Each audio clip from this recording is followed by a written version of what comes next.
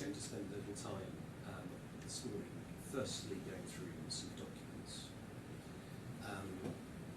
Then I was wanting to touch on the issues, because I think there have been some developments on that front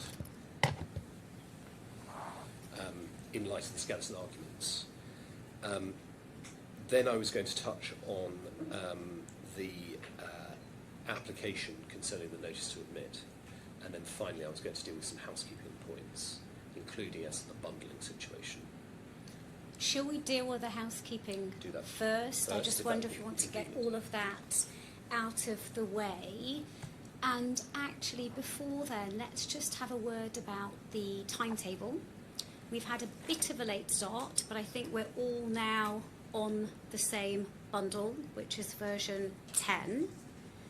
And the timetable is agreed, so thank you very much for agreeing that. We'll come back to you on that, because there have been a number of developments that Your Honour is not aware of. Oh. But let me do it in the course of fleshing out the issues and then explain how that's arisen.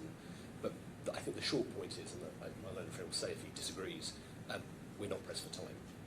We're not pressed for time, okay? We're not. Okay, that's good. And then just one logistical point. Are the transcribers supposed to be there? They're remote. They're remote, oh right. Do remote transcribers require a break every hour or so? Every hour and a quarter.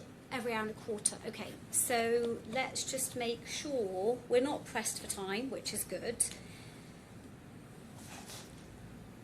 So I'll make a note that we expect to break at 11:45 a.m. and we can break for lunch at 1 or 1:15, depending on how you're getting on. We'll be planning to have both openings this morning. Anyway, you're going to address me on the timetable, so I will wait to hear from you on that, but we're not pressed for time. So I'll hold you in suspense for the time being, but rest assured, the most important thing is this trial will be done within the allotted time. There's no doubt about that. In terms of other housekeeping points, you should have, so there's a bundle 10. Bundle 9 is exactly the same, so if you're working from that, exactly the same page numbers, it makes no difference. Right, I don't remember which version I downloaded, but the skeleton arguments were a couple of pages out, so it may be that I don't have the right version of the bundle, but anyway, now I do. I'm going to work from version 10. Could I just ask you both, by the end of the hearing, could I please have a copy of each of your skeleton arguments with updated reference numbers to version 10? And of course, if we have any documents that need to be added to the bundle, we'll find a way of doing that without having to create and upload a new version, if possible. That brings me nicely on to the next housekeeping point, which is that the defendant has submitted, ERS has submitted a new bundle N, which contains a number of documents that are already in the trial bundle. For example, the first document, the claim form. It also includes a certified translation of Mr. Mahanady's expert report, which is not currently in the main bundle. There was an Arabic version of it, but I suppose not as certified. If you recall from the PTR, Your Honour, that was not certified, and it contained various summaries rather than actual proper full translation. It's one of the reasons we noted that the original draft must be in English. So there's now a certified translation in Bundle N. I don't know if Bundle N is on Your Honour's system. I think it should be. All the versions that are uploaded are on the system. Yes. Well, Bundle N is there. I'm not planning to refer you to Bundle N. You'll be relieved to hear. As I say, there's some various documents that are already in there. There's some correspondence I don't think will be relevant to anybody that's in there. And I don't intend to refer you to it, but it's there if you get referred to a Bundle N by my learned friend at any point, you'll know what he's talking about. Next housekeeping point, there is the defendants, I think yesterday, provided some cross-references to, in their witness evidence and in their expert evidence. So, in other words, they reproduced those documents with the cross-references to the trial bundle at the side. Given that appeared yesterday, that's not in the bundle version 10 of the trial bundle, or version 9, or any earlier version. If Your Honour would like those inserted, we can do, but it will create a version 11. The page numbering should be exactly the same. But it's up to we're in Your Honour's hands as to whether that's something you would like done. It makes no difference to me whatsoever. It may make a difference to my learned friend, I don't know, but we're in your hands. It is very helpful to have the bundle references, but for now, I'm not keen on having a bundle 11, so let's just defer that for the moment. I just want to work with what we've got. I do find, I mean, it is possible we could always have those documents uploaded and sent through later just for the purposes of bundle references rather than creating a new bundle. So let's just park that for the moment.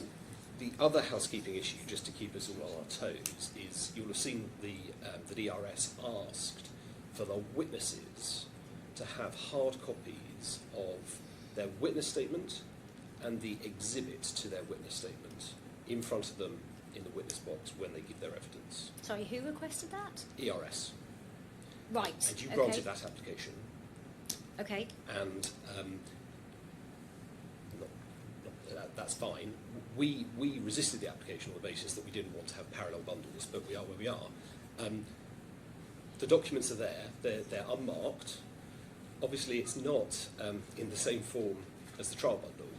I'm not going to be giving page references to that hard copy document, not least because I don't have the hard copy document. I'm going to be giving references to the trial bundle that everyone else is working from. I don't know if the witnesses are going to look at those documents when they're giving their evidence. I don't think there's any intention on our side for them to be looking at exhibits to their expert reports and witness statements. But I tell you, just in case you hear a ruffle of papers when the witness or the expert is giving their evidence, that's because they may be looking at a different bundle to the one that everyone else is looking at on the screen. Well, So, maybe we could hear from Mr. Blackwood at how we're going to deal with all of that. Yes, the real purpose, Your Honour, of having the exhibits available to a witness is so that you can find documents, nothing more or less than that. If there are any referencing issues, then the correct version 10 page references can be provided to the witness.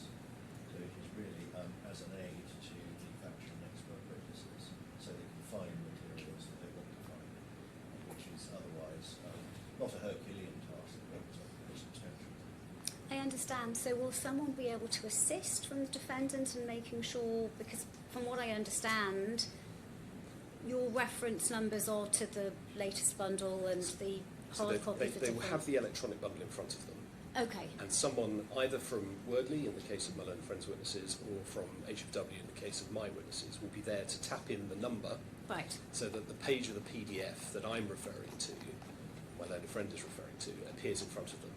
What I'm not intending to do, and I don't think my learned friend's intended to do this either, is then to give a second reference to where it will be in the hard copy witness statement and exhibit bundle, which is also in front of the witness. Not least because I don't have that bundle and I don't have the references. Right. So, Right. So Well, we're let's all see how we working get from the on. electronic bundle. Okay. You're working from the electronic bundle, and other people might be looking at other things, but there we are. Right, so that was all. Those are the only housekeeping points that I wanted to deal with. I wanted to show you some documents, just some of the policy documents, if I may, just to begin with. I'm then going to turn to the issues and explain to you how those have narrowed, where we are in terms of the trial, the running order, and so on and so forth. And then we can mop up a couple of other points at the end. But if that's convenient for your Honour, I'll do that. So, firstly, can I hand up a document which is not controversial, I hope, but it's a document that is I have found very helpful to me in terms of orientating myself in terms of the insurance and reinsurance scheme and programme here. What was placed, by whom, and in which markets. And it's produced, I take no credit for this, very helpful document. It's produced by Mr. Naylor, one of my instructing solicitors. And it's just helpful in terms of seeing where things are placed. So you've got at the top the original insured by DIG 100%. So that's the insurance contract level, the underlying contract. And then Your Honour can see that Aon placed 40% of that with QBE and LSM Liberty, as claims agreeing party, and other Lloyd's underwriters. And that's, so when we make reference to the Aon slip, that's the side of the insurance program we're talking about, the reinsurance program we're talking about. And obviously, the bit we're concerned about is the line that leads from DIG to QGIR, 10% of 100%, which is then placed through ERS, purple box immediately below QGIR, as the producing broker, and then they go off and place 5% of that risk with Amlin, and they then use a placing broker in London, LPIB Locaine Patrick, to place the other half of the retrocession with Liberty. So hopefully that's helpful, hopefully that's uncontroversial, but if it is, no doubt I'll be told. Now, core documents. Firstly, the underlying insurance. I have that at page 1868 of the bundle. Sorry, could you repeat that? 1868.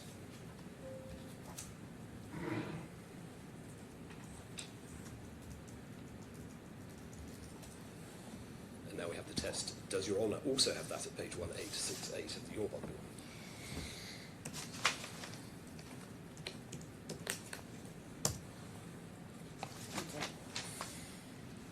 Document with Doha Insurance Group in the right-hand corner, marine excess liability insurance. Yes.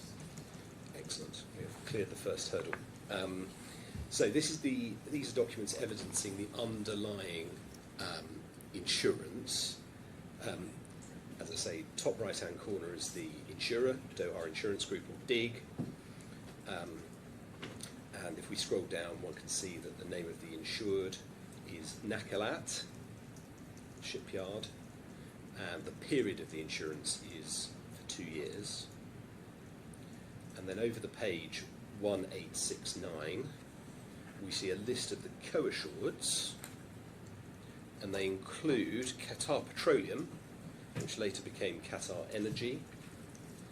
And Qatar Petroleum, Qatar Energy, was the owner of the super yacht hall, which leased the property to NDSQ, so the first of the co-assureds. And then, scrolling down, one can see the interests that are insured under 3 separate sections. Section 1, ship repairers' legal liabilities. Section 2, general third-party liabilities, and Section 3, excess liabilities. As we go through the insurance and reinsurance programme, Your Honour will see those constantly referred to. The limits are also at the foot of the page, 50 million, 50 million and 100 million. Any one accident or loss, save in the section 3, which is reference to UNL. And then over the page, 1870, we have the conditions for each section. Section 1, principally, is the London Ship Repairers Liability Clauses, LSW 169A. And we don't need to turn up the wordings now, but for Your Honour's note, those wordings, that wording starts at page 1873.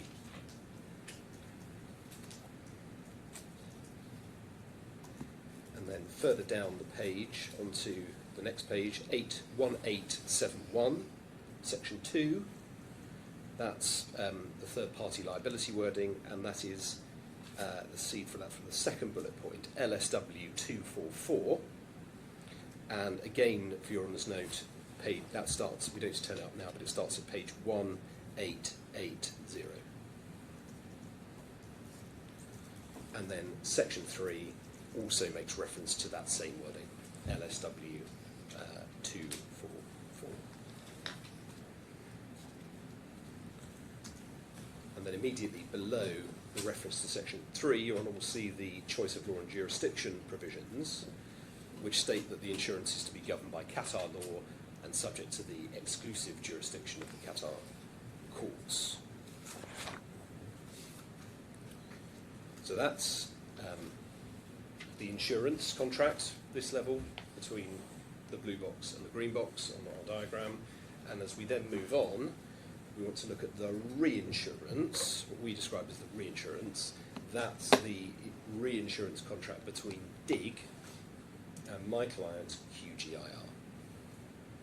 And we can see that starting at page 1902.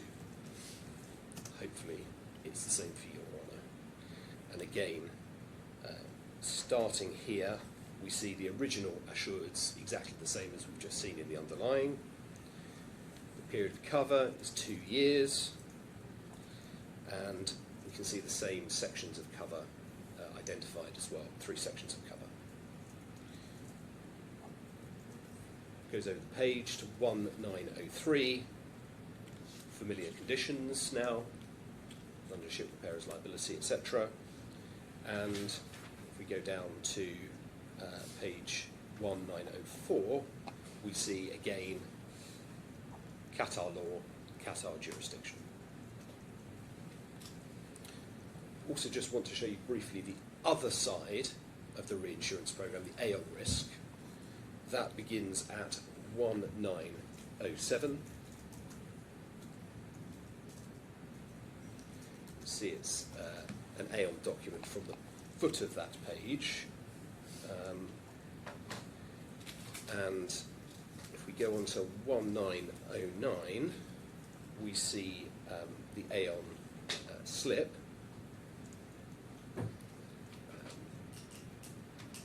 And again, we're looking here at the reinsured is Doha, and the original insureds are those that are now familiar to Your Honour from the documents we've been looking at earlier. Sections of cover, again, section 1, ship repairers, section 2, over the page to 1910, third party, section 3, excess liabilities, and the limits immediately below that, again, familiar. And then we go on to 1911, and the conditions, again, those are stated. Don't need to go through those again, seen them already. And then 1913, choice of law and jurisdiction, right near the top of the page, governed by Qatar law, Qatar jurisdiction. Now, whilst we're in the Aon slip, I just wanted to show Your Honour the Lloyd's subscription clause, which you may have seen reference to in our written document. We go to 1944.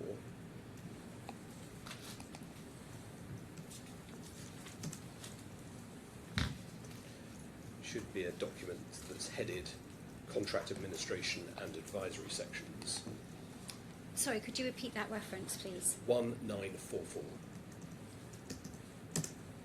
Yes. And Contract Administration and Advisory section subscription agreement. The slip leader is QBE Syndicate 1036. So they're the slip leader. And then if you go over the page, 1945, that you should see on the left-hand side a heading that says Claims Agreement Parties. And there's a reference there to the lead claims agreement parties deemed to be the slip leader unless otherwise specified here. The Lloyd's syndicates, the leading Lloyd's syndicate, and where required by the applicable Lloyd's claim scheme, the second Lloyd's syndicate. And if we go to 1948, you'll see that this is being given a risk code of G. If one goes to the should see a heading on the left-hand side, allocation of premium to coding. Yes. Risk code G, 100%. And what that means effectively is that the second claims agreement party is going to, for a Lloyd's syndicate, is going to be engaged, and the second Lloyd's syndicate on the slip is found at 1957.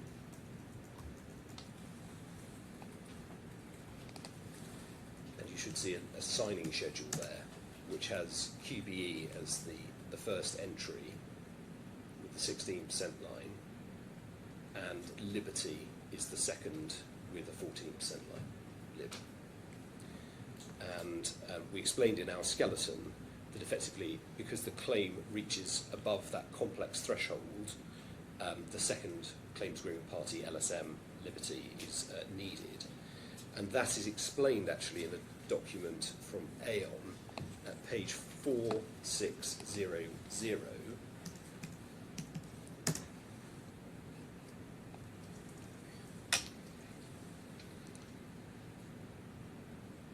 And it's explained there that very simply, Liberty are the second agreement party on the slip. Due to the amount of the claim, it's customary for the Lloyd's League to involve the second syndicate on the slip as an agreement party, a second pair of eyes, if you like. That's not unusual. So that's the role that Aon, that Liberty plays down here on the Aon slip, and obviously the same entity plays a role here on the retrocession that we are concerned with in this case. So turning to that retrocession, if we could turn to page 2017,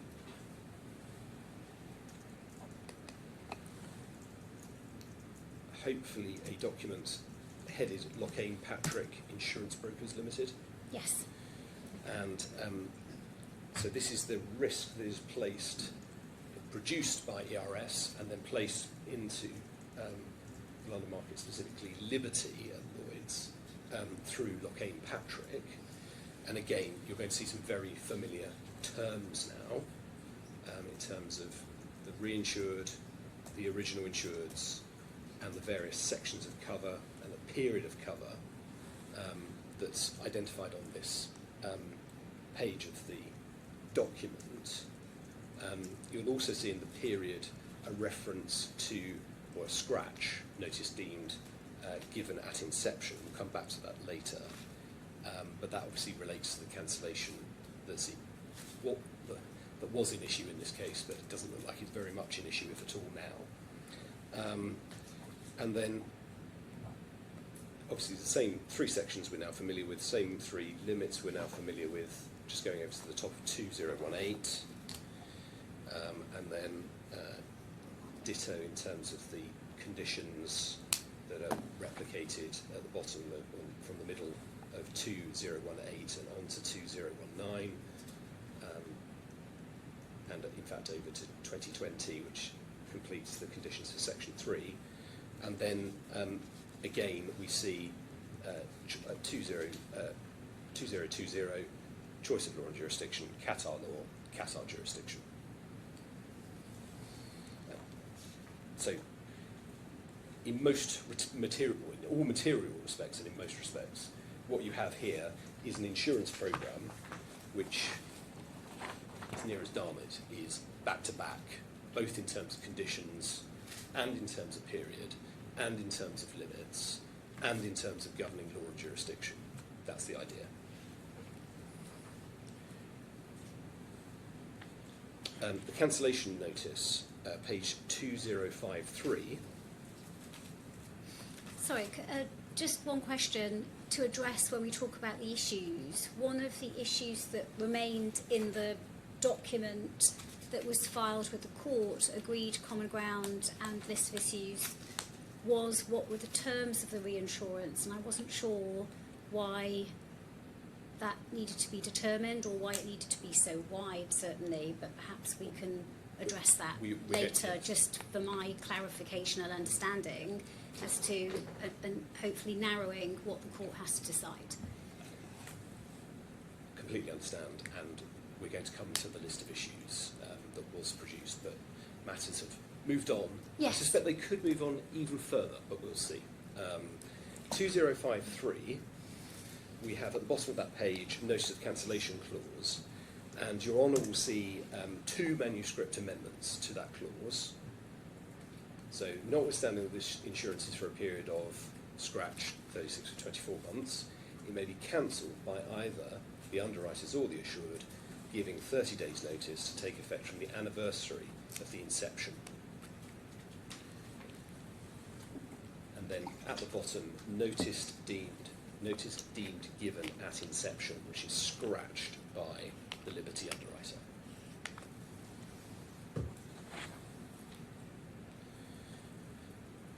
So those are the documents. I appreciate that in our written documents we refer to these glibly as if everyone knows what they say, but sometimes it's easy just to go through and see it in sequence, and hopefully that's been helpful.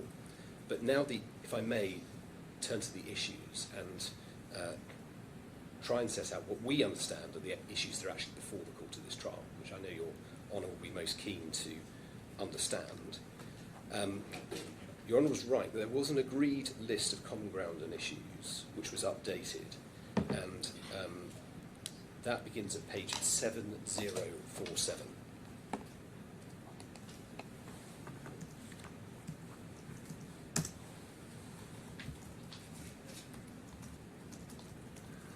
And there's some helpful common ground there. And then we get to the meat of it, which is what's everybody arguing about here, which starts at the bottom of 7049 and following. And Your Honour's right, there's a long list of issues that are listed there. And then if one goes on to page 7051, you can see that the premium issue that was there, that my client had raised and then dropped, is now being scrubbed.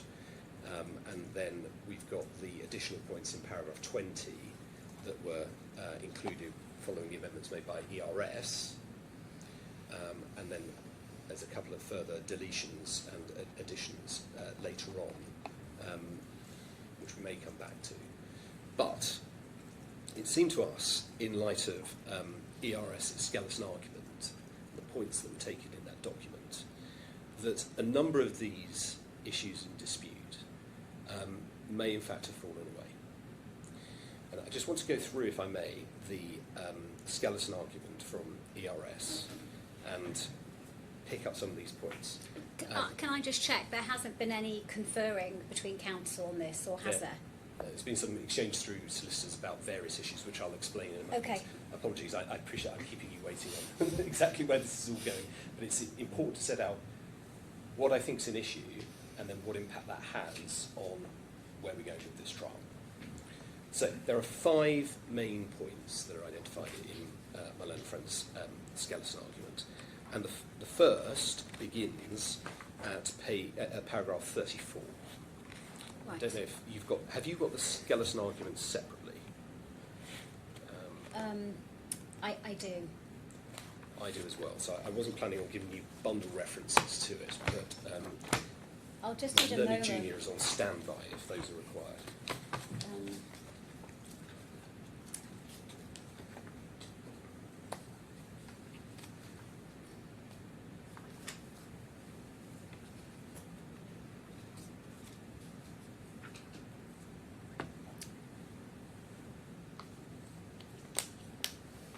Everything's moved since we had to update the new bundle. I have a copy for now.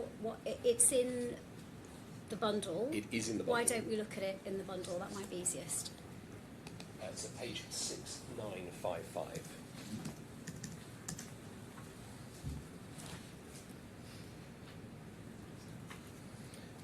And I was going to take Your Honour to the passages starting at paragraph 34, which is on page 6963.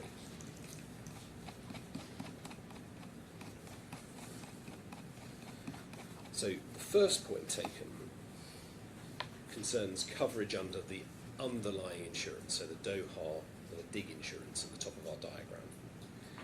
And the point that's raised there is the first hurdle for my client to clear is to establish there was prima facie cover under the DOHA insurance for the 3 heads of claim, and then this will be explored with Mr. Al-Ansari. Now, the defined term in this document, DOHA insurance, is actually the entity that is DIG, but we assume what this means is a reference to the insurance provided by DOHA, the underlying insurance. And what is put in issue is whether there is prima facie coverage under that original contract of insurance by that we understand coverage in principle. In other words, various points are taken on documentation, proof of loss, that sort of thing. That's not what this is about. This is about coverage in principle. That's your understanding That's of my what this is understanding. about. Okay. Because there are separate points taken in this document, and we'll come to them, about documentary proof. And the court will note from paragraphs 34 and 35, there's no positive case here that there is no prima facie cover. It simply says that's to be explored with the expert. Now, this is not a point that Your Honour will find covered anywhere in the Qatar law reports served by ERS. Mr. Al-Mahanadi offers no view on prima facie cover. It is also unclear to us how the stance adopted in the skeleton is consistent with what was said by ERS in response to the notice to admit. Now, Your Honour was alerted to the existence of the notice to admit because you raised it at the PTR. And if we turn to page 196 of the bundle,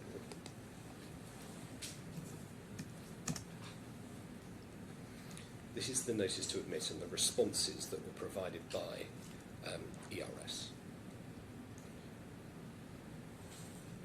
So, the first point that was raised, paragraph 1, concerned the existence of the contract of insurance between the relevant entities. I'm so sorry to interrupt you, but there is a pending application about this notice to admit. Do I take it there's no objection to the admission of this document? There will be no objection. I can take that very shortly. Yeah, It thank came you. late, but we'll deal with it. Paragraph 1.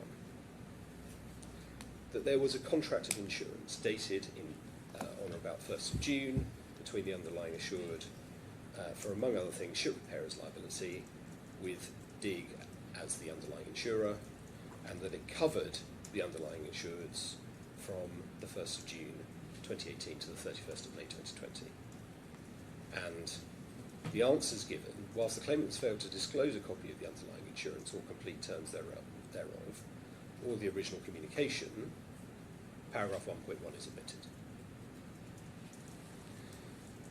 And then, as to paragraph 1.2, the period of the cover, paragraph 1.2 is omitted.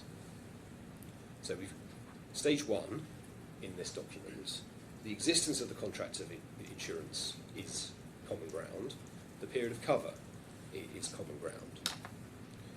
And then if we go on to page 198, question 6, and particularly 6.1, we invited admission that on the 11th of August 2019, as a result of a fire incident resulting in damage to the super yachts being repaired in the underlying insured shipyard, as well as damage to the underlying insured shipyard, the underlying insured suffered a loss which was covered within the underlying insurance. The answer that's given, 6.1, it is admitted that a fire occurred on the 11th of August, and that in principle, fire is a peril capable of falling within the scope of cover. As a matter of Qatari law, coverage and an insurance obligation to pay an indemnity does not crystallise unless and until a claim is properly substantiated by adequate information and documentation. This is a matter for trial. So, the insurance is admitted, the period is admitted, the fire is admitted, the fact that fire is in principle covered is admitted, and we know there's a separate point taken on documentation, but it's not clear to us what is left on prima facie cover under the underlying insurance. And I appreciate it's not advanced positively as there was no underlying cover, and it's simply said, well, this will be explored. But it's difficult to see how that's actually open on the admissions that have been made. As I say, we don't doubt that there's a separate issue, the scope of which we will come to presently, about documentation. But cover in principle appears to be admitted. And we flag this in opening because on this side of the court, we don't know where this point is going. The second issue that is identified in ERS's skeleton starts at paragraph 36. And that's at page... Apologies.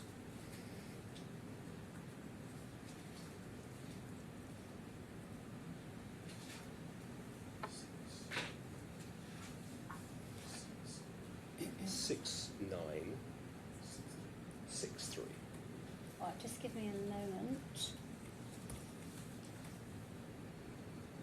I'm going to open the skeleton argument separately because I think we're going to keep going back to it, and That's going to right, be, so I just need a moment.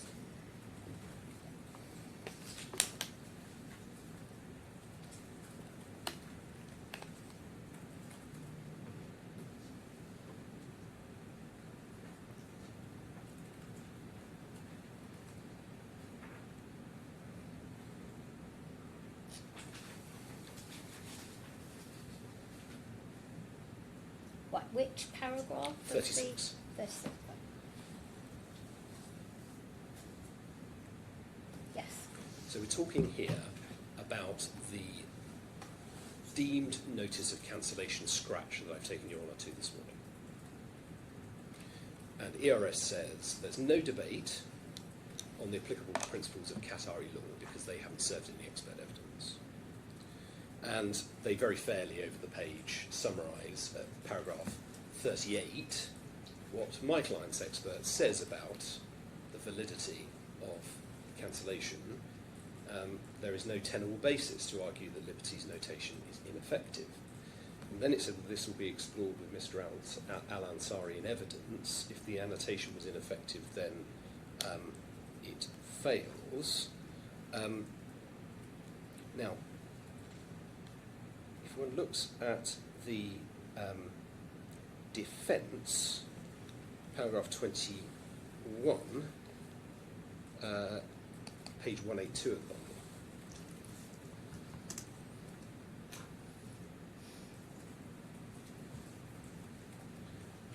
You will see how the case has been pleaded by ERS. It's a non-admission. So there's no positive case being advanced there that the cancellation notice was ineffective.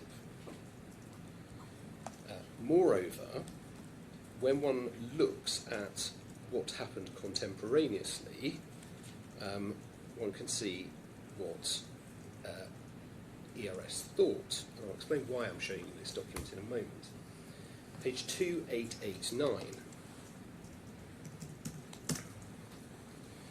Well, this is an email from Mr. Tommy to my clients on the 5th of September 2019. And I'm showing this now because Your Honour is sitting there thinking that you're going to be hearing from Mr. Tommy this afternoon, but you're not, because his evidence has been withdrawn. We'll come back to that in a moment. But anyway, this is what he thought at the time, and he told my clients that when you wanted to know when the provisional notice of cancellation was served by the underwriter, and sending you the signed slip by Liberty through our sub-broker, Lockheed Patrick, which was sent to you in evidence of the 5% line we placed with Liberty. And then you will see from the pages 1 and 37 of the stamp slip, pages I've taken your Honour to already, the provisional notice of cancellation was deemed given on the date that they signed the slip. And then provisional notices were not given by Amlin, so that's on the other retrocession contract. But if Liberty had served the provisional notice of cancellation on the main insurer and on our share, so theoretically there's no cover from the 1st of July 2019. It goes on to 2930. Mr. Tommy again. Please note, however, that the slip I sent you as an attachment to my mail dated 9th did contain the PNOC deemed served in 2018 itself. So contractually, the Liberty has not renewed the 5% share for the year 2019-2020. Notwithstanding, I'll discuss with them as to the correct position and send you their final response in a day or two. And then 2959. Sorry, what was that last reference? 2959.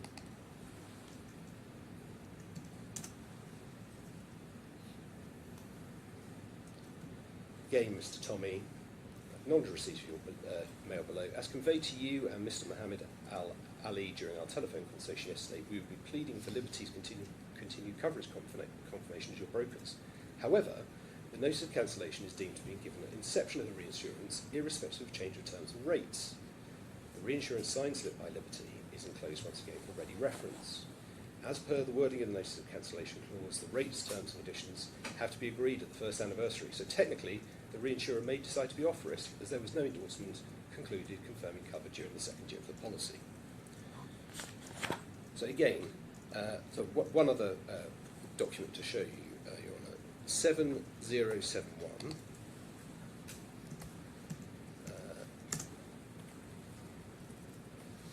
This is the pleading served by ERS in the commercial court in London, where they are suing Lockheed Patrick, the placing broker,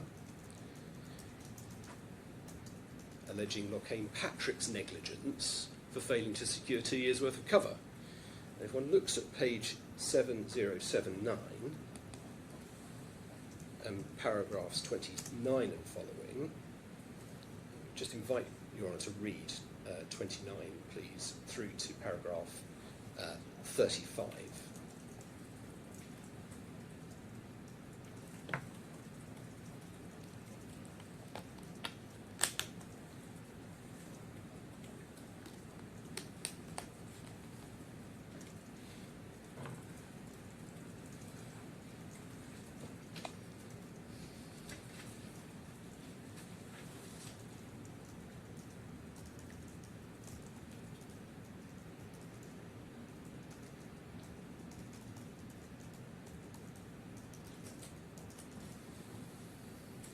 And then again, 7083, Your Honour will see the prayer for relief at the end of the pleading.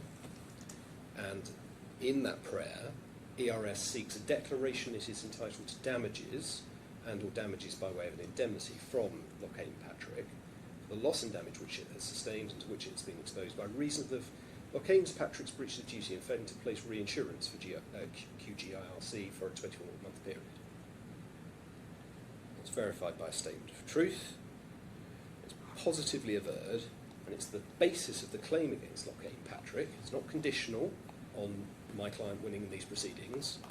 It's the basis of the claim that they only had a year rather than 2 years' worth of cover.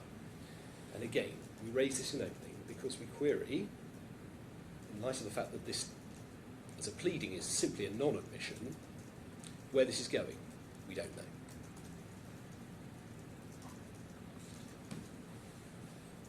Said that the validity of the cancellation notice is a matter of Qatar law, but they have served no Qatar law evidence on the point. And we are somewhat in the dark. The next point that's taken by ERS and Skeleton, starting at paragraph 39,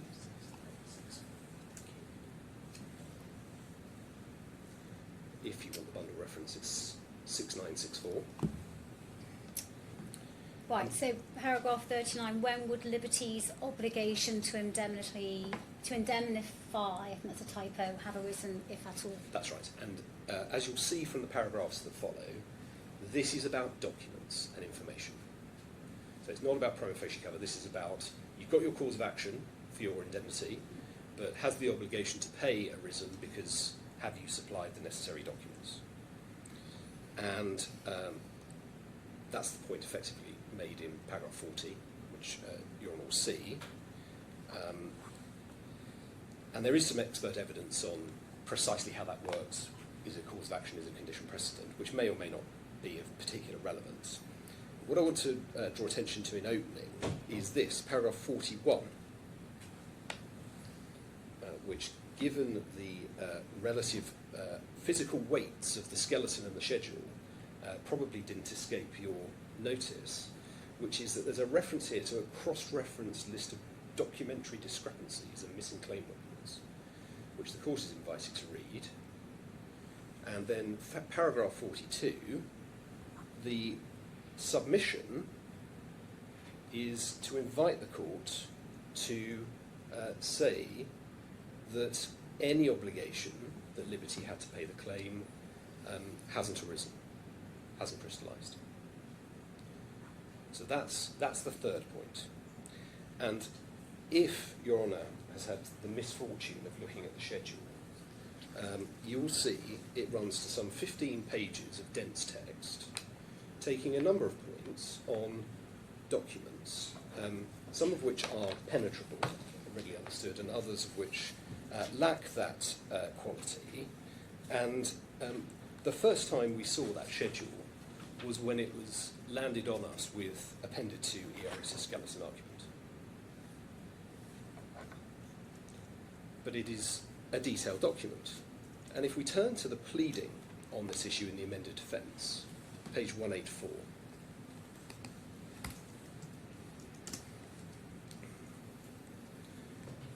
starting at paragraph 31A and 31B, we'll see how the pleading is developed.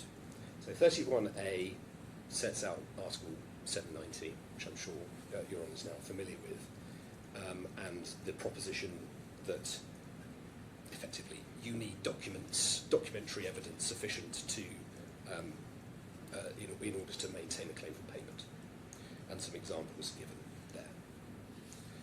there. So that's 31A and B, and then if one goes on to the next page, 185, and paragraphs 30J, we can see the reference to the response to the fire proposed that the super yacht halls, which were owned by Qatar Energy and occupied by the underlying shore, would be demolished and rebuilt. The super yachts affected by the fire would be deconstructed and disposed of. And then K, in presenting the proposals to establish the cost of such works, Qatar Energy A, informed the underlying insurer that due to confidentiality issues, no supporting documentation would be provided. B, did not provide evidence of the tendering process. C, did not reveal the identity of any other tendering parties or describe the tendering process. D, did not advise as to the precise scope of work for the demolition of the buildings. And E, claimed project management costs but did not disclose supporting documentation. So clearly, some documentary points are put in issue there, and the very next paragraph, in the absence of properly documented claims in respect of damage and costs, there was no cause of action under the underlying insurance or reinsurance. As a result, no payment was due from the underlying insurer or from the to the underlying insurer, or from the claimant to the underlying insurer. Now, sorry, 3M, various specific provisions, general conditions, are praised and aid, which are no longer, well, they don't feature in ERS's skeleton argument, so I'm assuming that that's not an additional point that's maintained either. But anyway, so really the crux of it is 31K and 31L. That's it. And if we turn to the amended reply, paragraph 194, paragraphs 11H. I'm so sorry, what was the page reference of the amended reply? 194, yeah.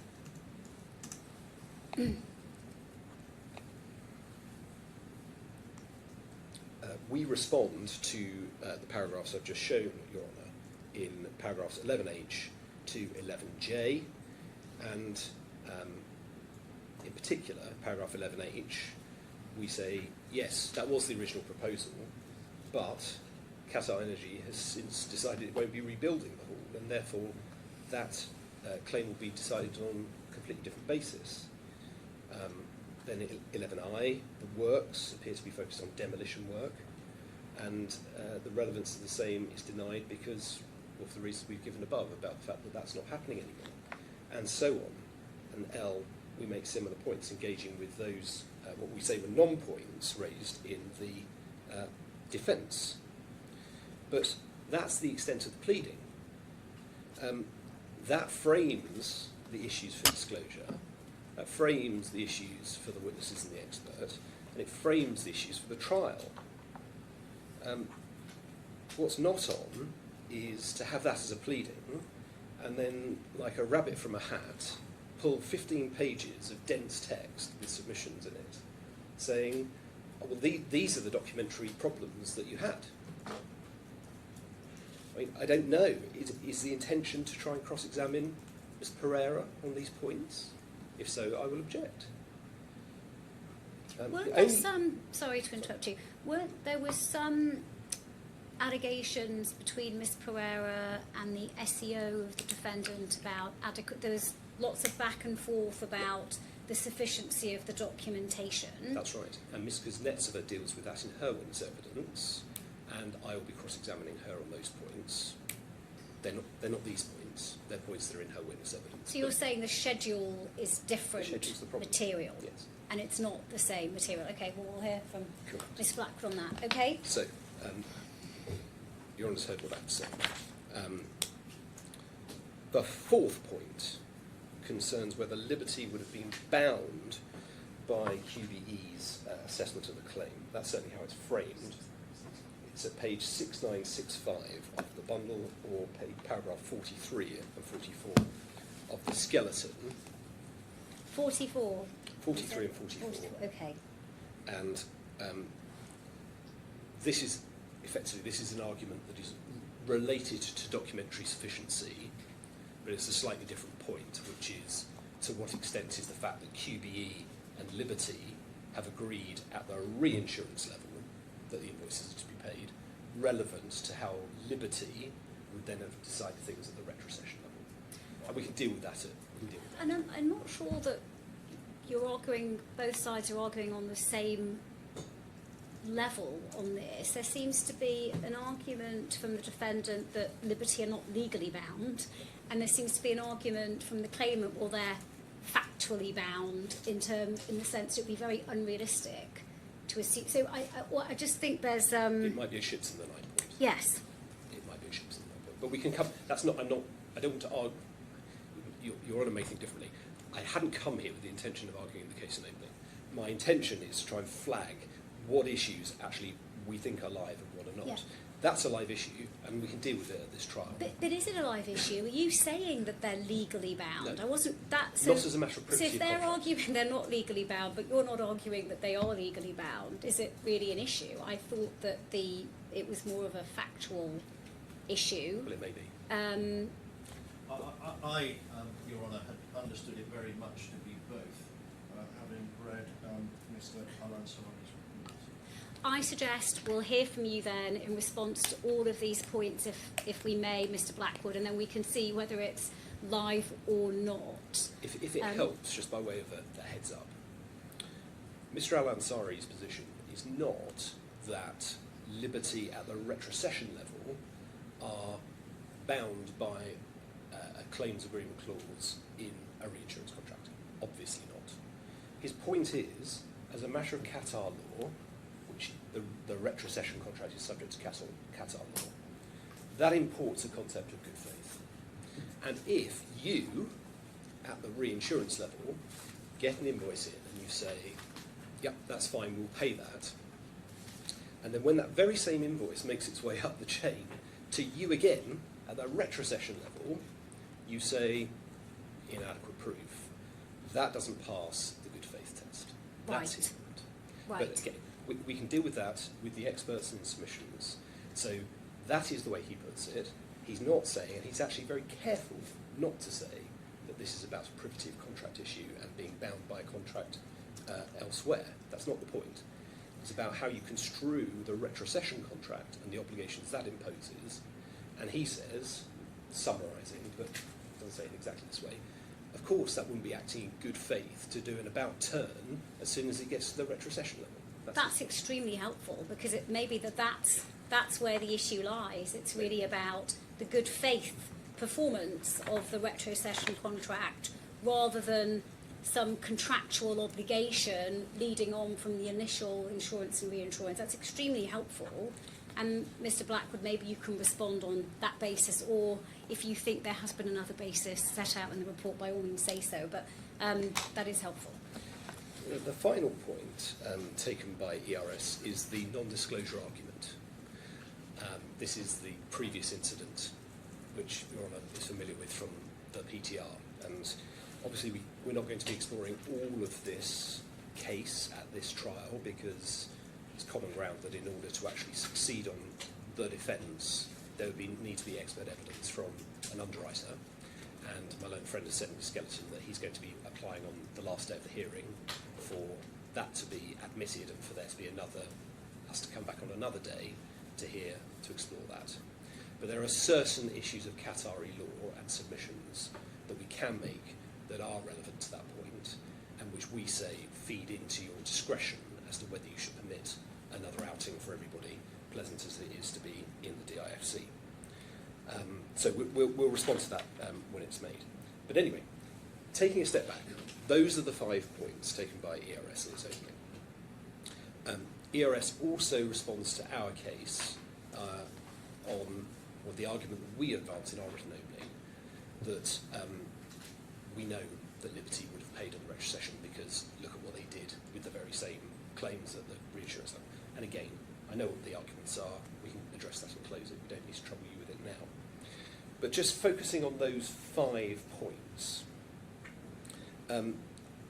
we make 3 observations about where we are now in terms of the issues that Your Honour actually has to determine. Firstly, whether or not ERS was in breach of duty to Qatar, Qatar General, my client, to procure back-to-back cover is no longer an issue. Okay. The only possible caveat to that could be that the cancellation clause is invalid. But there's not even an agreement on the precise nature of the duties, is there? Well, we set out in our skeleton the duties that we are relying upon. Right. There is nothing in ERS's skeleton to say those are not right duties, there are other duties, that you've not characterised them correctly. I've taken Your Honour through the 5 points. They're the only 5 points. But just looking at the pleadings, there seems to be, and again, I would like to hear from Mr. Blackwood on this, because it's very helpful to understand what the lay of the land is in terms of what's an issue. But I had understood that there was an agreement on a number of duties and broad duties, but there were particulars at paragraph 9 of the amended defence. Those duties were not agreed.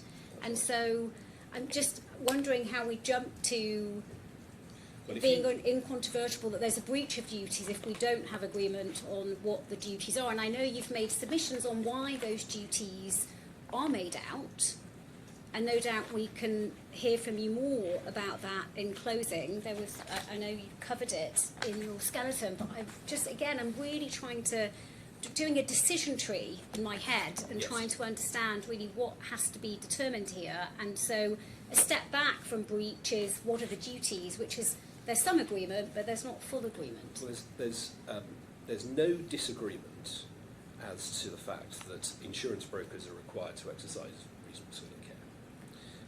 There's no disagreement, as I understand it, that they are required to follow the instructions of those who are asking them to place cover. We deal with the regulatory obligations that we also pleaded in paragraphs 57 and 58 of the skeleton, and say that later on in the skeleton, I haven't got the paragraph immediately to hand, but effectively they're very unlikely to add anything to the fundamental duty that we're alleging. I'm so sorry to interrupt you, No, this will be do. very helpful for me. Again, in the decision tree in my head, for those regulatory breaches, because there is a disagreement as to whether there's a duty owed to the claimant or not, if there were duties found as alleged by the defendant, some of which are agreed, and there was breach found as alleged by the claimant, is there any difference in remedies, or if the regulatory breaches, they're almost in my head in the alternative then, in terms of would not need to make a finding on them if what I have just mentioned is what is decided on the other duties. That's right. I mean, if you look at the way that we put our case on breach, page 16 of our skeleton, paragraph 62. Oh, now I need to put, I'm sorry, I'm going to have to make sure I've got yours handy. Just give me a second. 6940. Right. I'm going to look at it separately because it will probably be referred to again. And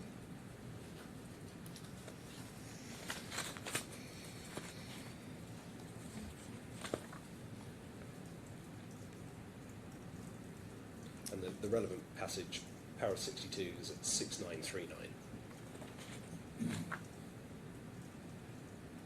So, which paragraph was it? 62. 62, right, give me a moment.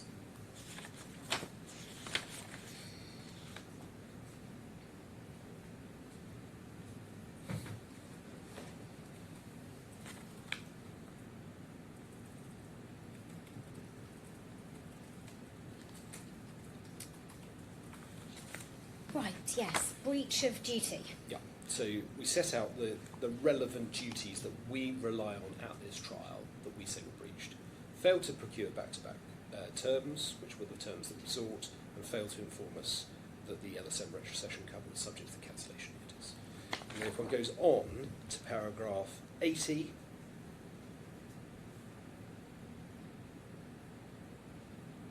it's unlikely these will add materially, the other particulars of breach will add materially to what we've said. Yes, And right. so the case on breach of duty is extremely narrow, and other than this nascent point about the validity of the cancellation notice, which I've already drawn to your attention as to whether that's in fact how that's been put, there's nothing in ERS's skeleton to say you've got the duty wrong, there was no breach here. I mean, is it possible it's still their case? They just haven't Well, I don't, highlighted it in the skeleton. I've worked I with don't Mr. know. Blackman for many years. I know him well enough to know that he would not put in his skeleton argument or hold back from his opening something that he was going to pull out later on in closing. So Well, I'm very we'll hear from confident him on about that shortly. So, Sorry, as far as we're concerned, Yes. you can park the regulatory breaches. We're not inviting you to find the regulatory breaches. We are relying on the duties that we set out in our skeleton and the breaches we set out in our skeleton, none of which are gainsaid by ERS in their skeleton. yes. Save for this potentially this one point, which is that if they don't admit the validity of the cancellation notice, conceptually one can see that they could say, well, if it was in fact valid, we can't be in breach because you've actually got 2 years worth of cover. Now I don't know whether that's the argument that's being made. If so, I understand the argument, but there's nothing else that we can see that relates to duty and breach at all. So that's the first point. The second point is that there is no mention at all of issues around contributory negligence. There was in our skeleton because that was one of the issues on the list of issues, but there isn't anything alleging contributory negligence by my clients as a defence. So again, we assume that that has gone. The third point is that we are really only looking at those 5 points at most that I've highlighted in opening, plus this debate about, well, would Liberty have, we know Liberty would have paid because they did up down the chain. So there's those arguments, but those are the only points. And in light of the very limited way in which the claim was being disputed in the skeleton, we wrote to ERS's solicitors, Worthy Partnership, upon receipt of that skeleton. If I may, I can hand up just the correspondence that has ensued between the parties on this issue since.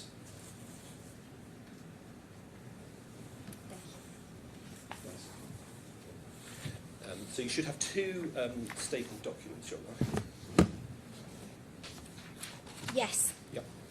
If one takes the shorter, the 3-page stapled document first, and goes to the end, page 2, you'll see 22nd of January, email from Wordley to HFW, my solicitors, saying, here is the skeleton argument.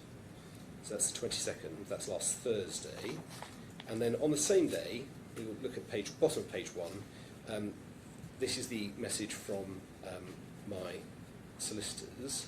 We write concerning the skeleton argument. Having reviewed the skeleton, it appears that your client's defences, as relates to the notice of cancellation of breach, are not maintained, subject to one point, being whether the cancellation was valid as a matter of Qatar law. That's the point I've just made to you on it. The skeleton argument also contains no argument disputing the occurrence of the fire and resulting damage, nor on contributory negligence, nor on the entitlement of interest. That being the case, it appears that issues 16, 19, 22, 24 and 27 of the amended agreed list of common ground and issues are no longer in dispute. If we have misunderstood your client's skeleton argument, please can you explain? If these issues are no longer in dispute, it may be that evidence from cross-examination from Mr. Tommy, Mr. Mohsin and Mr. Kumar will no longer be required. Again, we're grateful for your confirmation. So we write immediately, same day. On the 24th, we get an email. I should, before I do, I'll just go and show you those issues on the list of issues. Yeah. You find them at page 7047. Oh. Sorry, they begin at 7047. The issues that we reference begin at 7051. So, issue 16 was the cancellation notice provided. Issue 19 at the bottom of the page, did a loss occur, as well as damage, and issue 22, would the loss have been cut? Sorry, did the defendant breach duties that it owed to the claimant? And then there are a number of breaches that are alleged there. And then issue 24 is the contributory negligence point. And then issue 27 is interest on page 7054. So HFW say, look, there's nothing on these points in your skeleton. What's the position? Please tell us. If we've misunderstood, let us know. And the first response is the email at the top of the 3-page, the one you've just been looking at, handout. Dear HFW, we confirm the defendant does not intend to call Mr. Tommy to give oral evidence at trial and does not intend to rely on his witness statement. We will write further tomorrow in relation to your email and a proposed revised timetable.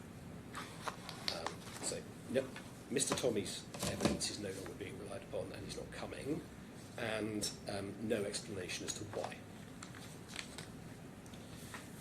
Then invite you to take the second document that I handed up to you, the longer document.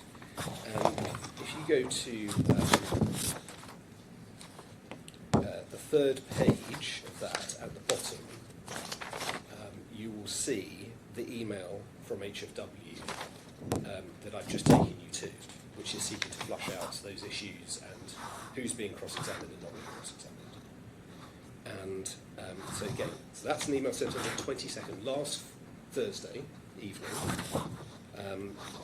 We sent that. And then yesterday, just after 5, we get a response. So this is the second response from Wordley on to this email, saying we can agree issues 16 and 19 of the amended list of common ground and issues are no longer in dispute. I'm just going to remind myself of what those are. Yeah, no, that's fine. That's was a copy provided and did a loss occur. So those are struck out. And then there's a proposal on witness evidence and other things, which I'll come back to. But obviously that means that issues 22, 24 and 27 that we asked for confirmation on, confirmation is not required, is not forthcoming. And so that, for example, includes contributory negligence, about which ERS says nothing in the skeleton. Now we'll come to, I'll develop that further in a moment, but we do say, just pausing at this stage, that it really should not be for my client to drag these concessions out of ERS. Having served a skeleton argument in such limited terms, ERS ought to have written to my solicitors and said in plain terms that matters that only a few weeks ago, when this agreed document was produced, were an issue, were no longer disputed. And Your Honour inquired at the PTR whether further admissions could be made, and you set a deadline for that. Instead, what we have is issues being conceded last night. And obviously our position on wasted costs is fully reserved. But let's just go back to the list of common ground and issues, starting at 7054. two, that the ones that 22, 24 and 27, as I said, there's nothing in ERS's skeleton argument, apart from this one point about the validity of the cancellation notice that goes to issue 22.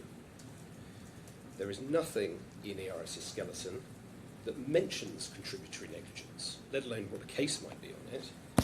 And there's nothing either on interest. That's probably less significant. But we had said, look, who do you want to cross-examine? Because these points don't seem to be live. And just going back to that, to the email from the West Partnership we were just looking at from last night, obviously they've already told us separately Mr. Tommy's not coming. Then they deal with, the second point is a running order point, which I'll come back to in a moment. The third point is, we do not require Mr. Amir and Mr. Kumar to attend the trial to give oral evidence. So, within yesterday, 3 of the 5 witnesses of fact that were due to appear at this trial are no longer going to be coming. Now, at the time this email was sent last night, Mr. Amir and Mr. Kumar had checked their luggage in and were about to board a plane to Dubai. They had to fly to Dubai and will now have to fly back again to Qatar for no reason whatsoever.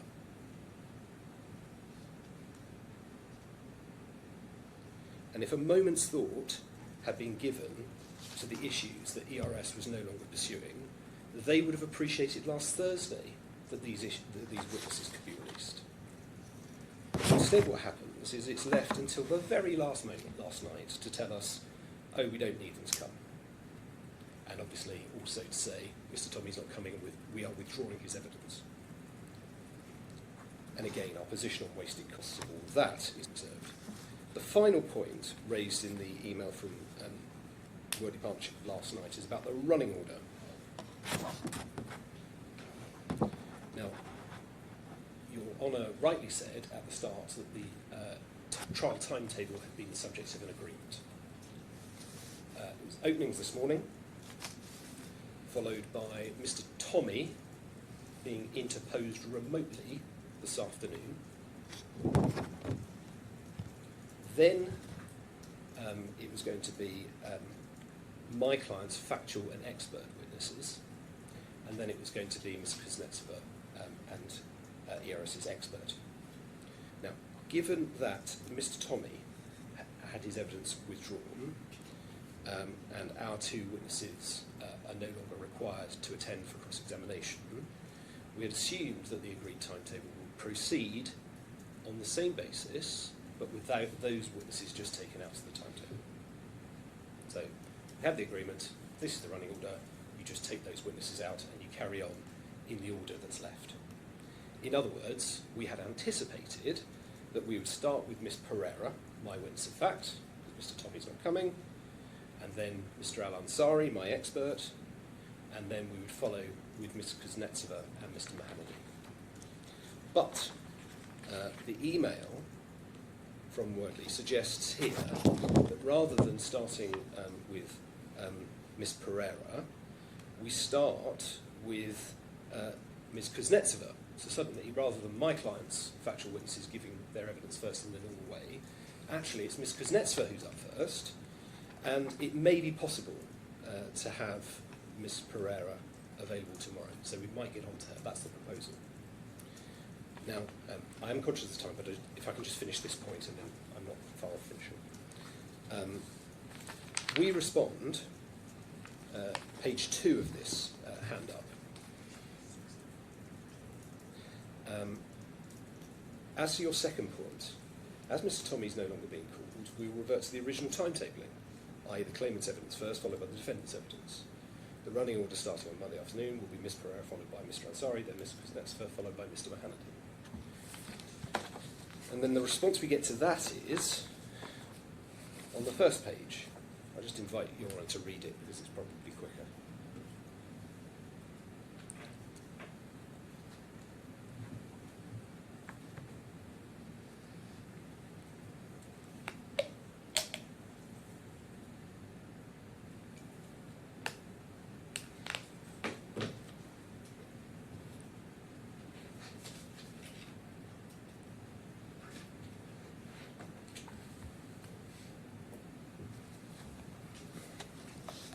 So the answer is we can't have Mr.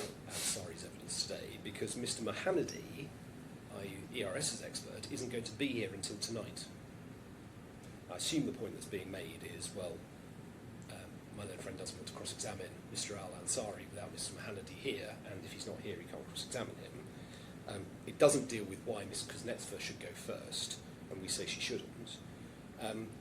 Now, obviously, just taking a step back from all this, the reason that the trial timetable has been thrown into disarray is because ERS has pulled one of its witnesses without any explanation and has said at the 11th hour it doesn't wish to cross-examine two of my client's witnesses.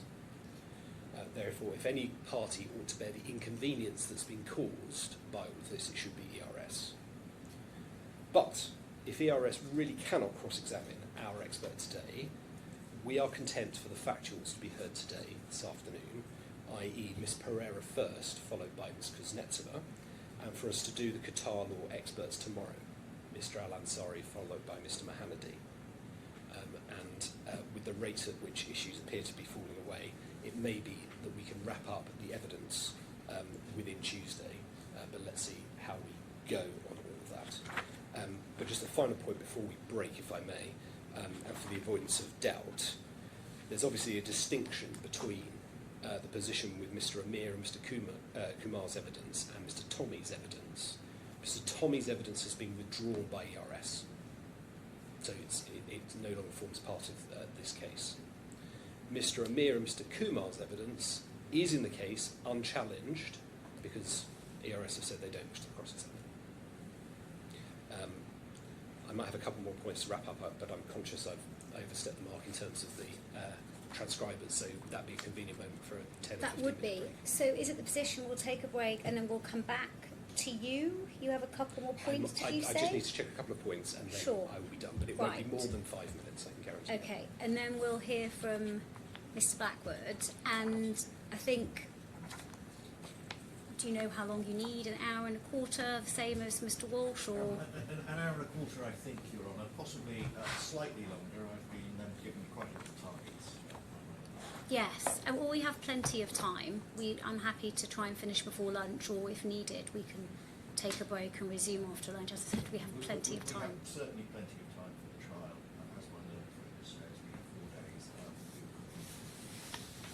Yes, okay, so I suggest that we now break until, sorry, I've got the wrong time zone. Is it We 5 break past until 12 o'clock. 12 o'clock. Yes, Great. so we'll adjourn till 12 o'clock.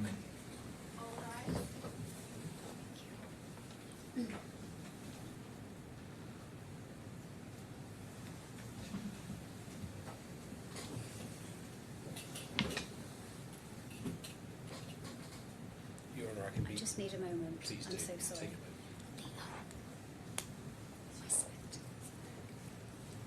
Yes. I can be incredibly brief because, in fact, the next 2 topics I believe I've already dealt with. The first was the response to the application for extension time for notice to admit. That's not we don't resist that application.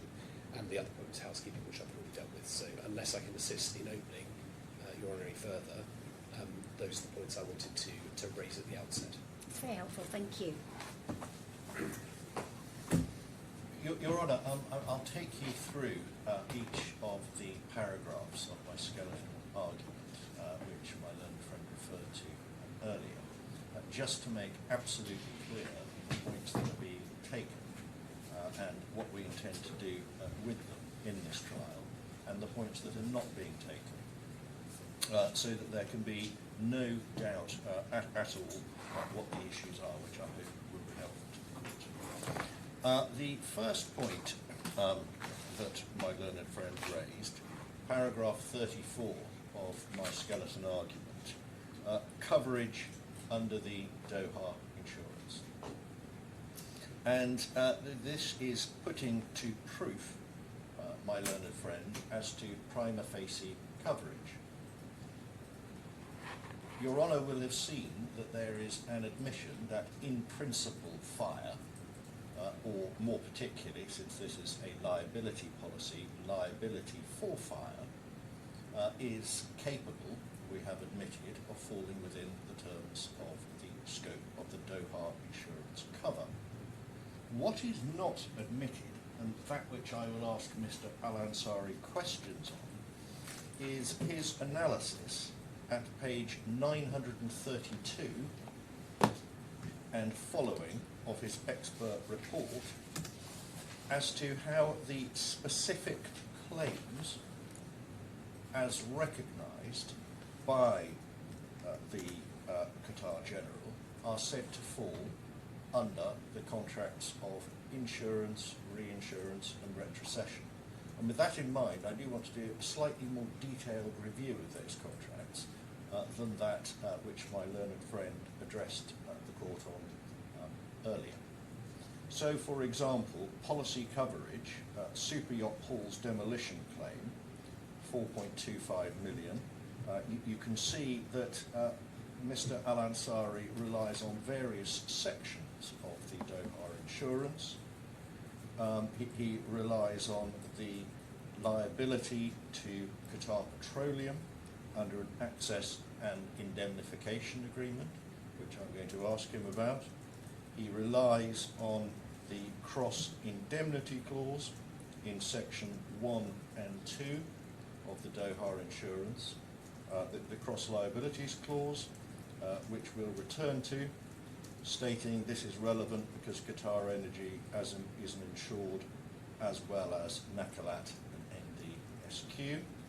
And then he performs a similar analysis on page 934 for the second head of claim, the wreck removal claim, and a further similar analysis at page 935 and following for the big claim, super yacht Hall's property claim, and it's this, and a subsidiary analysis at page 937 of the costs and expenses claim.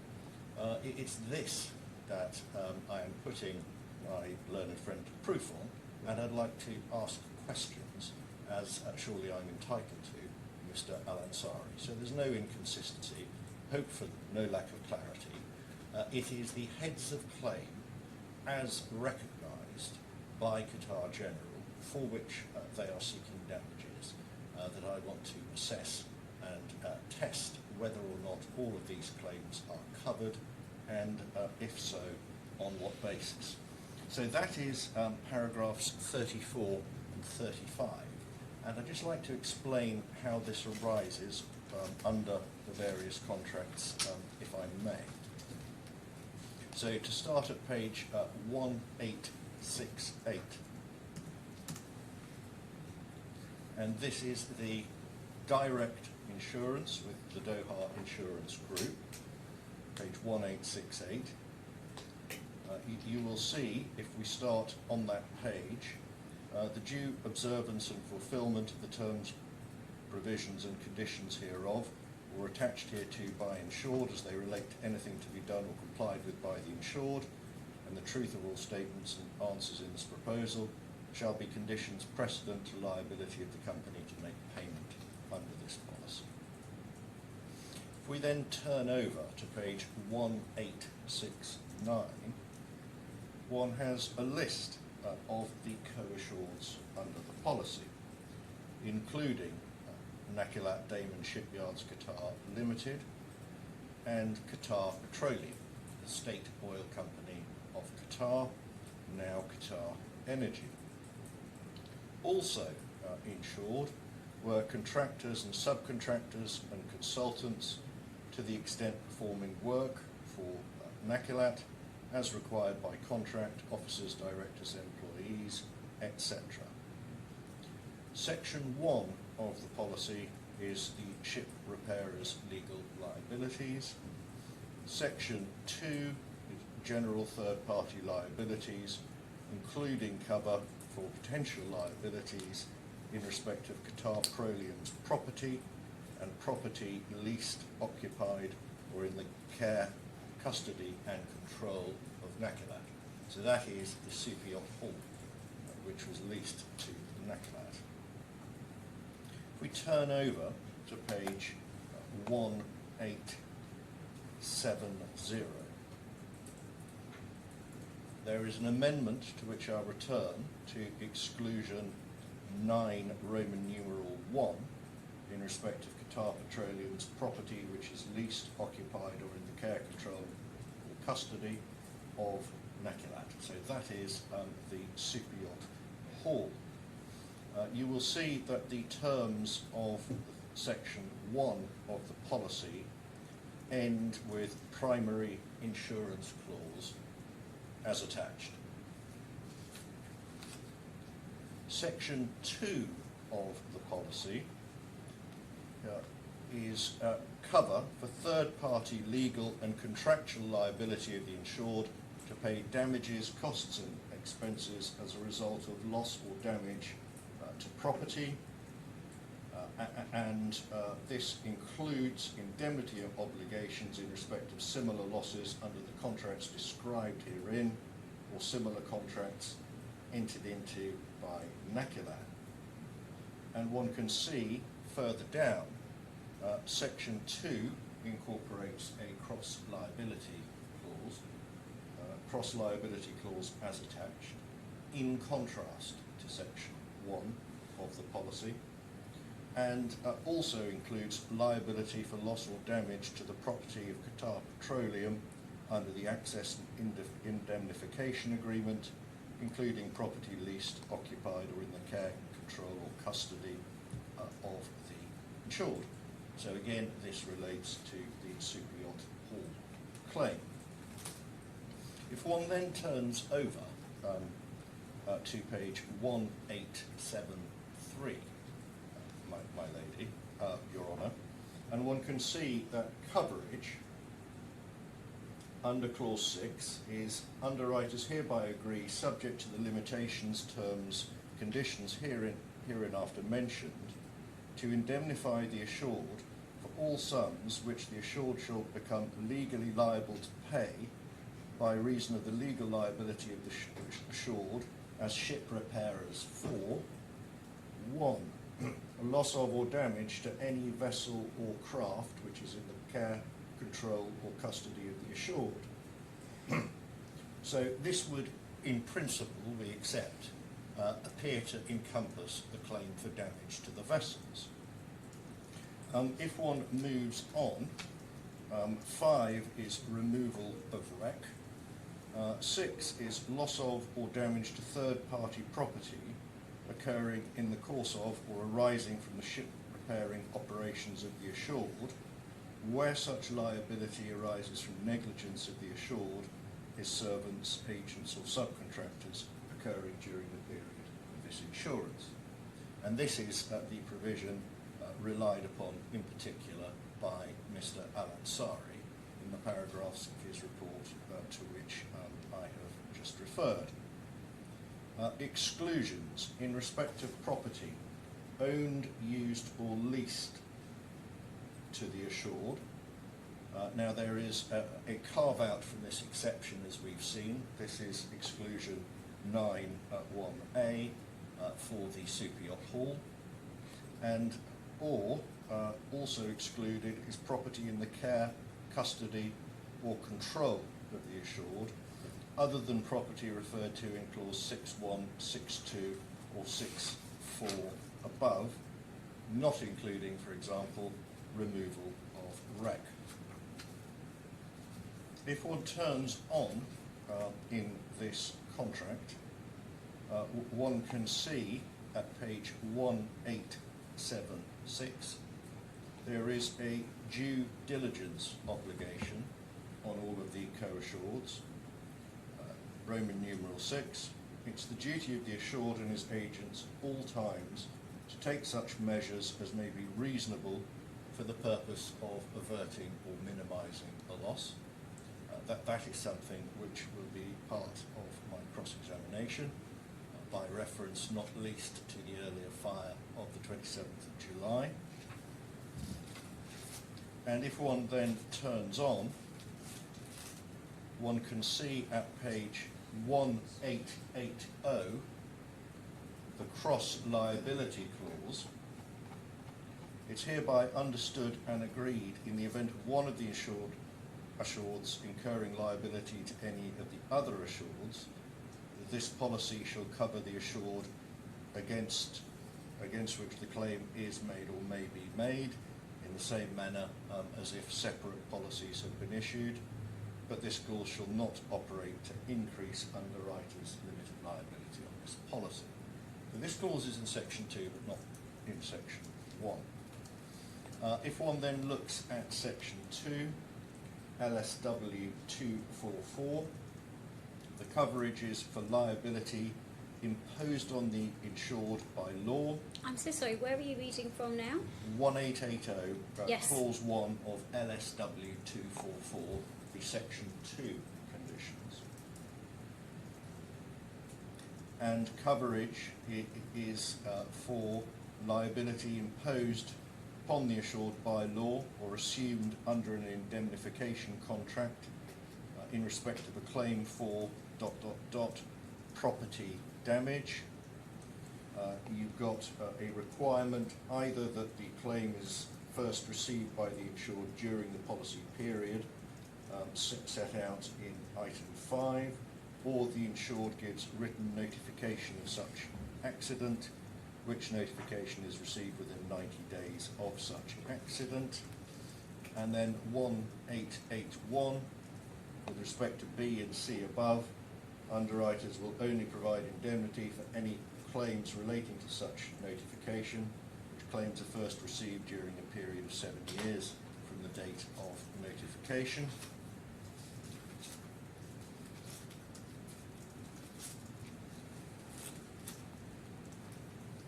And if one then turns on to the definitions section, which starts at page 1890, one can see that there's a definition at 1891 of claim. The word claim, wherever used in this policy, shall mean that part of each written demand received by the insured for damages covered by this policy, including the service of suit or institution of arbitral proceedings. 1892, only the following are included in the definition of insured under this policy: the named insured as set forth in item 1 of the declarations, etc. 1893, one can see the treating of third party, the meaning of third party. The words third party, wherever used in this policy, shall mean any company, entity or human being other than the insured or other than a subsidiary owned or controlled by an insured. So anyone other than an insured, effectively. If one then turns on to 1902, one can see what appears to be a faithful reproduction by Qatar General of this underlying direct contract of insurance. One can see, for example, in section 1 on page 1903, the various conditions set out, not including a cross liabilities clause in section 1, which is correct.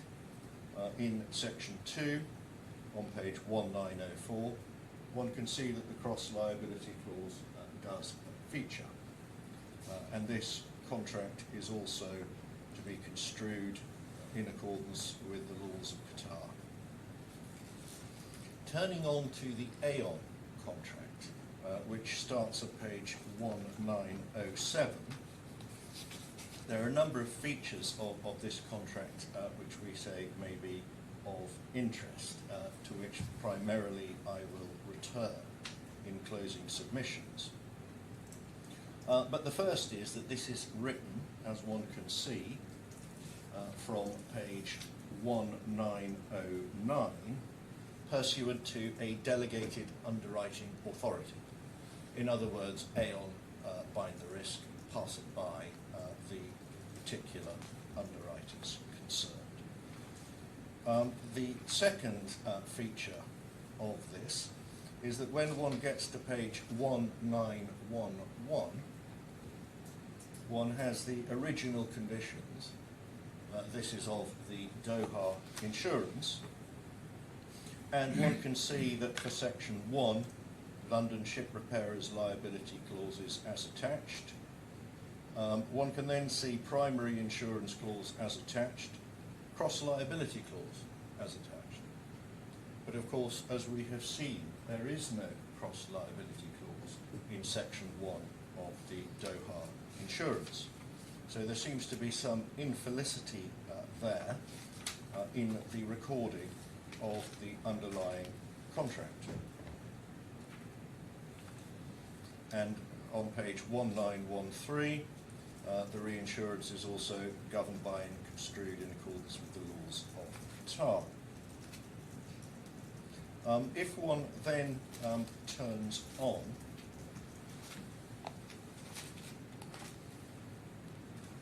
to page 1939, one has the notice of cancellation clause, and I'm going to return to that briefly in conjunction with our non-admission of validity under Qatari law of the notice deemed given at inception scratch on the contract of retrocession. But this is the clause which the court is construing when deciding whether the scratch on the liberty retrocession is valid or invalid. It is premised on the giving of a 30-day notice to take effect from the anniversary of the inception of the insurance.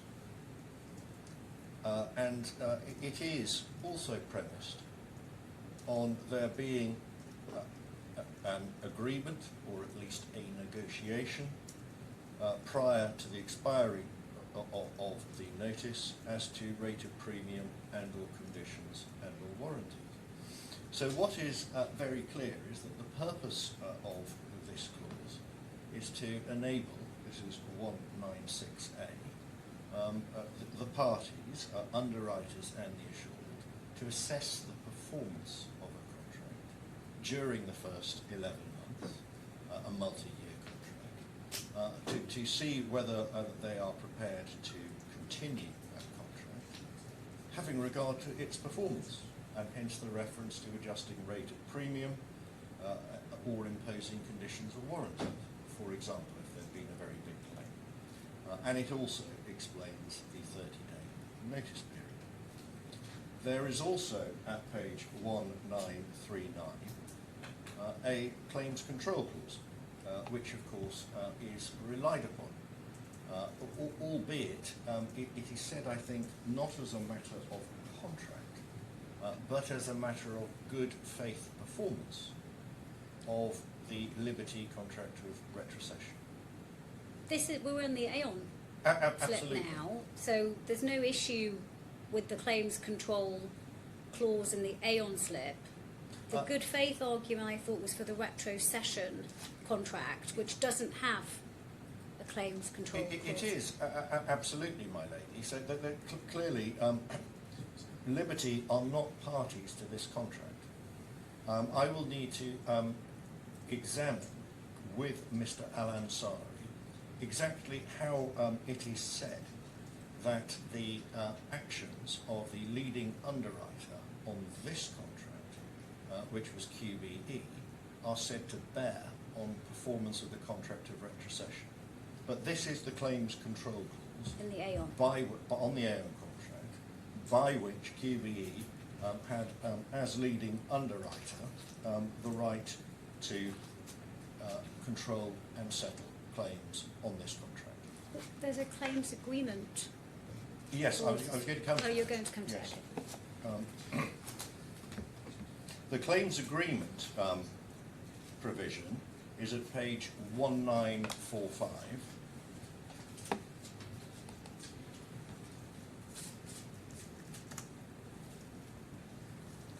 What it actually says is the lead claims agreement party is deemed to be the slip leader unless otherwise specified here.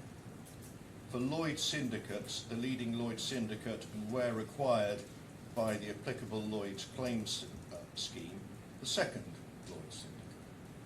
The clause, of course, goes on. The second Lloyd's syndicate is NA, which I take to mean not applicable. And then one can then actually see at page 1951 the scratches of the two syndicates, QBE and Liberty, as being the first and second syndicates.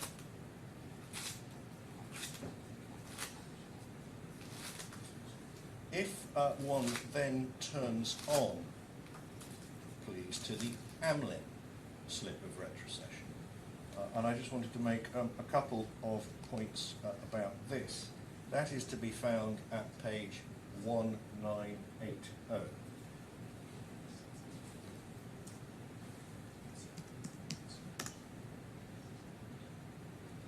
And one can see the period.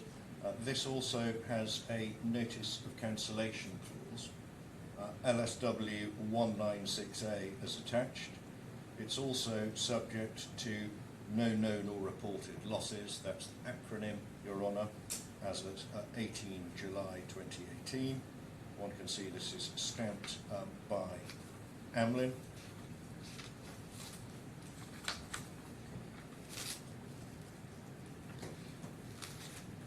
And the interesting point about the Amlin contract is it's also 1983, governed by the laws of Qatar, is the scratch which Amlin put next to its stamp at page 1984, which I highlighted in my skeleton argument. So one can see the scratch, and it then has these words: re-reference at 2019, renewal if required. So this would appear to have an intended and similar effect to that which is taking place under the Liberty contract of retrocession. At the end of the year, there will be a technical re-referencing and renewal. That appears to be what this annotation demonstrates. But does it have the same effect? Because there's a notice of cancellation clause with a notice requirement, and this is not that notice. It's absolutely, it has the same purpose. Right. Whether it has the same effect is for debate, and that's what I will debate with Mr. Al-Ansari. It has the same purpose. Right. And your Honour's absolutely right. The issue is, does it have the same effect? Can I just ask you a question? Of course. When we looked at the Aon slip and the claims agreement parties, you pointed out that that provision says that the second Lloyd syndicate is NA. Yes. And the claimant argues that in the same Aon slip, under the basis of claims agreement, the claims are to be managed in accordance with the Lloyd's claims scheme, now superseded by the Lloyd's claims lead arrangements, which sets out that in a complex claim, it's the managing agent of the leading Lloyd syndicate which determines a claim in agreement with the managing agent of the second Lloyd syndicate. Yes. Does the defendant have a position on that? Because what's argued by the claimant is that Liberty, and we've seen correspondence on this, is that Liberty gave input on the paying out of the claims under the Aon slip, but I just wasn't sure because It did, Your Honour, but it only actually seems to, and I won't take the call to the references now, but insofar as we can see, it only seems to have become involved at a fairly late stage. It was asking for documents some years on for the first time, and it may well be that Liberty did become involved whether or not they were formally entitled to become involved as the second leader. Right, but do you have a position, does the claimant have a position, sorry, does the defendant have a position on whether or not they were formally entitled to be involved? As judged from this document, our position is that no, they were not formally entitled, because this says the second Lloyd syndicate is not applicable. Right, so even if we follow that through to the basis of claims agreement, you say because the second Lloyd syndicate is indicated as being not applicable, then even if we follow that through to the Lloyd's claims leads arrangement, then there's no formal entitlement for Liberty to be involved in determining the claim, and it's a separate factual matter whether or not they actually were involved or not. Your Honour, that's a fair summary. Right, thank you.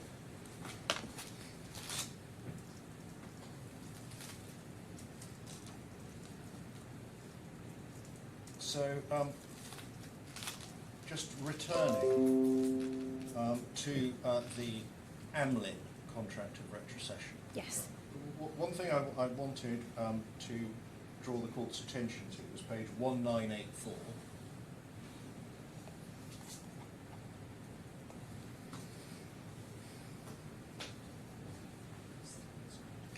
And something that doesn't appear in the Liberty contract of retrocession. What one seems to have in the Amlin contract is an agreement that the lead reinsurer is Syndicate 1036, managed by QBE at Lloyd's of London under Aon's binder. So there appears to be an agreement here between Amlin and the cedant that they will follow the decisions made by QBE.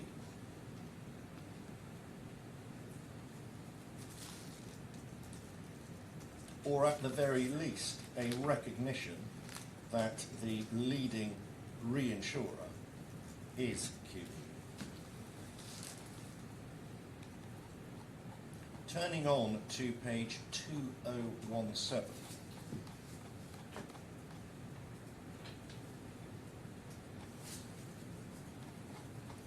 One has the Liberty... I'm so sorry.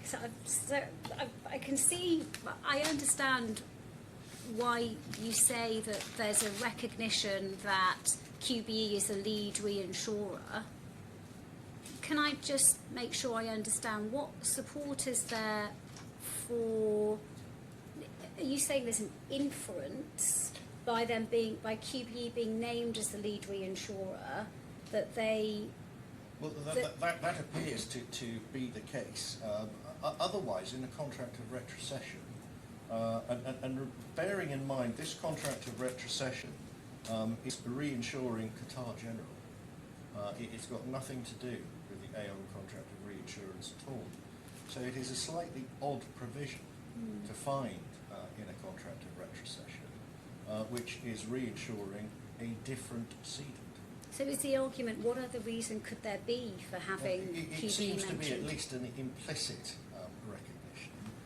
Amlin are recognising QBE as having some form of status of lead reinsurer.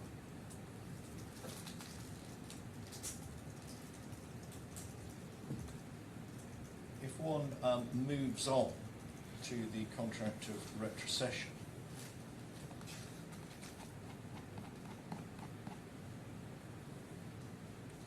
now this is where we have the notice deemed given at inception.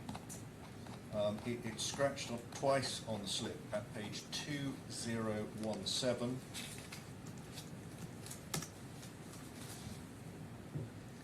And at page 37 of the slip, which in the trial bundle is at 2053.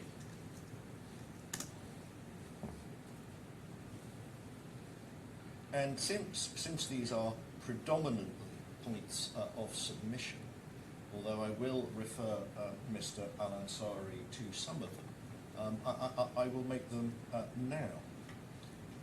Next to the notice of cancellation, is the notation notice deemed given at inception. So unless the word deemed is to be given no meaning at all, this is not a notice given at inception. It doesn't purport to be a notice given at inception. The reason it doesn't purport to be is because it is not in accordance with the purpose and mechanics of this clause, which envisages a 30-day notice as opposed to a 365-day notice. And there's a reason for that. The reason is that the parties are supposed to assess the performance of the contract and thereafter negotiate as to premium and or conditions and or warranties. Now, I'm going to ask Mr. Al-Ansari about this, but I'll return to this point when I get on to those paragraphs of my skeleton argument.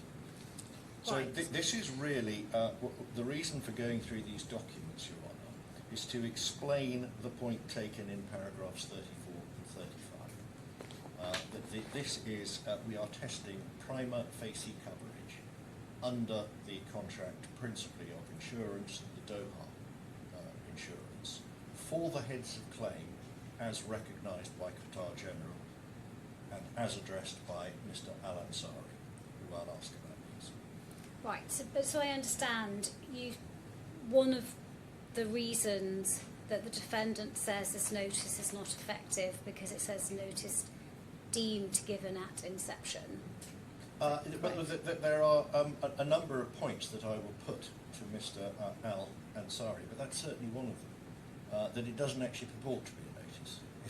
If it is saying deemed, then to be treated as, it doesn't actually purport to be a notice. Right, and Mr. Walsh took us in his opening to the section from the particulars of claim in the English commercial court proceedings between ERS and Lockheed Patrick, and there was a reference to other liberty cancellation notices. Do we have them anywhere? And do we know what format they were in? I don't. I can try to investigate that, but I did just want to mention the London proceedings and explain that, of course, these proceedings come first in time, because if there is no claim against my clients here, then there will be no onwards claim against Lockheed Patrick in London as the sub-brokers. And of course, we are duty bound, if we are to pass on liability, to take all of the points which we will need to establish in London, which is why we will test the evidence of Mr. Al-Ansari on the validity of the notice of cancellation. Right, so by the reference to impact. all of these points. So the impact of these proceedings is wider than the outcome of these Absolutely. proceedings. For example, it is expressly agreed between me and my opponent in London that once we have judgment in these proceedings, accommodation will be taken of that judgment and the findings, so as to amend as may be necessary the pleadings in London, because they are parasitic on the outcome of this hearing. So it's really a not particularly strong point to try to point to inconsistencies between pleadings in London, which predated these. In fact, the London proceedings had to be commenced first due to limitation concerns. Ordinarily, it would be done exactly the other way round. One would obtain or defeat judgment here and pass things up exactly. But we're trying to foreshadow what the results of this hearing may or may not be, in order to at least protect ourselves for limitation purposes in London. So we say the inconsistency point, when the claim is viewed in its context, is a bad one. I understand, that's very helpful. So that, I hope, has dealt with the first 2 points and explained quite clearly what we intend to cross-examine on, and I hope why. And so the third point that I need to address. This deals with coverage and validity of the annotation, is Article 790 of the Qatari Civil Code, and this addresses the provision of documents and the debate that my learned friend raised with regards to whether or not this defeats a cause of action, or whether, as Mr. Mahanadi will say, it suspends the cause of action, the doctrine of non-ad impleti contractus, where a contract has sequential or obligations to be performed first in time, the subsequent obligations are suspended. So it's not something that's ever made its way into English law. It almost did, along with the doctrine of good faith at about the same time, but it didn't. But we say this is an application of that civilian law doctrine. But the point I really needed to address was the critique of the document schedule, which is said to give rise to potential unfairness. Now, I make very clear that I am not going to cross-examine Ms. Pereira, whose involvement with loss adjuster reports appears to have been very minimal by reference to this schedule. I will ask her about some emails she received, but I will not put points set out in this schedule to somehow ambush or embarrass Ms. Pereira. That will not be the scope of my cross-examination. The complaint is that the schedule goes rather more broadly than the pleaded documentary inadequacies, which are more vague and general in tone. There is a reason for that. Mr. Blackwood, I'm so sorry to interrupt you, but I just want to make sure again that we're all meeting on the points that are made. I think the point that was made, I mean 2 points, I think the point that was made is not that they were very general, but in fact they were very specific. And they did not touch on the material that's set out in the schedule. And it's well noted that you don't plan to cross-examine Ms. Pereira, but I think the point is that because the pleadings were filed before document production and witness statements, that document production and witness statements may have proceeded very differently if these this type of material, the scope of this type of material, had been referred to in the pleading. I understand, and I'm mentioning all of this so that you can meet the point that's been raised against you, but I don't think the allegation is that there was a very general pleading. By all means, if you disagree with that categorisation of the pleading, let's go to it. But I think the point was that actually there was very specific categories of document that were pleaded, and they are very different from what's set out in that schedule. But well, the problem is, and the problem has arisen, and I'm perfectly happy to accept that categorisation, but this problem has arisen because documents have been obtained from QBE, and they have been obtained very late indeed. So you will have seen from paragraph 3 of my skeleton argument, documents were obtained on 19th March, 15th August and 17th November. And it is only once we were in possession with the entire suite of the documents that we were really able to carry out this exercise. As I understand it, because there have been a huge number of documentary requests by my clients requesting through their instructing solicitors all of these documents. As I understand it, those instructing my learned friend have disclosed everything that QBE were prepared to provide. The suggestion is that QBE do not want to become embroiled in this litigation. They have given what they have given, and that's an end to the matter. So there really is, in light of all of the requests that have been made for clarification, and there are numerous of them in the correspondence, the suggestion that documentary production would have proceeded differently it is not a telling point, Can you- because that which could be obtained has been obtained. I completely understand your point that these documents were in the claimant's possession, the defendant didn't have access to them and has asked for them through document production request. What was the date of the amended defence? The amended Because I thought defence, that- from memory, was July. So And there July was- 2025. The 3 tranches of documents came in on Ah. 19th March, 15th August, and 17 November. That's So paragraph 2 of the 3. tranches were following the amended defence. But I could set all of this out in a detailed note if this is going to raise any real problem. But what I was going to propose is I will be very astute not to in any way ambush or treat Ms. Pereira unfairly. It is a fairly straightforward document that, for example, the Bourgogne, Yes. if one looks at perhaps 3 of the relevant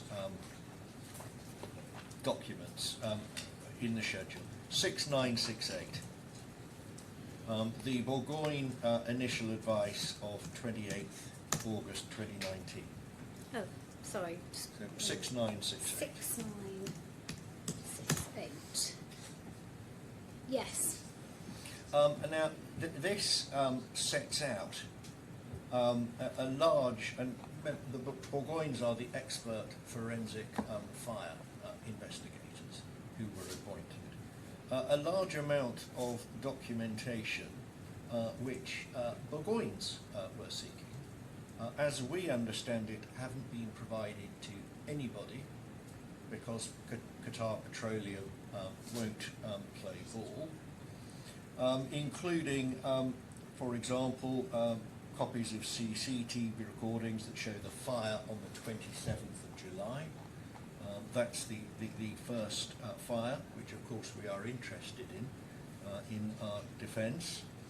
Fire service personnel routine training. Effectively, the document says what it says.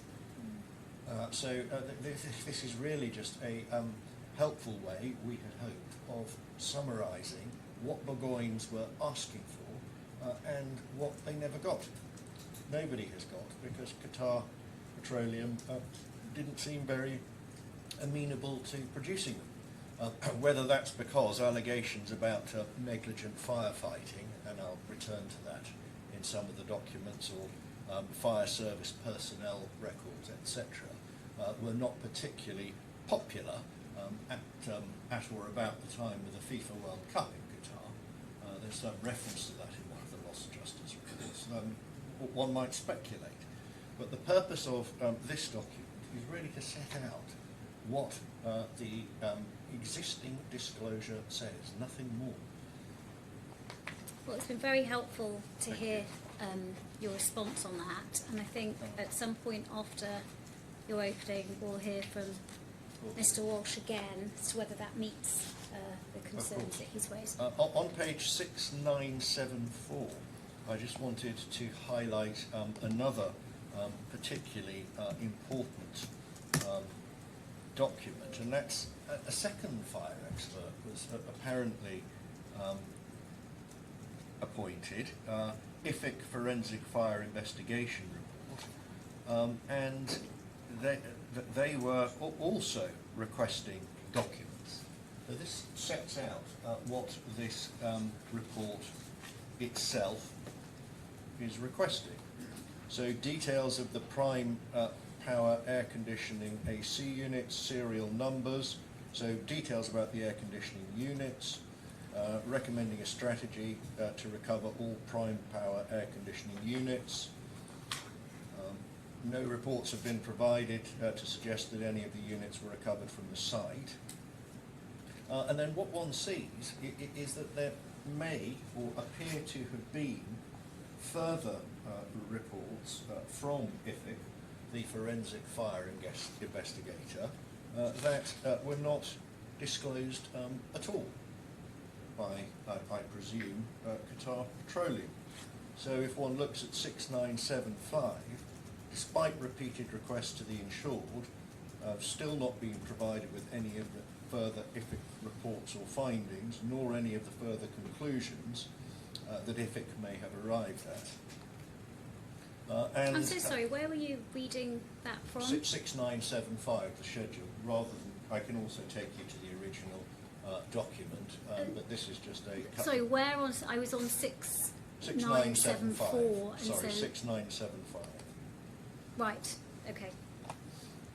So, what it appears from the Sedgwick interim report number 6, and Your Honour has the bundle reference there, page 5577, that Sedgwick were commenting at page 5586, despite repeated requests to the insured, I assume here we're talking about Qatar Energy, we've still not been provided with any of the further IFIC reports or findings, nor any of the further conclusions that IFIC may have arrived at. So this is just setting out what that Sedgwick report says. Further down, Sedgwick interim report number 7, fire claim. This is page 5588. We refer insurers, this is almost at the bottom of the box, to our interim reports numbers 1 and 5. We've still not been provided with any of the further IFIC report or findings referred to, and it appears that this information may not now be made available to us. So this is doing no more than setting out what we have deduced from all of the vast amount of claims adjustment material that's been provided to us. They are either relevant points or they are not relevant points, but I hope they are unobjectionable points. If my learned friends want to make any points on them, they can do so in closings or by a written counter schedule.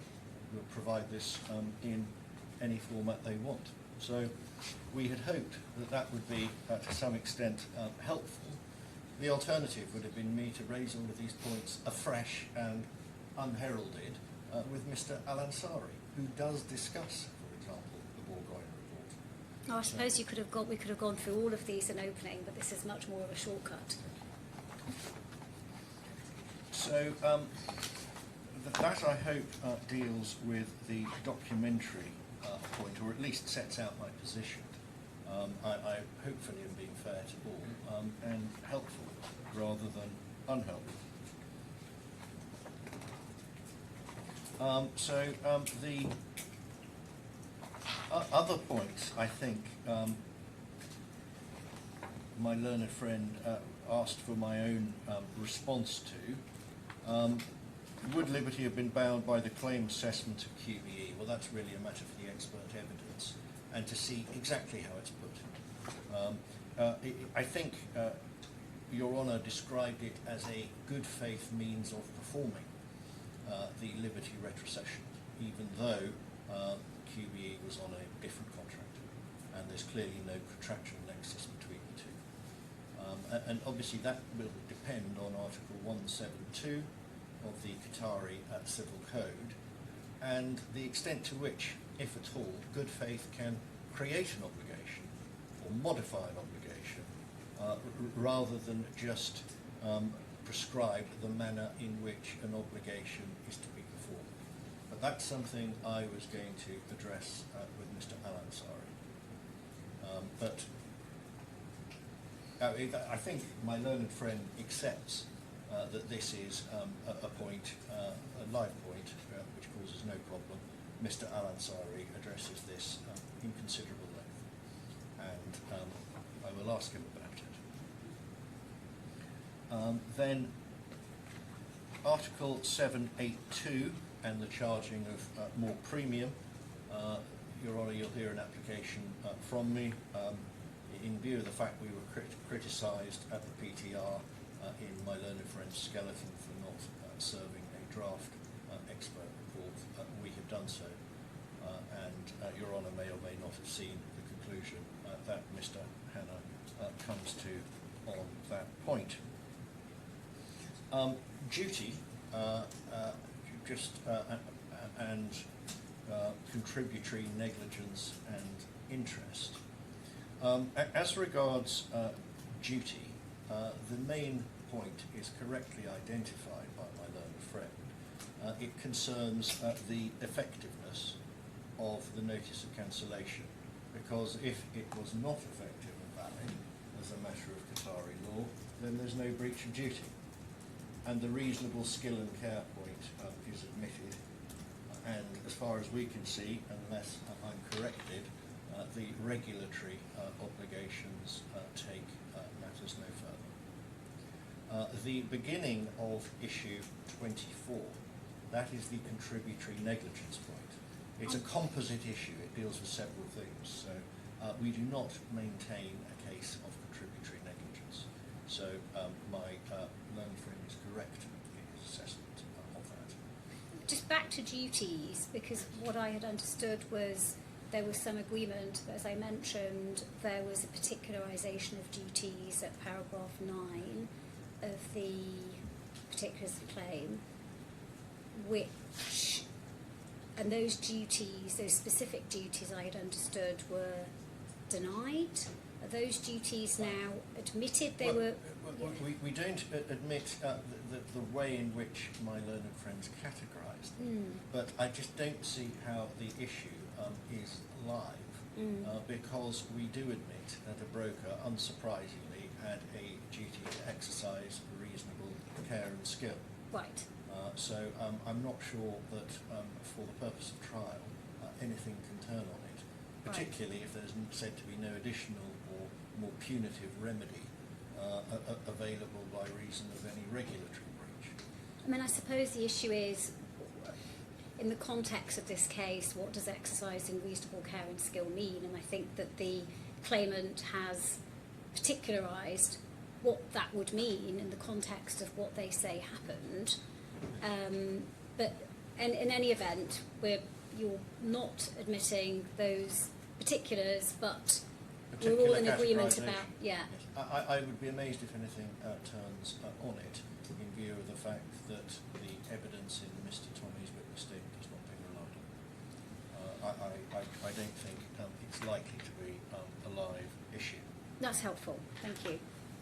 So the first part of issue 24 is not a live issue, it's a compendious issue, so it also deals with whether or not Liberty would have been able to deny a claim under the retrocession. For all of the reasons I've described, these are questions I want to put to Mr. Al-Ansari when we're looking at prima facie coverage and the terms of the various contracts which we've discussed. Mr. Blackburn, I need to remind myself of issue 24, just to make sure that I fully understand what the defendant's position is. Page 7053 and 7054.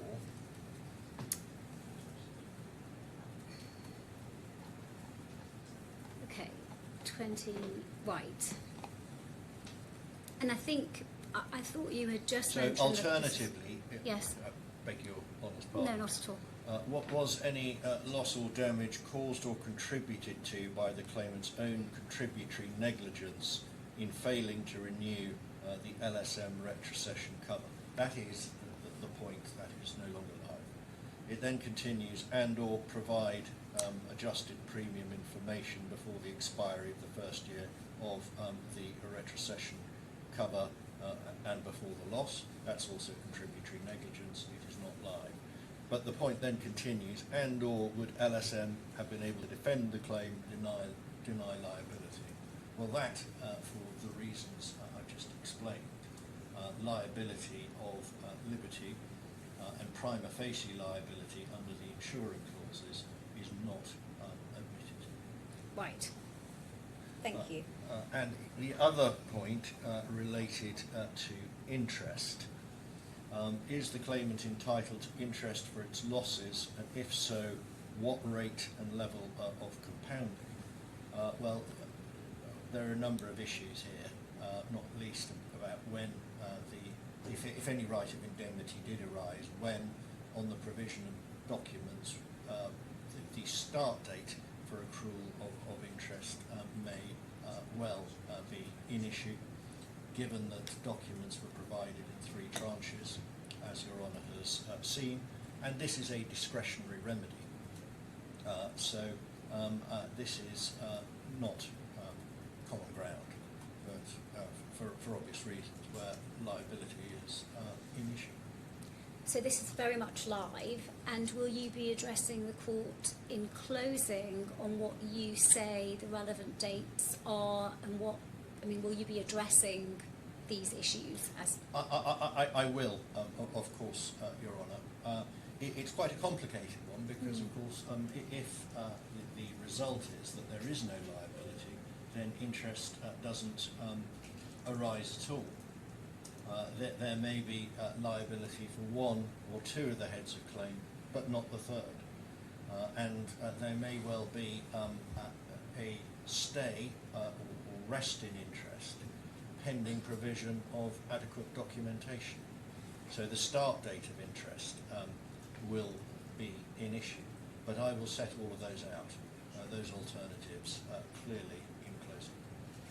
Right, so you're prepared to go through. I'm just wondering, I guess wouldn't be efficient if there was a decision first and then interest would follow. If you're prepared to address them, that... I would certainly not be averse to that, because there are quite a lot of permutations and quite a lot of hypotheticals to go through on interest. So my own submission would be that would be an easy and appropriate way of dealing with interest. Well, I'll ask you to confer with Mr. Walsh on that. And there's Sure. one more issue, just thinking ahead in terms of the remedies that have been sought by the claimant. If the court considers that the claimant is in principle entitled to an indemnity, it's not...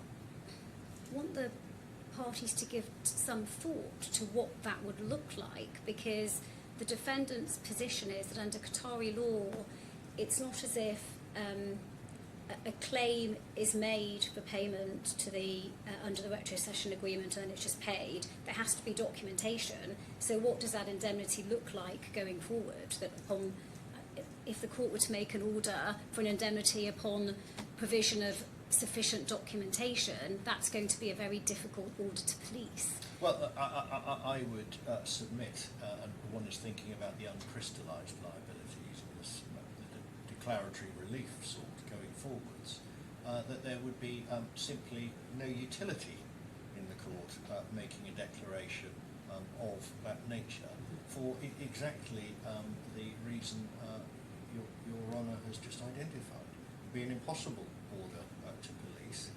What would sufficient documentation be? That sort of declaration is highly likely to give rise to exactly the sort of issues which are live here and now. The appropriate course we submit would be for uncrystallised liabilities to be hived off, and hopefully once Your Honour has given a judgment in this case, the principles can be applied to uncrystallised liabilities. But a declaration that upon provision of sufficient documentation these claims, or certain claims as very tightly defined, will be indemnifiable, is, we submit, a recipe for disaster, giving rise to exactly the sort of disputes we see here and now in this trial. Well, let's address all of this in closing. We don't need to trouble ourselves with it now. Was there anything else, Mr. Blackwood? If I could just take instructions, Your Honour. Nothing for by way of I do think we should discuss the points that were raised by the claimant about the last-minute amendments to the timetable, the calling of Mr. Tommy, which I expect the claimant would have prepared for,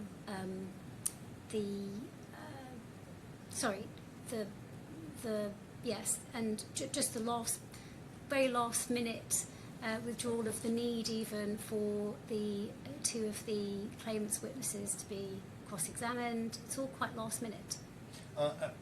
Yes. Firstly, as to timetable here and now going forward, I'm extremely grateful to my learned friend for agreeing that Mr. Al-Ansari can start tomorrow. We still have plenty of time to finish this trial, and possibly in 3 rather than 4 days. But I would be at a big disadvantage, as would Mr. Mohanady, if he were not present due to commitments he's got in Qatar for Mr. Al-Ansari during Mr. Al-Ansari's testimony, and if he himself couldn't understand it. So he will not be present? He's not present today. He's but he'll be present, yes. Present tomorrow, yes. Right. Which is why I hope to start with Mr. Al-Ansari at 10 o'clock tomorrow. We're very happy that Ms. Pereira be the first witness this afternoon, followed by our own witness of fact, Maria Kuznetsova, and that their evidence go forth this afternoon. As regards Mr. Tommy, it is unfortunate that matters precipitated in the way that they did at the last moment, but I'm afraid it's a vicissitude of litigation. It certainly wasn't intentionally holding something back in order to inconvenience anyone, and we're very glad that the gentlemen referred to were able not to fly and have a wasted trip. I think they did fly. They did fly? They did fly. Well, they found out, I think, when they were apologise. just about to board or something. I apologise. It might have been helpful if they'd been informed earlier. Indeed, Your Honour, I apologise for all that, but it is a vicissitude of litigation, and it's certainly not something done with intention of causing disruption or prejudice. Thank you. That's helpful. Thank you. Mr. Walsh, we'll hear from you in case you have anything to say about... I'm wondering if we leave that schedule and discuss it further in closings, if there's anything else to say, but if you wish to say something now... Can I reflect on what Mrs. Blackwood said over the lunch break, and then address you briefly on, I think there are going to be a few of the points that were that Mrs. Blackwood made that I would like to respond to, but I'd like to take some instructions first, if I may, and I'll try and keep my submissions as brief as possible after lunch, but I think it's important we know where we're going with some of these points. Certainly. Can I just raise one other point generally about the expert evidence? Now that we've narrowed the issue somewhat, I did find I got a bit lost in the expert evidence. There were lots and lots, there's a whole train of material covered, not all of which was relevant even with the issues as they stood then. And I raise this because I think it will be of great assistance to the court. Of course, each party should take as long as it needs to cross-examine the other side's witness, but if it could be very focused and it could be very clear what issues it relates to and how it will assist the court in determining this case, that would be very helpful. Of course, Your Honour, certainly that is what I intend. If it helps, Your Honour, I very much doubt that I'm going to be anything like half a day with Mr. Mohanady. Obviously, some of that depends on how the interpretation exercise goes. But put it this way, if he was giving his evidence in English, we'd be done with it tomorrow afternoon with him. So I mean, no rush. Take as long as you need, That's not but just rushing keep it either. focused, please. Well, thank you very much. We shall now adjourn until 2:15 p.m, after which we'll hear briefly from Mr. Walsh, and then we'll get into the evidence. Thank you. All rise.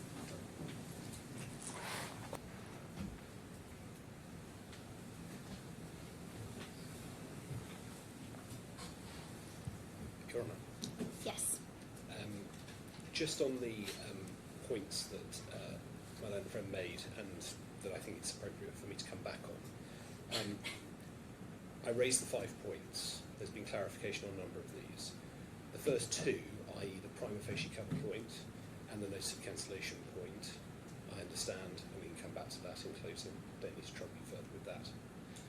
On documentary sufficiency, so the 3rd point in the schedule, we say it is important to grasp the nettle on this now, given that Ms. Pereira is about to be cross-examined.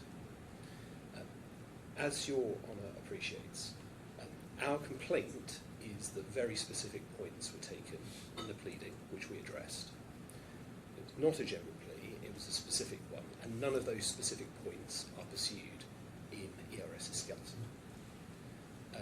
In terms of the schedule, ERS has sought to justify its production by saying that documents came in piecemeal fashion from QBE and therefore from us, albeit fairly, no criticism is level at my clients, with tranches coming in on the 19th of March, 15th of August and in November, and that the amended defence was settled on the 18th of July, so 2 tranches effectively came in thereafter. I've asked the team behind me to look into that November tranche of documentation. It consisted of 7 emails, 1 report, 4 internal memos and some bank statements. So the vast majority of the disclosure that's in these bundles came before latest mid-August, but most of it came in March with documentary production, March of last year. Only 2 of the documents that were provided in November feature in the schedule that's appended to the skeleton document. One of which is, for example, at page 6976. Sorry, 6976. And it's the penultimate entry on that page, just above the green box.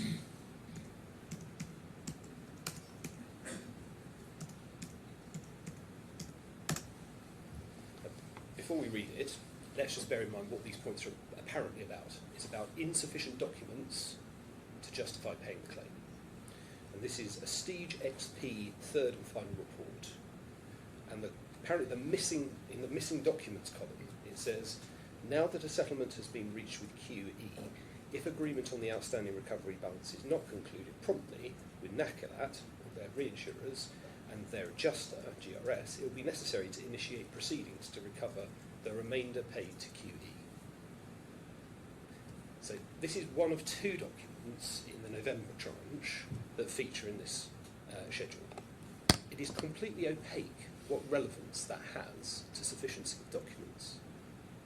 Completely opaque. And that's not the only example. We can deal with others if we need to later. But if a point emerges from disclosure and you want to rely upon it, then the right course is to amend your pleading. That gives the other side a fair opportunity to address it by way of witness statements, potentially further disclosure, or expert evidence, as the case may be. And if the justification for a late amendment is that ERS received this document only a week ago, then no doubt the court would look sympathetically upon an application to amend. But that's not what happened here. Documents were received in March, August and November, and in terms of the latter 2 tranches, no amendments were made. Instead, what happens is the pleading remains unamended, and as far as we were concerned, before we received the skeleton argument last Thursday, the only points that we had to address on sufficiency of documentation were in the pleading. But instead what we got is a 15-page document. Now, the offer not to cross-examine Ms. Pereira on the schedule merely removes one form of unfairness and replaces it with another.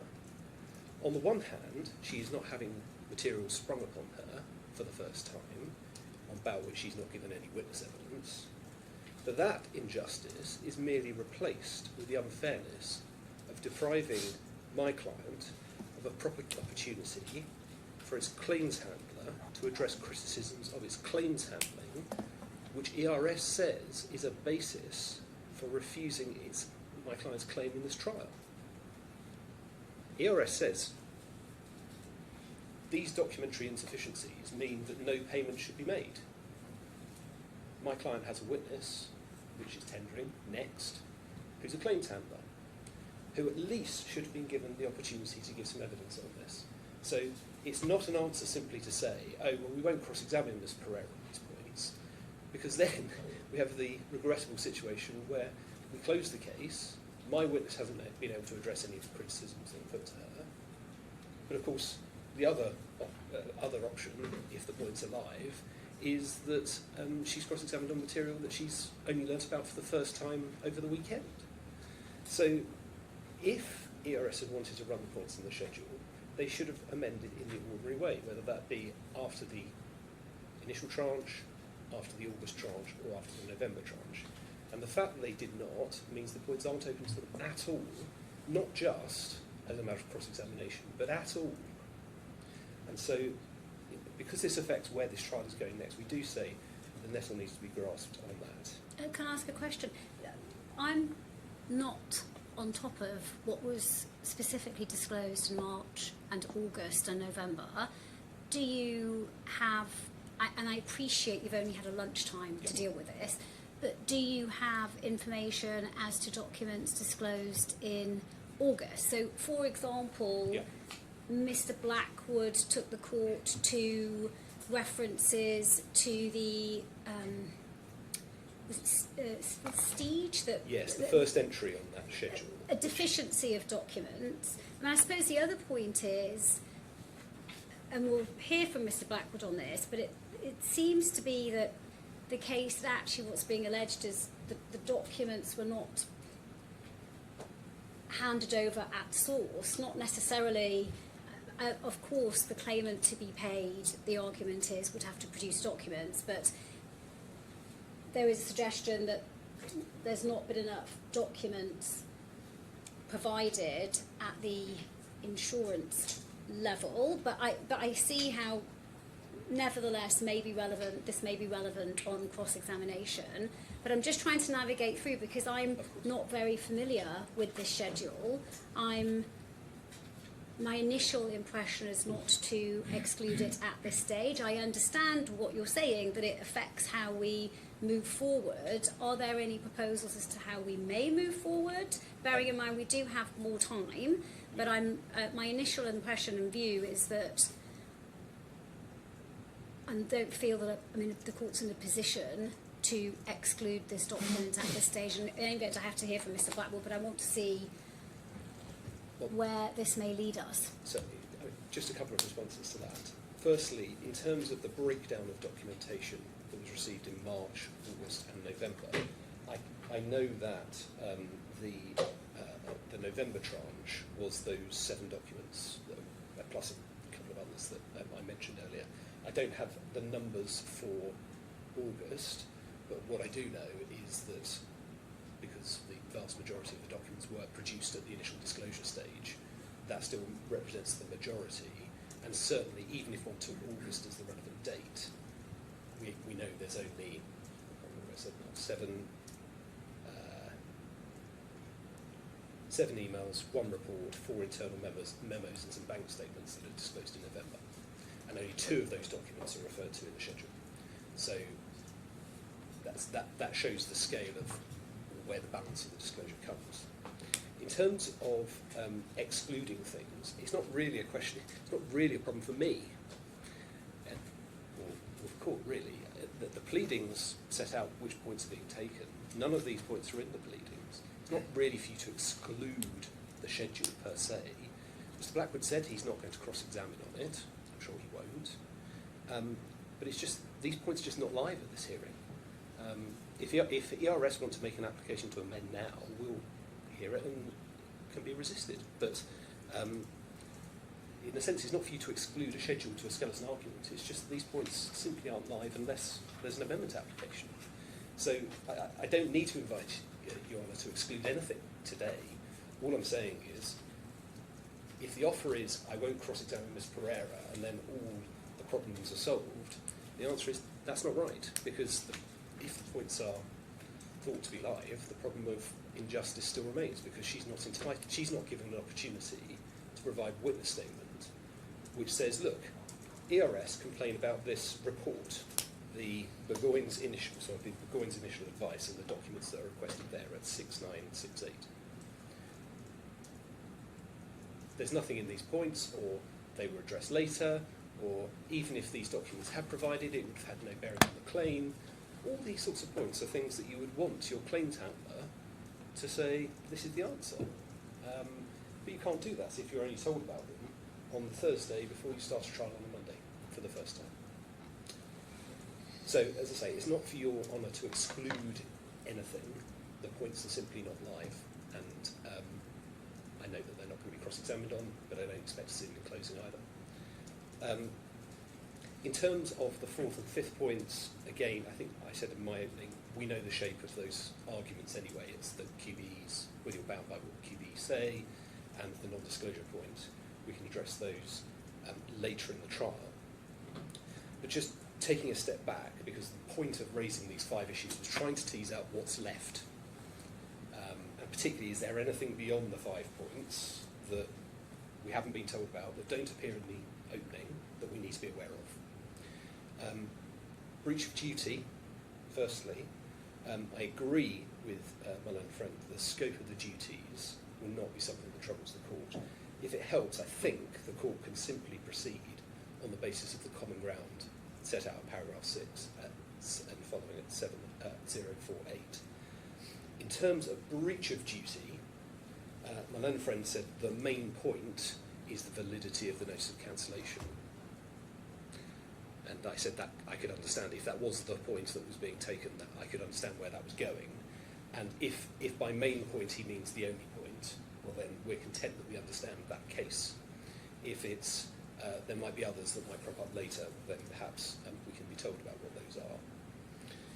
Secondly, on contributory negligence, we're grateful for the confirmation that's no longer pursued and not live. On interest, we're somewhat surprised to learn this is an issue, seeing as ERS said nothing about that in their opening skeleton argument either. Particularly surprised at the scope of the submissions that seem to be envisaged. On the basis that I will close this case orally first, the first that I will learn of points about, for example, interest holidays will be when Mr. Blackwood stands up. And I will have a short reply to deal with those points, which I will learn of for the first time, and also any other points arising from ERS's oral closing. And so we would say if ERS really are contemplating taking points on things like interest holidays, perhaps we could be provided with a note of what those points are tomorrow, so that we at least can address them in my oral closing first. And then the last issue is on declaratory relief. I think that's the only other issue that's raised. And again, a bit of a surprise that this point's being taken, seeing as it doesn't feature in the ERS skeleton. But I think we can deal with the form of relief in closing. So unless I can assist Your Honour further, it's really the third point, that I think is still lingering there as the main issue. But as I say, we don't invite you to exclude the part of the skeleton, we just say the point's just not an issue. Thank you. Your Honour, if I could just, on this point, return briefly to the pleading, because I think it has been slightly unfairly, narrowly characterised. But really, there is no potential prejudice at all, because, as Your Honour said, the objection is that Qatar Energy was not providing documentation and not giving access to information. No criticism is levelled in that regard at Qatar General or Ms. Pereira at all. Picking up your submissions. Sorry. So that is really the main point. There's no prejudice at all here. The adjusters' reports that have been disclosed in the various tranches in August and November have been analysed. It would surely be open to me to make points on what those adjusters' reports say and don't say in any event. The pleading, Your Honour, is, and you've looked at it before, it's page 185 to 186.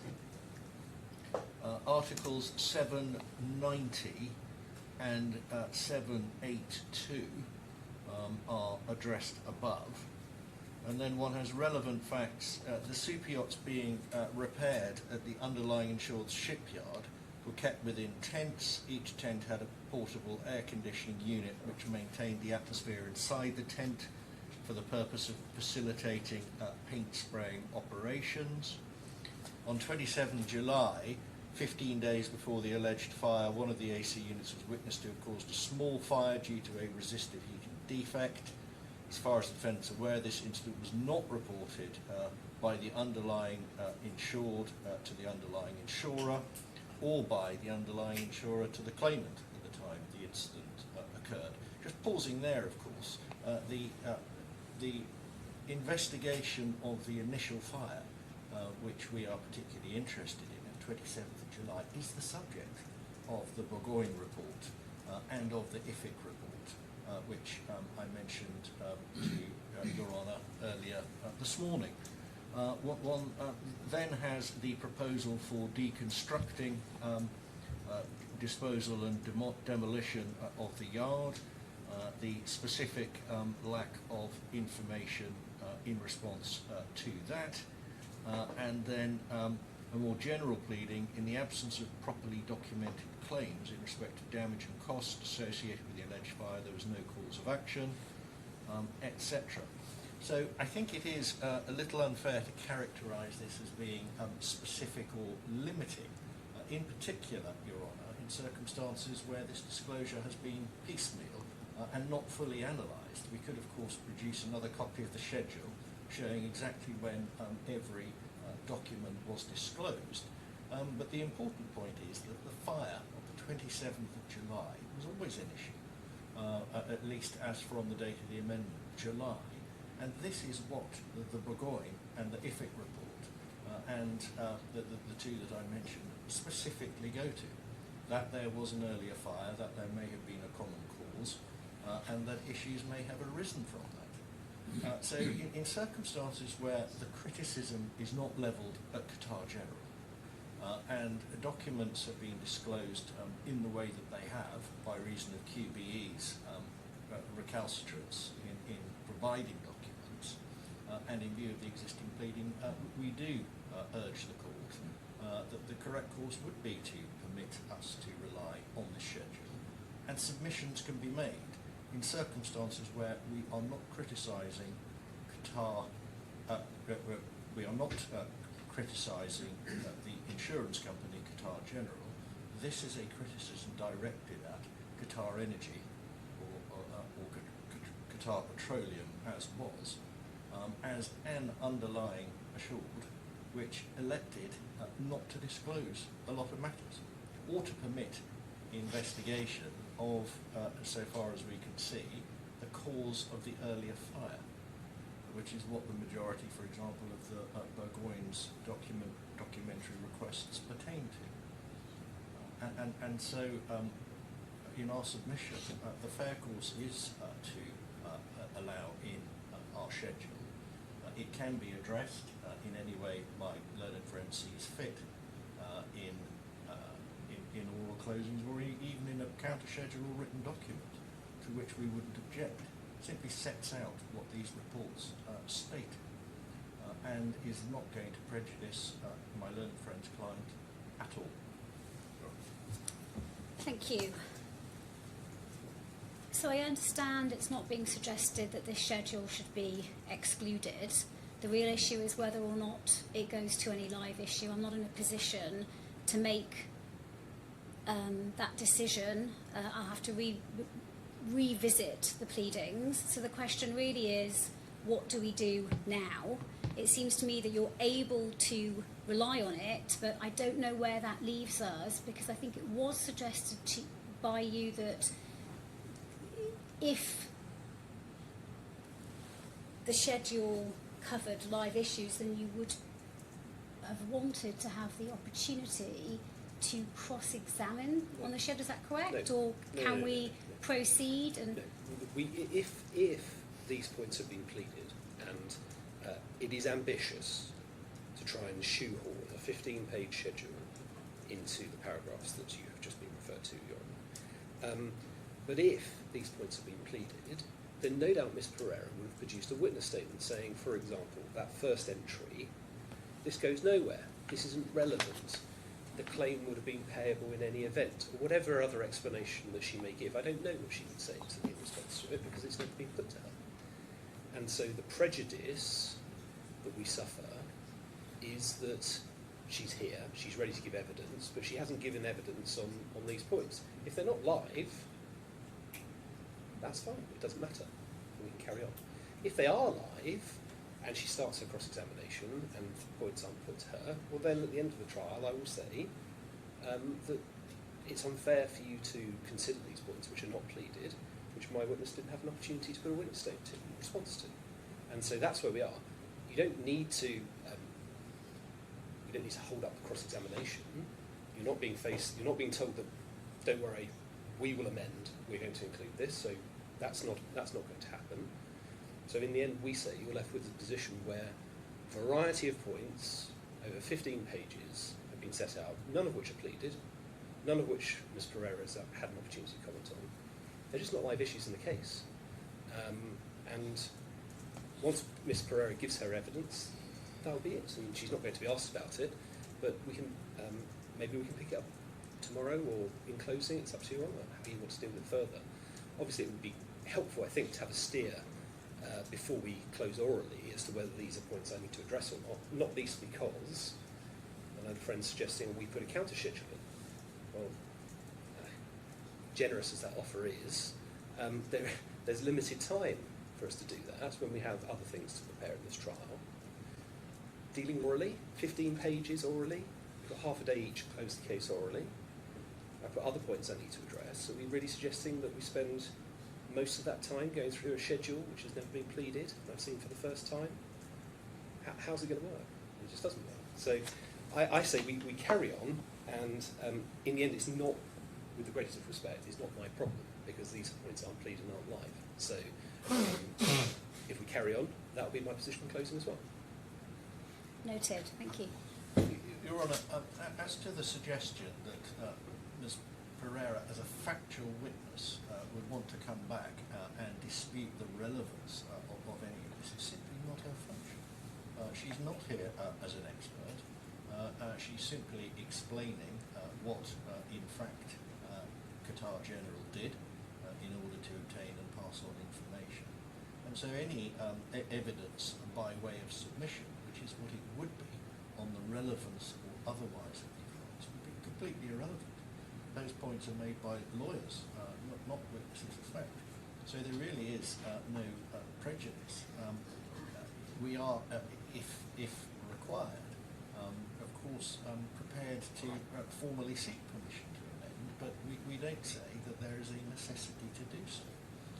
In view of the connection between the pleading, the reference to the primary fire, and matters such as the Bourgogne report, in circumstances where this schedule has been collated from the entire suite of claims correspondence produced in November, the latest tranche, and put together so we could actually assemble a picture of what in fact happened in time. But we're prepared to proceed either way, but we do say, Your Honour, it would be extremely harsh if this were to be assumed to be irrelevant and therefore a dead letter. There's a further point, which is, of course, Mr. Al-Ansari, in his evidence, does address, for example, the Bourgogne expert report. So it would seem to me to be not a good use of time, in particular in light of Your Honour's suggestion about focusing cross-examination when asking Mr. Al-Ansari, when he refers to the Bourgogne report, taking him through and putting onto the record all of these particular points and asking him about them. Doesn't seem to be a particularly helpful way of progressing. So for all of those reasons, Your Honour, we would strongly resist any suggestion that everything in this schedule is presumed to be irrelevant to an issue. Well, what about the point that's raised that there's 15 pages to the schedule, and you've raised a couple of examples of material relevant to the previous fire in July 2019, which is pleaded, but there's also a lot of other material that's referenced in that schedule.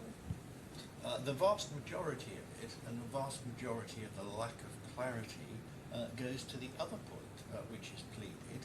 This is the Super Yacht Hall repair claim, where there are all sorts of uncertainties on the documents. This is the claim by Qatar General for repair of the Super Yacht Hall, which is the big claim, and in respect of which we expressly pleaded, informed the underlying insurer that due to confidentiality issues, no supporting documentation will be provided. But haven't we dealt with this in opening that it was unrepaired in the end, so it's actually not relevant? It is relevant to the quantum of the claim and the existence of the claim, Your Honour. Let me give one example. There is a suggestion, at least, that Nakilat was seeking to run a defence against the claim for Qatar Energy to the effect that Qatar Energy had been negligent in the provision of firefighting response to the fire, and for that reason that the claim should be reduced or extinguished. So the documentary provision of information is relevant both to quantum and to existence of the liability, and is something expressly raised in paragraph 31K. Due to confidentiality issues, no supporting documentation for work will be provided.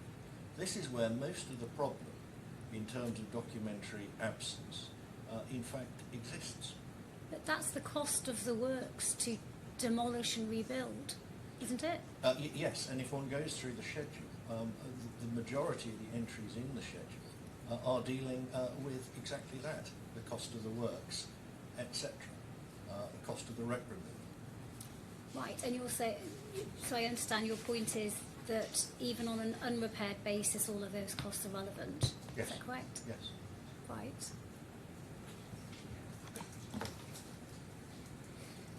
Okay, well, yes. I appreciate your Honour's going to want to reflect rather than reach a decision on the hoof. All I would say is that in terms of new points, my learned friend did say, well, we're prepared to seek an application, we're prepared to make an application to amend if necessary. I mean, what's the status of that? I don't know. The other slightly concerning thing, very concerning suggestion, was that the schedule was going to be explored with Mr. Al-Ansari. Now, I don't have a problem with Mr. Al-Ansari being asked about things that are in his report. I don't have a problem with Mr. Al-Ansari being asked about things that are on the pleadings. What I do object to is if new points taken for the first time in the schedule, which represents the vast majority of the schedule, are suddenly going to be explored with Mr. Al-Ansari. I had assumed that we would be confining the cross-examination to the pleaded issues and the issues in his expert report. If that's the case, that's fine. But if we start trespassing into the schedule, it sounded like that's what's going to happen, then, again, we'll object on that as well. So we're not going to be trespassing beyond what Mr. Al-Ansari actually states in his expert report. For example, he takes certain points on the Burgoyne report, specifically the point that the Burgoyne report didn't conclusively determine that there was a causative link between the two fires, the one of the 27th of July and the 11th of August. So, of course, I must refer Mr. Al-Ansari to the Burgoyne report, which he refers to in terms. But I will not be saying, take a look at the schedule, etc.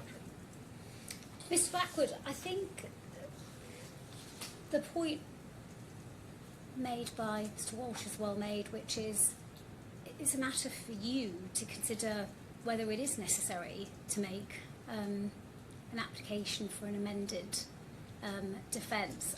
I'm not currently in a position to compare the schedule to the pleading. I can do that, but I think it would be helpful if the defendant was also, I understand you've already addressed the court and stated that the characterisation of the pleading is somewhat narrow, but it might well be worth your considering if you consider that is necessary or not, perhaps overnight.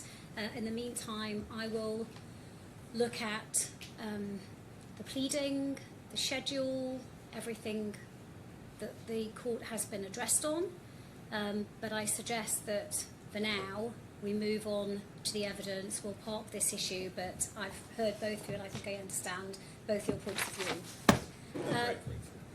Yes. in that case, we can call Ms. Pereira. Before we do that, sorry, just a couple more points. Two things. Now that we have narrowed the issues, I think, I just want to be clear again on where they stand following. There were some suggestions as to where the issues currently stood. by Mr. Walsh. Mr. Blackwood, you have clarified from your point of view what currently is live and not.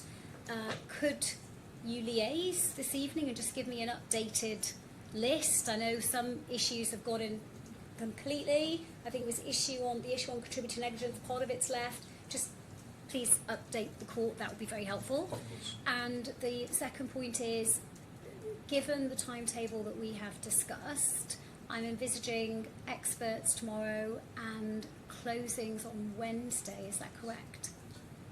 Yes, hopefully with a fair wind. Yes. Experts may move into Wednesday, but we certainly have enough time, and the hope would be that at the latest experts would finish early Wednesday. A Thursday morning? No, Wednesday morning, yes, absolutely. Well, Thursday remains reserved, but I think it's just helpful for everyone to know what we're aiming for. Right, with that, I think we are ready to call the first witness. Thank you. Can you please call Ms. Pereira? I think she's going to be taking an oath. Affirming, apologies.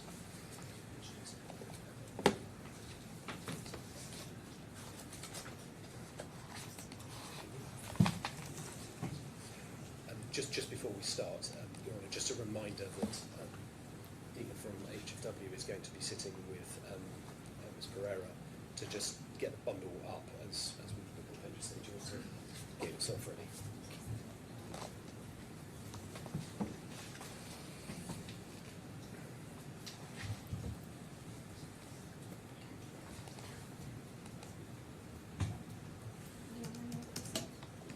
Yes, please do. Can I please confirm if you are swearing by affirmation? Sorry? If you are swearing by affirmation, can I just confirm? Yeah, sure. Can you please confirm your name and your occupation? Yeah, my name is Sapna Pereira, and I am working as an acting general claim manager at Qatar General Insurance Company. I'm sorry, but do you mind if you repeat that just a little bit louder? Okay, my name is Sapna Pereira. I am the acting general claims manager at Qatar General Insurance and Reinsurance Company. Thank you. Please repeat after me. I affirm I found that I will say nothing that I will say nothing but the truth. but the truth. Thank you. Thank you.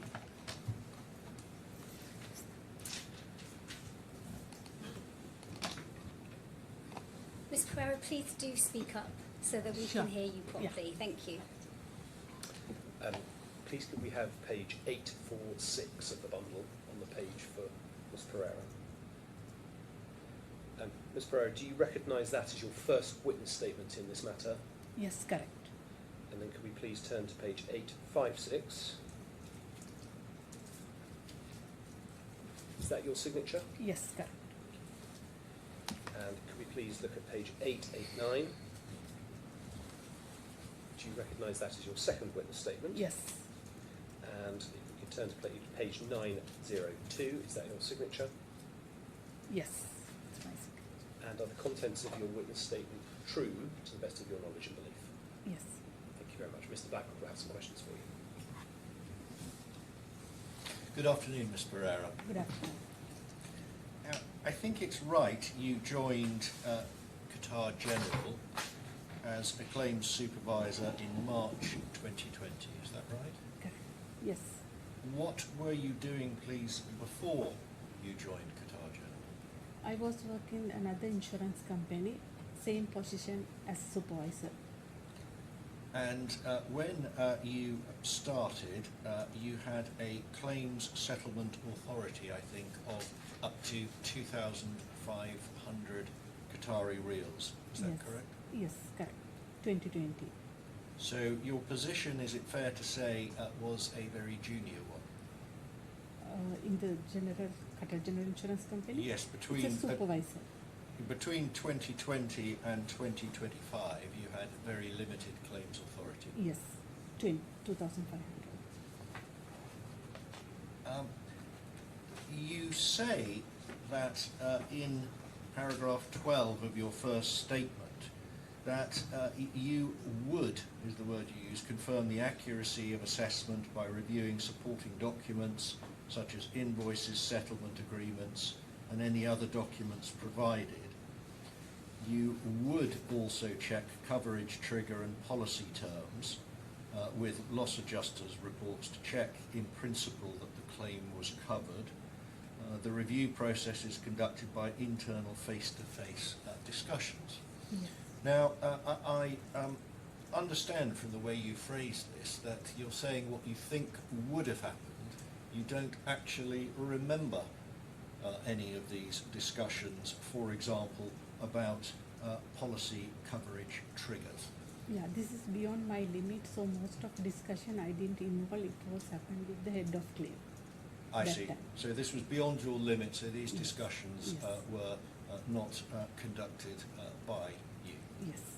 Mr. Blackwood, I'm so sorry to interrupt. I can't see the witness. Lena, I'm so sorry. Could you move that second monitor? Could you move it sideways, please?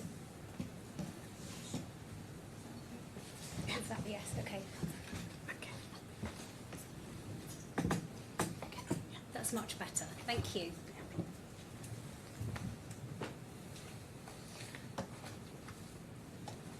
Have you always been based in Qatar? Yes. Right.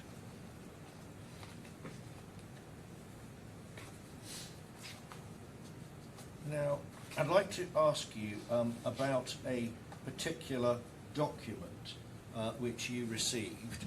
It's at page 3705 of the bundle.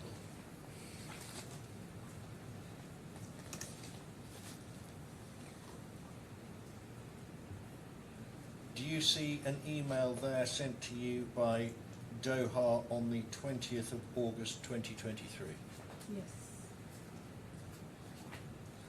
And this attached a draft settlement agreement which starts at page 3707. Do you see that draft settlement agreement? Yes. Do you have any recollection of receiving and reading this draft settlement agreement or not?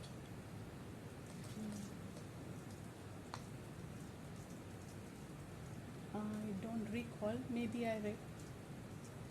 Would you like to read it very briefly now? It's not particularly long.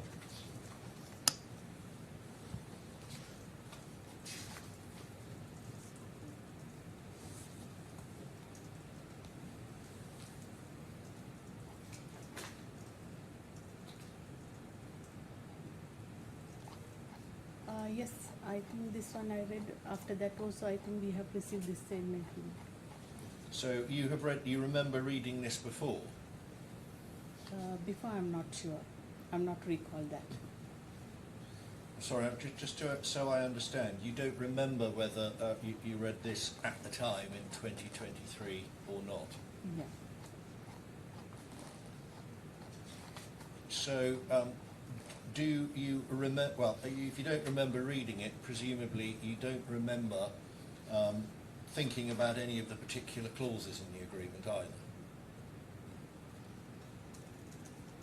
I'm not recall. Okay.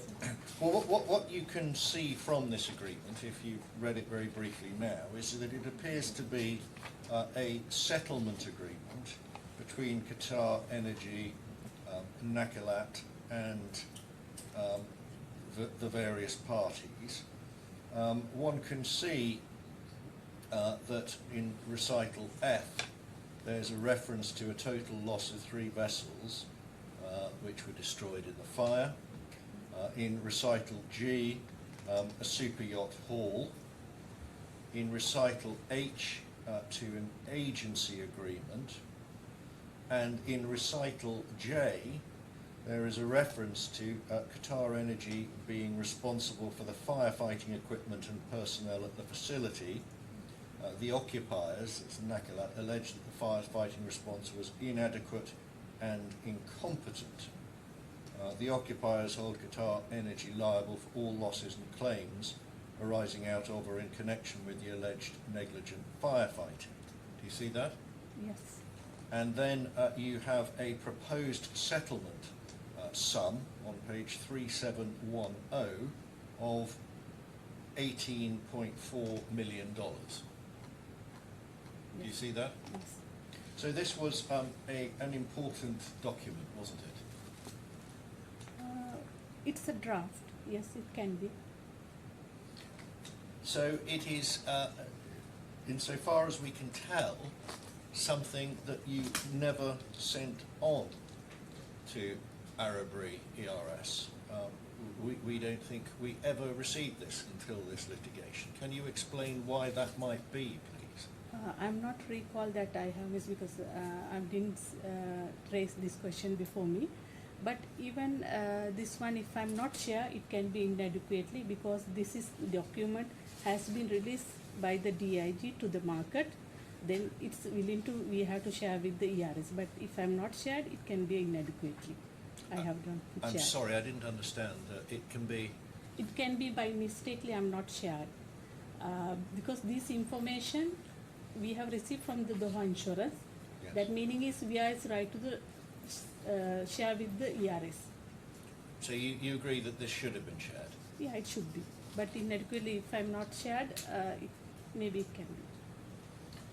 Can we have a look at some further communication, please? If we could turn to page 4117.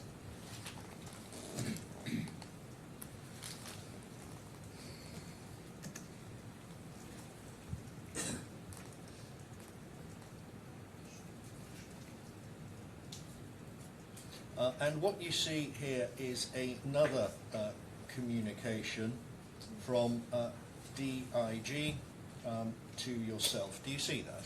Yes. And you then, this attaches a status report issued by Charles Taylor. Further, the lead insurer has advised, as under, quote, and I'll just go down, as a way of further update, the roof has been removed and the removal of the yachts was due to start last week. This has been put back due to complications. There are also issues with the weather, which is slowing down demolition. Due to the hot temperature, work has been restricted and the use of lighting, so work can be carried out at night, has been prohibited. I received a copy of the latest rebuild cost from property insurers. I understand that this report has been potentially caused some concern by followers, as the figure quoted for rebuild is $88 million, and this figure seems to have leaked out. Hence why I have pointed out that items are being contested by property, and more likely than us, as the report is very brief with no substance to support the figures. Do you see that? Yes. So this is something, isn't it, which is also important, and you ought to have passed on to Arabri, wouldn't you? Yes. Now, I just want you to see the document, please, in which you did pass this on. This is your email of 1st of October 2023. It's page 4161.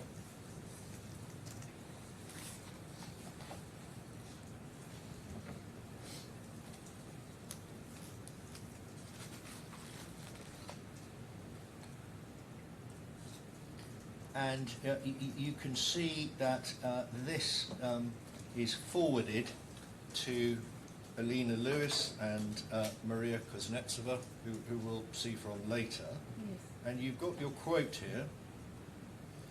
And in the second paragraph, I received a copy of the latest rebuild cost from property underwriters last week. Some items are being contested by them. As soon as we've had a chance to review and then met with property underwriters to discuss, I will release a copy for the following market. Why did you take out the concern from the following market in when forwarding this to Maria Kuznetsova and ARB Re? I don't recall that time because the claim is handled by head of claim. I'm not remember. Okay, well, if we just compare the two documents at 4117 and 4161, somebody seems to have deleted the last two sentences dealing with the concern of the following market and the figure of 88 million, don't they? Do you see that? Yes. But this would have been your head of claims and not you, is that Yeah. correct? Yes, maybe I'm getting instruction from my, I'm not sure, I'm not remember. I see. So you think that the procedure would have been the head of claims would have taken it out and given it to you to send on, is that correct? I'm not recall. Okay. You have no explanation for this? I'm not remember. But there seems to be no obvious good reason for doing that, does there?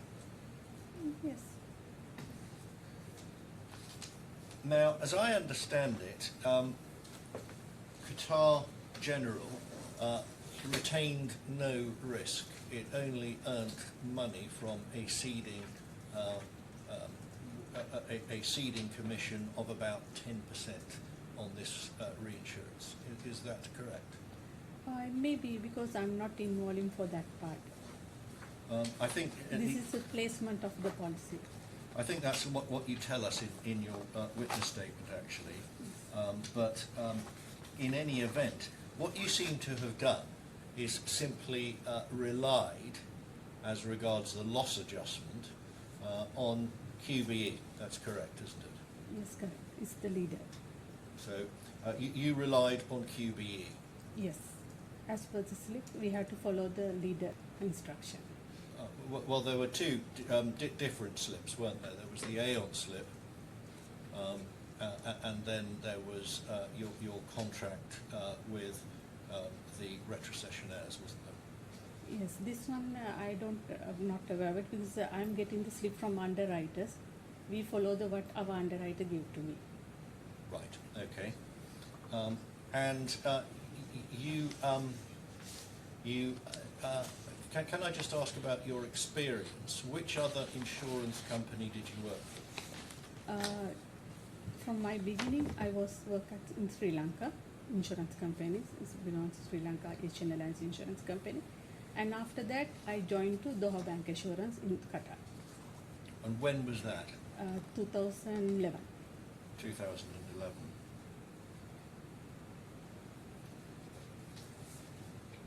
But you're not, and as I understand it, don't profess to be an expert in claims handling in Qatar, do you? That time, in 2020 and 2011, I'm just a junior. Just a junior. One other matter I just wanted to pick up on. Incidentally, the reason I asked you about the seeding commission is because you mention it in your second witness statement at paragraph 9. Perhaps you'd just like to refresh your memory on that.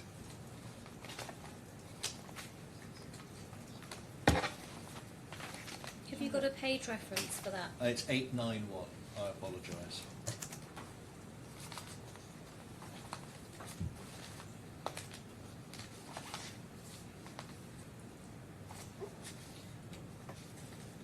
Now, I've got one further question for you, Ms. Pereira. You will know that you have been asked on several occasions for updates on any subrogated recovery. Do you remember that? Yes. And you can see, for example, from the document at page 3588, an update, a request for an update on the subrogated recovery. In 21, I'm not aware about the subrogation matter. So this response I already sent to the DIG. Do you have any update for my clients now, as of today, that you can give us? Because they're very keen to know. Yes, we have already shared the documents with the HFW related to the recent report which we received from the loss adjuster through DIG. Right. What date are we talking about, please, when you say recently? in 25. The last report issued by GRS. Right. So you shared it with Holman Fenwick Willen? Yes.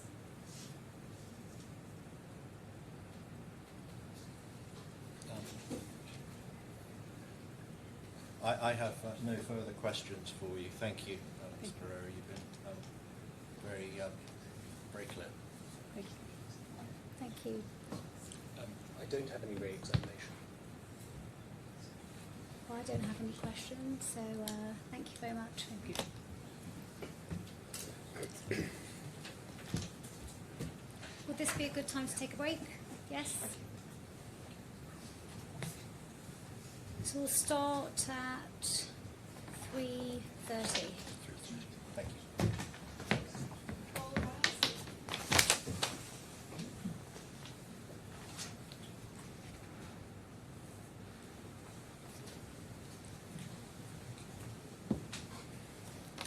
Can I just raise one point before you call the witness?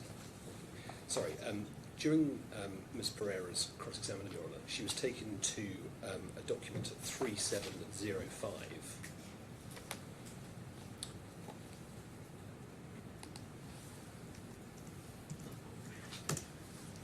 And in particular, the draft settlement agreement was attached at 3707. Yes. And was asked a series of questions about why this was not passed on. So this is 2023 email, why was the draft settlement agreement not passed on? That point emanates only from the schedule. Page 6981.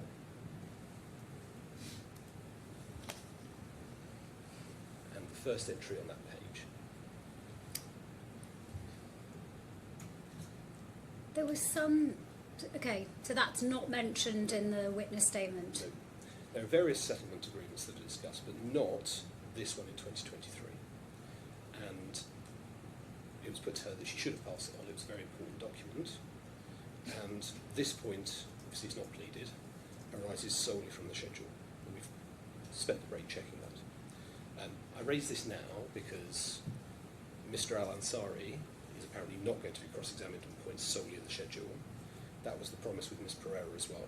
I'm sure it's inadvertent that that's happened. But we will, of course, monitor Mr. Al-Ansari's cross-examination for similar points arising. But we want to put a marker down now, given that that's happened. Right, but the documents, that email and the draft settlement agreement attached is on the record. Is there on the record the email by which this was sent on? Yes, so that's the first document I took you to. It's 3705. And this was put to the... Oh yes, this is, yes. Yep. And it's attached to that email. So it's sent in August 2023. And it was suggested it was a very important document that should have been passed on. Obviously, Ms. Pereira doesn't cover it in her witness statement at all, in either of her statements. It's not pleaded, and it arises only from the schedule. And unsurprisingly, she was unable to assist the court. But I raise this now. We can develop it as necessary in closing. But I raise it now just because I don't want the same thing to happen with Mr. Al-Ansari. Your Honour, I simply put the point that this document, which is on the record, was sent to Ms. Pereira.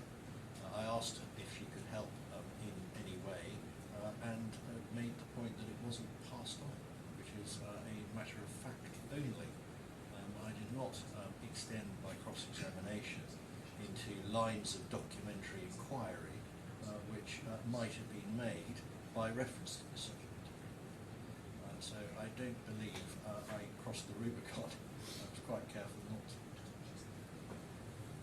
But nevertheless, I'm aware that Mr. Walsh will be policing my cross-examination tomorrow. Well, the marker is drawn, noted. We'll see where we get to tomorrow.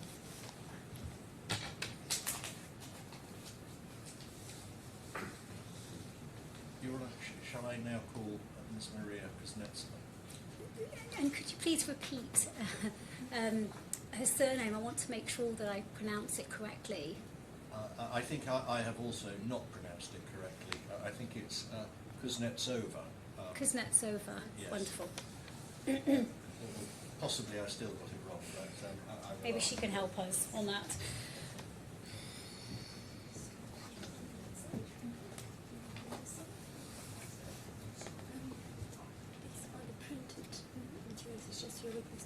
put it here. And supplemental. This is And maybe experimental.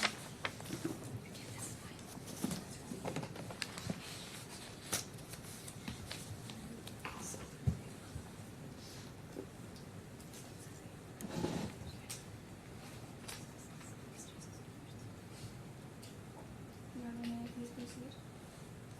Yes, please do. Can you please confirm your name and your occupation? My name is Maria Kuznetsova. I'm a Senior Executive Officer of eMRGent Risk Solutions Limited. Please repeat after me, and if you can please hold your holy book. Thank you. I swear by I swear by the Almighty God the Almighty God that I will say nothing that I will say nothing but the truth. but the truth. Thank you. You may have a seat.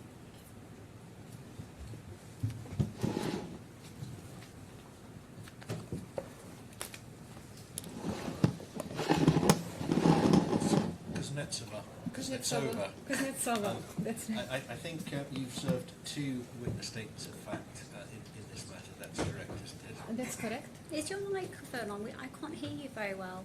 It is. I think you might need to move it closer. You've served 2 witness statements in this matter, 2 witness statements of fact. That's correct, isn't it? That's correct. Could you turn, please, to page 863? And you should see there the start of your first witness statement. Do you see that in front of you? Not yet. I can see on the first page. Thank you. And if you turn on to the end of the statement, please, at page 874, you should see your signature and a statement of truth dated 28th October 2025. Do you see that? I can see that. And can you confirm that the contents of this statement are true? I confirm. And you also served a supplementary witness statement. You will find that at page 906. Yes, I can see. And this is dated 7th November of last year. You should see your signature at page 910, and on the previous page 909 you can see your statement of truth. Yes, I can see. And can you confirm that the contents of this supplemental witness statement are also true? Yes, I confirm. Thank you. Mr. Walsh, who appears on behalf of Qatar General, will ask you some questions about these 2 statements.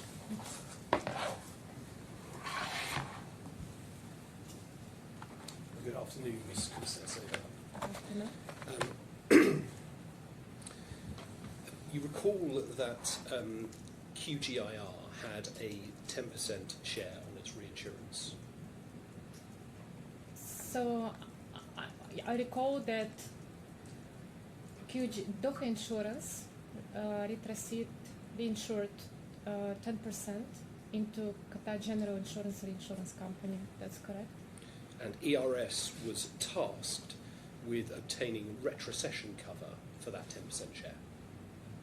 Yes, I can recall that. And it placed half with Amlin, yes? Yes, And the other half via Lockheed Patrick with Liberty. that's correct. And we know that Liberty say they are not on risk in respect of the Nakilat claim because they came off risk after 1 year because of the cancellation notice. That's Liberty's position. I mean, I could see from the correspondence between Mr. Tommy and Liberty and Mr. Tommy and Qatar General Insurance Reinsurance that there was a discussion about Liberty's position. Yes, and their position was it's not covered because we came off risk after 1 year. Yeah, I may need to remember that, but I assume yes, it was there in that correspondence. Yeah. Otherwise, we wouldn't be here, would we, if they were paying because they were on risk? No comments. No comment, okay. But Amlin took the other half of the retrocession and they accept they are on risk Is that right? You can see that Amlin signed the reinsurance slip with Qatar General Insurance Reinsurance Company, and then they took 5% of 100% risk or 50% of 10% a share of Qatar General. Yes. And in respect of the Nakilat claim, they accept that they are on risk and they are making payments. That's right, isn't it?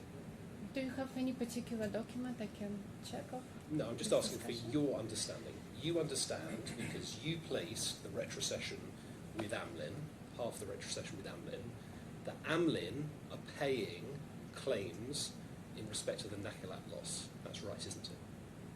I would say when you say claims, right, let me understand my understanding of the claim, that it has three heads of the claim. So at least this is what we were informed, during their HFW's letter, claimant letter. So it's mentioned that there is HFC1, HFC2, HFC3. HFC1 is damage to super yachts. HFC2 is removal of debris and removal of shipyards, demolition of shipyards. HFC3 is damage to the super yachts itself, right? So we have, so basically when you talk about claims, right, so the claim has three parts to that. Yes. To the best of my knowledge, till now, Amlin honored its liability for HOC2 under its retrocession slip with Qatar General Insurance Reinsurance. Then that's where I'm a little bit confused. Some of their latest developments go under HOC2 or 3, supposedly, so I'm not sure about that because it's not clearly communicated. Some of these invoices have been also paid by Amlin. So your question regarding Amlin's position for the full claim, I think it's yet to be seen. That's fair. But in respect of HOC1, they are paying. HOC1, they paid. Yeah. In respect of HOC2, they have made some payments. Is that right? Correct. So yeah, they made payments to one of their expenses submitted by Qatar General. So And HOC3 has not been fully adjusted yet, has it? that's my understanding. And I just want to ask you about your understanding of the insurance and reinsurance programme. Is it your understanding that with the exception of the cancellation notice, the retrocession cover provided by Liberty and Amlin is materially identical? I didn't think about that, so I need time to consider that. Okay. You're aware that both are governed by Qatar law? Yes, I could see that in the contract.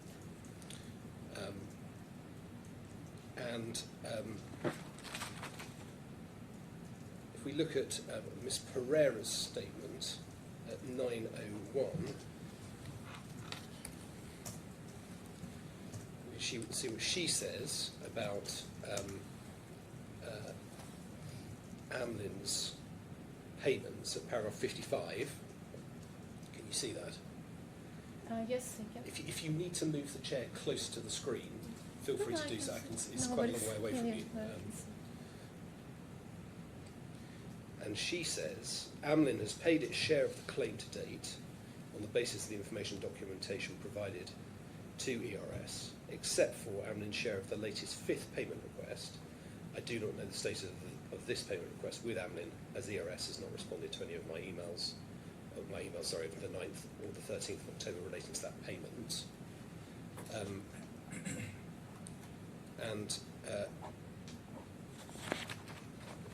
Does that reflect your understanding? Do you have any reason to doubt that explanation?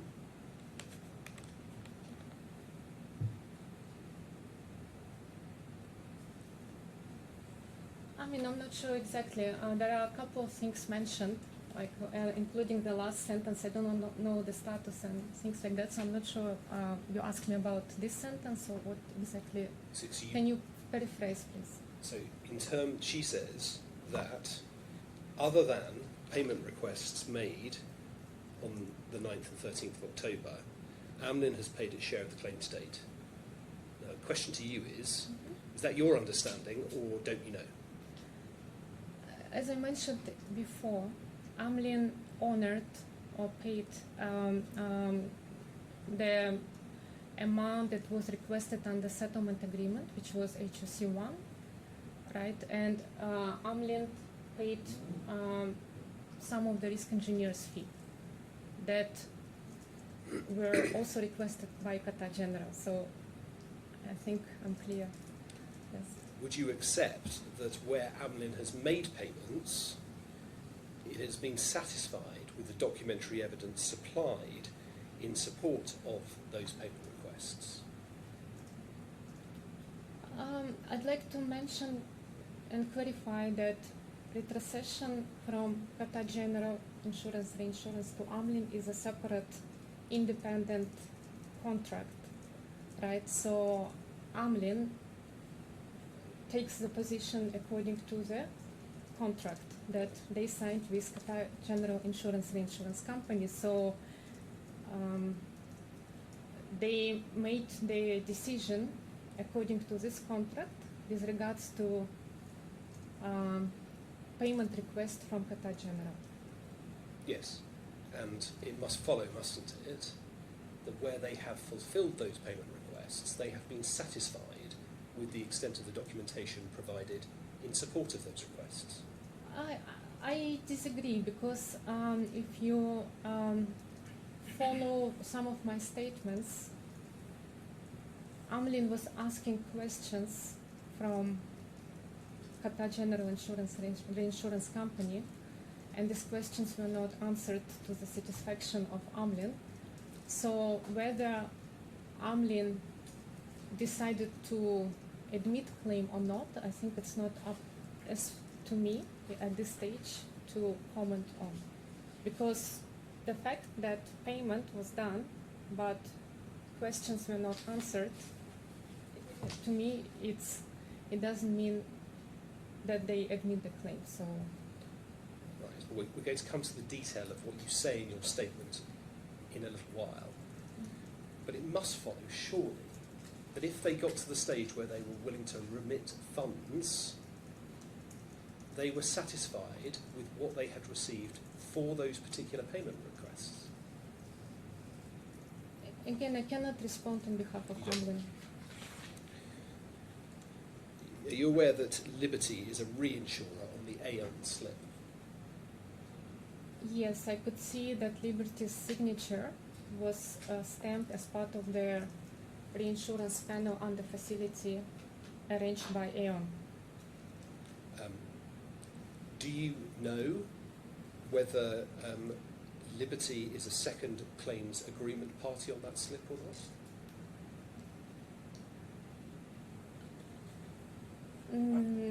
No, I didn't. So the structure of Aon's facility agreement is not up to me, right? So I'm a broker on a separate session from Qatar General to Liberty. You know QBE is the lead underwriter on that reinsurance, don't you? Yes, based on Aon's slip, I could see that QBE was a leader for this particular session for 40% from Doha into QBE through Aon. But you're not sure about whether Liberty is a second claims agreement party or not. It's not something within your knowledge. I could see that Liberty was signed the document, but whether they are second agreement party or not, I didn't see it. Were you aware that Liberty had been involved in approving payments in respect to the Nakilat claim at the reinsurance level?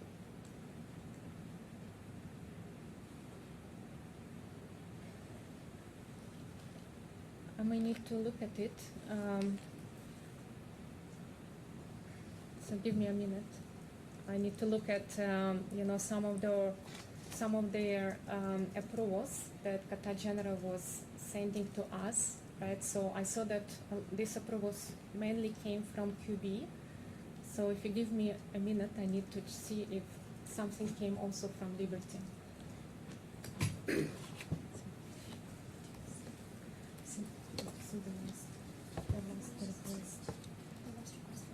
Nadika?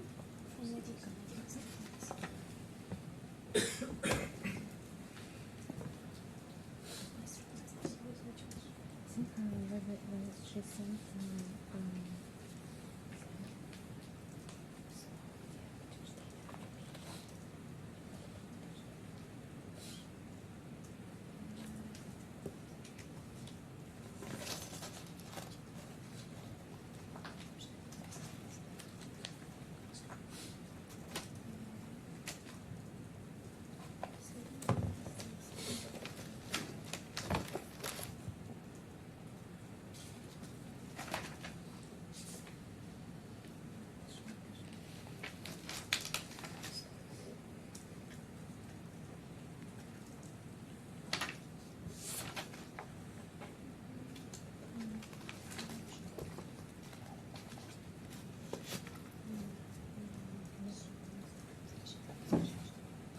yeah, I cannot recall that I've ever seen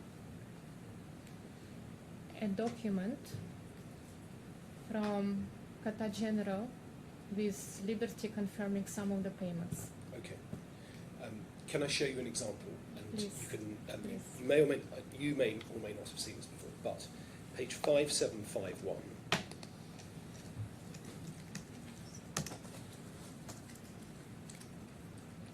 You'll see an email chain from November 2019. Do you see that? Yes, November 20, 2019. I think I didn't hear your answer. Yeah, I can see it on Yeah. the screen. And at the bottom of the page, you can see an email from QBE. See Matthew Rayner of QBE.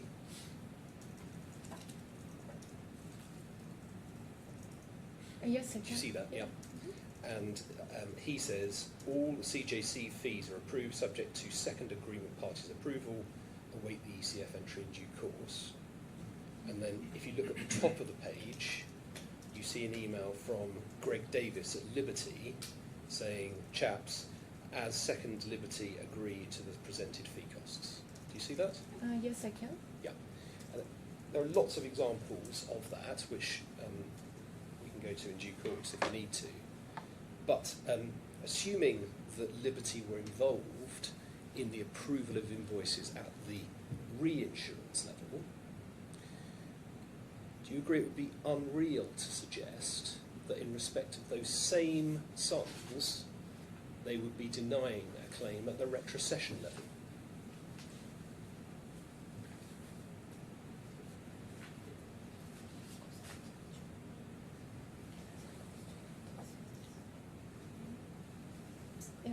I'm so sorry. Can I first ask you a question to this document that you showed to me? Because and then I will answer your second question. I hope so. I Go on. have the comment on that. So you're showing me the document from between QBE, right, and Liberty. Yes. Then Bradley, Aaron, MacArthur. So I don't know who these people are, and I would like to understand how I'm supposed to see this document, by which means, if it's a conversation between reinsurers under Aeon's, separate Aeon's placement. So if you look at the bottom of that page, Yes. you can see who the person called Bradley is. Yeah. It's Bradley Aaron MacArthur of Aeon. Mhm. Do you see that? Yes, Yeah. I can, but again, eMRGent, ERS, and Qatar General are not part of Aeon's placement. So why would I, how would I receive that? satisfied, and why would I rely on this document? So let's take this in stages. I first asked you whether you were aware that Liberty had approved certain payments at the reinsurance level, and you said you didn't know. Yeah. Okay. Correct. I showed you this as one example.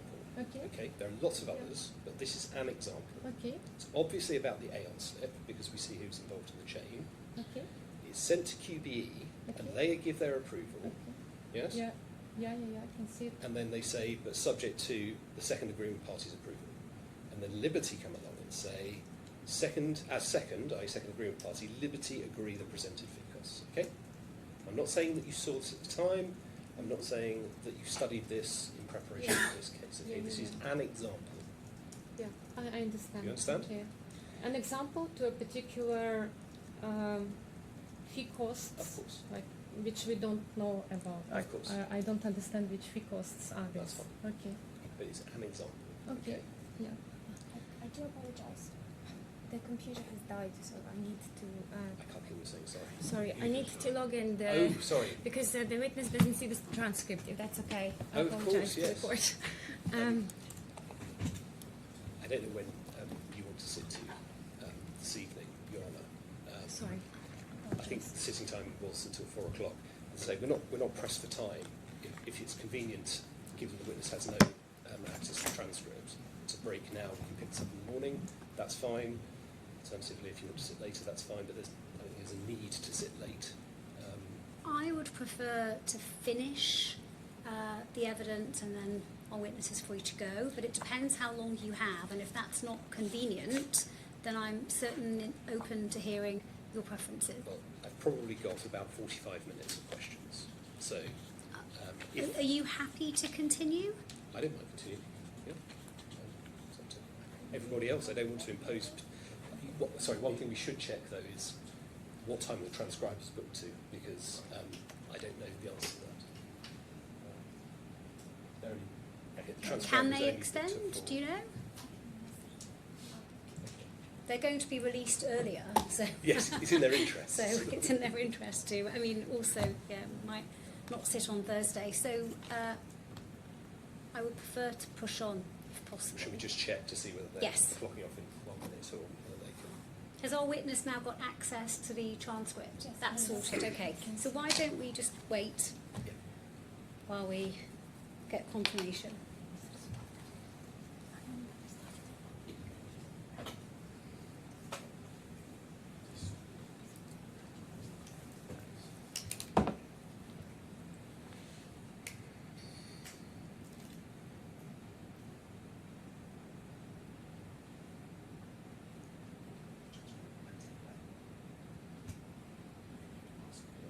We can see that the transcribers very kindly said that they can continue. Can you confirm when you can continue until? Is it 4:30, 5 o'clock? Should we have a hard stop at 5 o'clock? We're told as you wish. And can we do it hard. please record our thanks to the Thank you transcribers very much. for being willing to sit later. Let me just make sure we started. Oh, right, we should be fine to keep going without them needing another break because we only just restarted. Right, so everybody is happy for us to just push on, right? Are you now fully plugged in, I Ms. am, Kuznetsova? yes. Sorry for that Ready for interruption. your questions. Right, I gave you one example. Okay, I Okay. understand. Thank you for I can give you another clarification. example. Would you like another example, or are you happy that this? I'm satisfied with Okay, this. this happened. Okay. Mhm. Now, I said to you just before we broke, I'm not suggesting you saw this at the time. I'm not suggesting you focused on this particular email when preparing for this trial. Okay. Okay. What I'm suggesting to you is that where Liberty has actively approved a payment, it's unreal to suggest that but for the cancellation notice, they would then deny a claim for that payment at the retrocession level. Do you agree?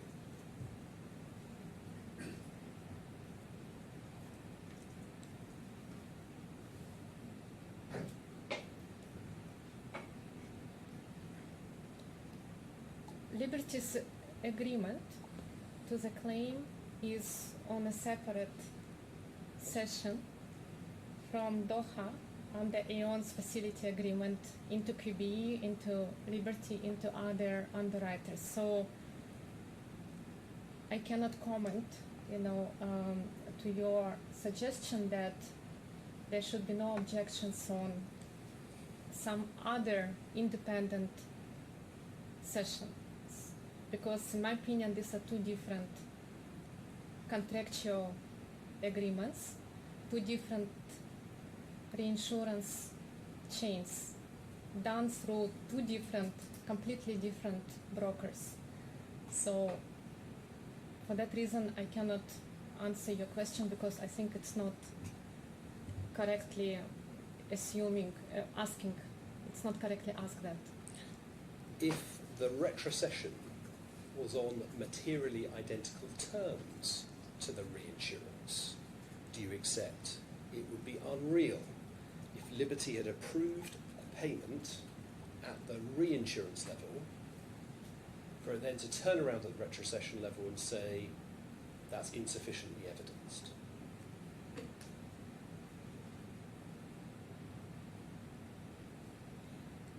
Can you please define materially identical terms? So you're right to say they're two separate contractual chains, okay? Yes. Assume the terms of those contracts don't vary in any important respect in terms of coverage, okay? Do you understand? I understand, but Because I you're a broker, think it's aren't you? subject to materially identical. I think it's it has a different meaning for different people, right? So you need to define what materially identical is. So for that reason, I don't think I will be able to answer this question, because my first question would be, what do you mean by materially identical? And I cannot, I cannot confirm or deny that. I see. Now you're a broker, yes? Correct. You're familiar with acquiring reinsurance and retrocession cover on back-to-back terms, aren't you? I understand, yes, that there is such practice. Yeah. Mhm. So you know what that means as a Correct. concept, yes? Yeah. Back-to-back terms. Again, subject to interpretation. I don't think there is a formal term like back-to-back where you can see the definition. So it's still subject to interpretation to different specialists. But sorry to interrupt. Please continue. No, I will hear your answers. Yeah. Sorry, what's subject to interpretation about the term back-to-back terms?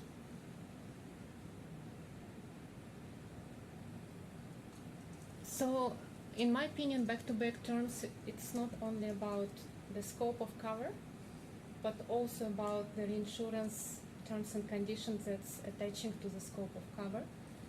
So, it depends.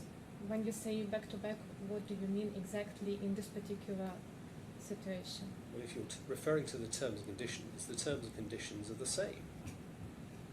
Come on, you must know as a broker, if a client comes to you and says, I've insured this risk and I want to reinsure it on back-to-back terms, you don't say, I'm really sorry, I don't know what you mean, do you? Come on. Yes, I disagree when you say that in our case it wasn't back-to-back terms, because again the insurance terms and conditions were different. So whatever was placed by Aeon as a reinsurance terms and conditions is different from the retrocession between Qatar General, Liberty and Omnium. If So they they're were, not sorry, finish your answer. they're not the same. Okay. If they were the same, I'm asking you to assume, okay? If they were the same and Liberty at the reinsurance level had approved a particular payment based on the documents provided, it's unreal that when it came to the retrocession level, they would then say, we're not paying because it's insufficiently documented, isn't it? I mean, I see you're trying to focus on the back-to-back terms, but again, I want to draw your attention that the placement was done by different brokers, under the different mechanisms. So Aon was doing it under facility, ERS was doing it under case-by-case reinsurance session. So under Liberty's retrocession slip from Qatar General to Liberty, there were no other parties except for Liberty in this particular document.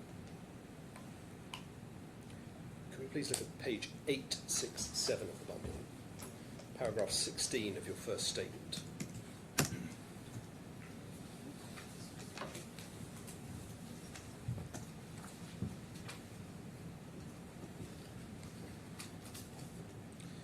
You refer there to when you first became involved in the claim, 25th of June 2023, yes?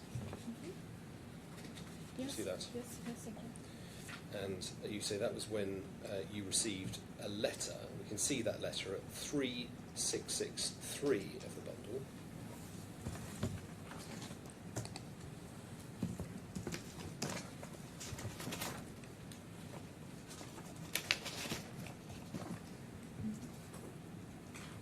Do you recall that letter? Yes.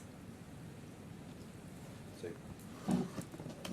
it's a letter sent to Mr. Tommy, but it's a letter that you saw, is it? Yes, I can see this letter. Yeah. And if we go back to your statement, page 867, you note there in paragraph 17 that the June 2023 letter from QGIR was almost 4 years since the claim had been reported and 3 years after the settlement. Do you see that? Yes, I can. And then you go on to say, we did not know how probable the claim was before this correspondence, and QGIRC were not active on reporting. It was a surprise the formal letter was sent putting Arbery on notice, as until then the impression was that QGIRC was asking Arbery to discuss the claim with Liberty and convince them to pay. Do you see that? Yes, I can. I want to show you some documents, if I may, in terms of updates. Please look at page 3576 of the bundle.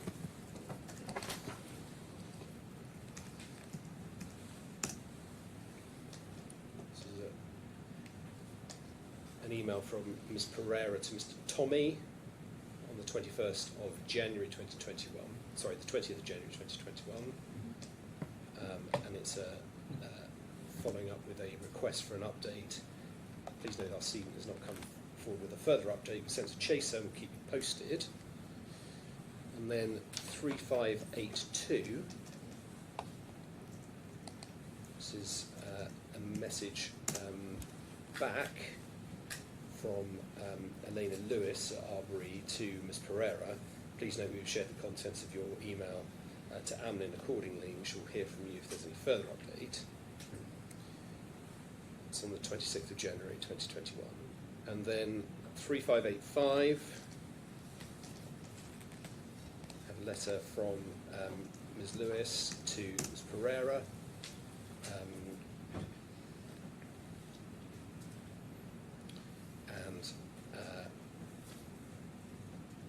She asks for an update on the property loss damage on the following aspects and asks 2 questions.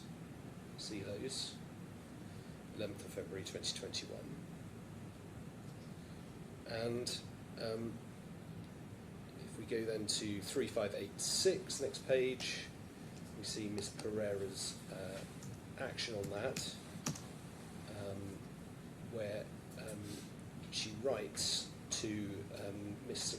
Sebastian and asks and forwards on those queries. Do you see that? Yes, I can. So that's February 2021. And then next page, 14th of February 2021, and she reports back to Ms. Lewis of Arbery ERS with the advice received from DIC. Already forwarded the below queries and we'll update you as soon as they respond to us. 3589 from Ms. Pereira. again, following up with further queries with Ms Sebastian. Queries on the below caption claim. It's at the bottom, our reinsurer is chasing us, continuing, we seek your urgent feedback, etc. So that's 31st of March 2021. And then 3590, chasing again, expedite this matter. I've shown you a few documents there, but it's right, isn't it, that QGIR were following up with queries and were active in doing so, at least during the period that I've shown you there. Would you accept that?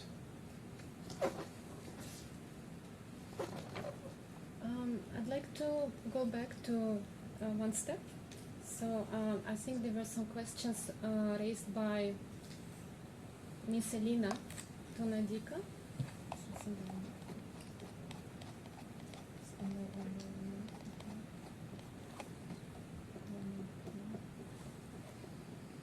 Is that 3588? 1 second, yeah, 3585. 85, okay.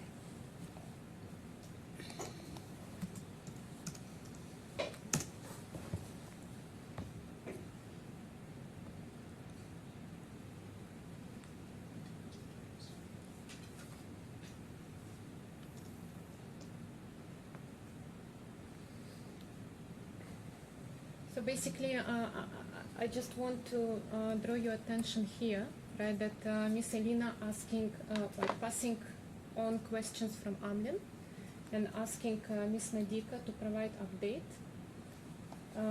about, to provide update, right? So the first question was about reports. So fire incident happened in 2019. Charles Taylor were appointed to survey investigate on the next day. However, there was no report released by CLA after 24 September 2019. So, and this is happening in 2021. And it is difficult to believe that no developments have taken place on the assessment of property damage loss for more than 16 months. So this is question number 1. Were there any further reports? Then in the second question, the second question is about reserve position, right? Ms. Elini is asking to provide an update, and she made a comment that Amlin is keen to provide an appropriate realistic reserve in the financial for the year ending 2020. So she's basically asking for the update on the reserve. So then if you go to the next page and see the answers, sorry, it would be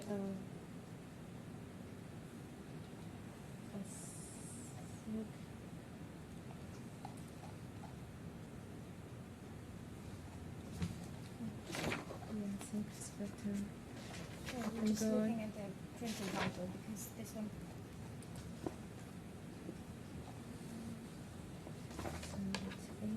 That was 11th February 2020.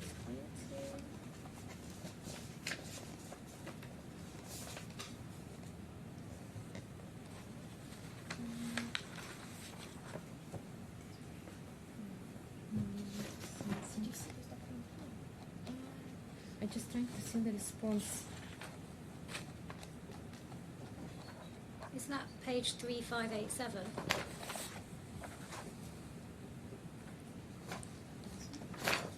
And then yes, yes, that's correct. So Ms. Nadika answers one of the question of Ms. Elina about CTA report, but there is no response or even comment regarding the reserve. So, and then Ms. Nadika saying that we have already forwarded the bureau inquiries. We will update you as soon as they respond to us. So this, since you picked on that, so I just want to look at it factually, right? So you're saying that in 2023, my comment was that we were not receiving updates and we didn't see that Qatar General actively manage the claim.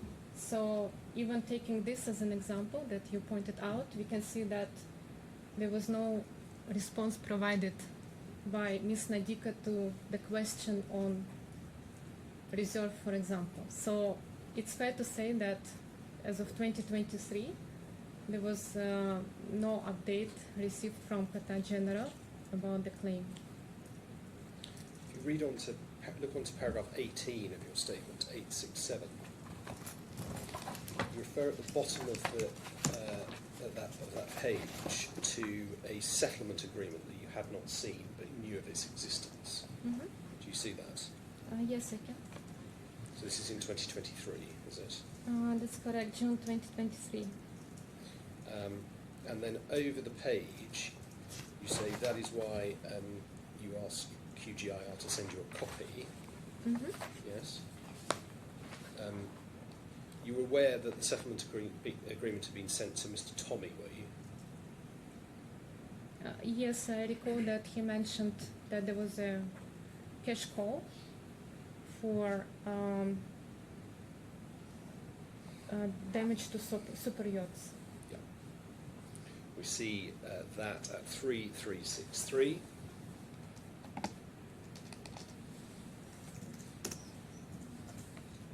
An email from Ms. Pereira to Mr. Tommy.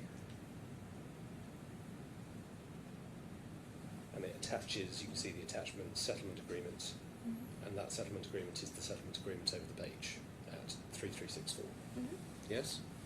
Yeah, I can see the correspondence. In fact, Elena Lewis had sent a copy to Amlin. Were you aware of that?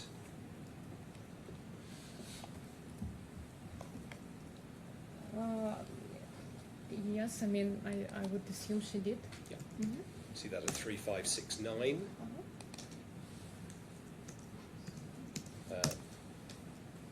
No, Okay. no reference. I'll come back to you on a reference for that if I need to. Mm-hmm.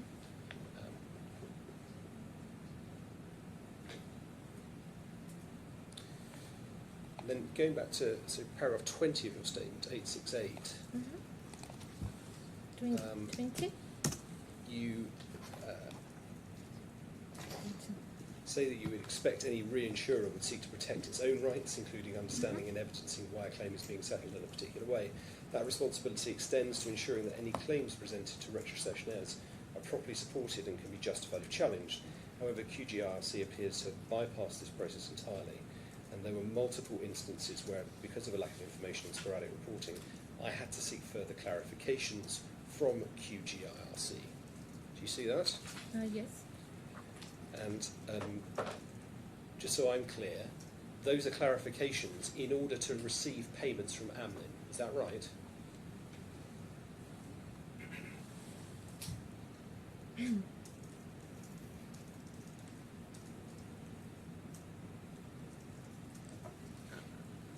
I would say it's a comment that any professional insurance, reinsurance company is expected of providing the supporting and evidencing document to any of the claim requests that it submits.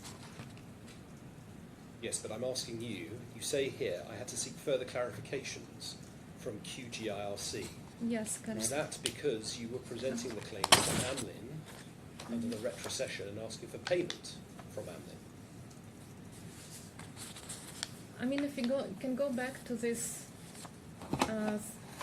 email that's mentioned in paragraph 18, right? Settlement sum referred in the June 2023 letter.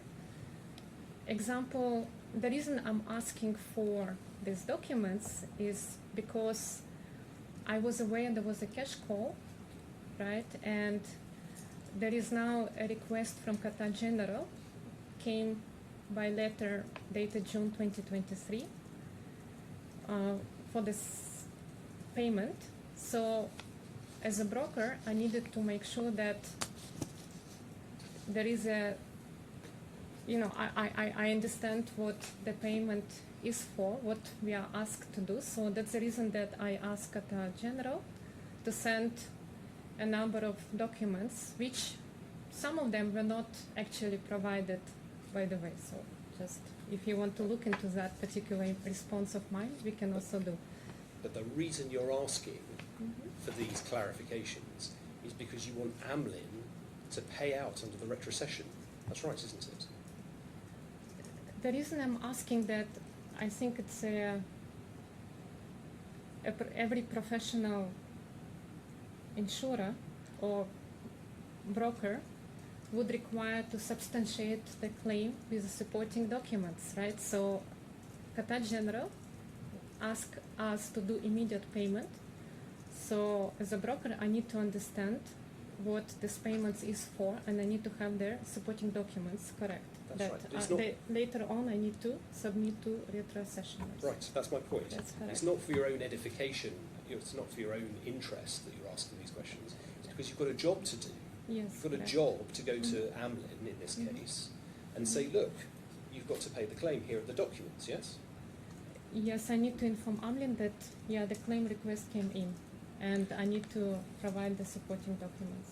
Now, in terms of examples of where you seek clarification, you give an example in paragraph 21, the very next paragraph.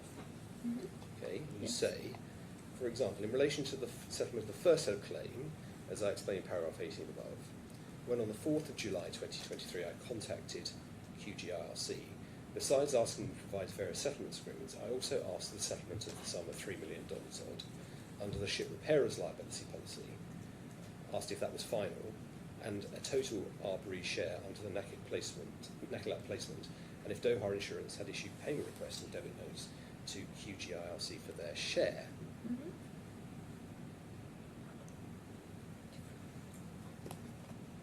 And so what you're asking for, or this is your first example of a lack of information and sporadic reporting, is firstly that there's a lack of a settlement agreement that you've seen, and then also a query about whether Doha Insurance had issued payment requests or debit notes. Is that a fair summary of your evidence?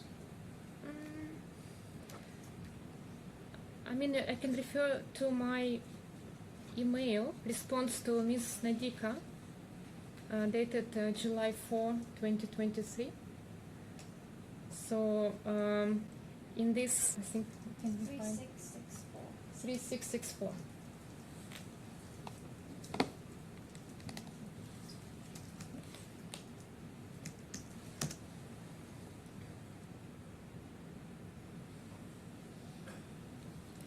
Yeah, you can see it. Yes. So I mentioned here that first I acknowledge the receipt of the email that was addressed to Mr. Tommy, and then basically I want to I have two questions. So the first one, confirm that this is the final settlement amount that's pertaining to Arapri's total share for repair success liability reinsurance placement, and then I ask for copies of the 4 documents: settlement agreement between the Kilat and the parties who suffered the loss, then settlement agreement between Doha Insurance and HAL Insurance, then settlement agreement between Doha Insurance and Qatar General Insurance Reinsurance Company, and then the final settlement request, accounting documents of Doha Insurance to QGIRC. So, and then we see the response of Ms. Nadika, dated July 10, 2023.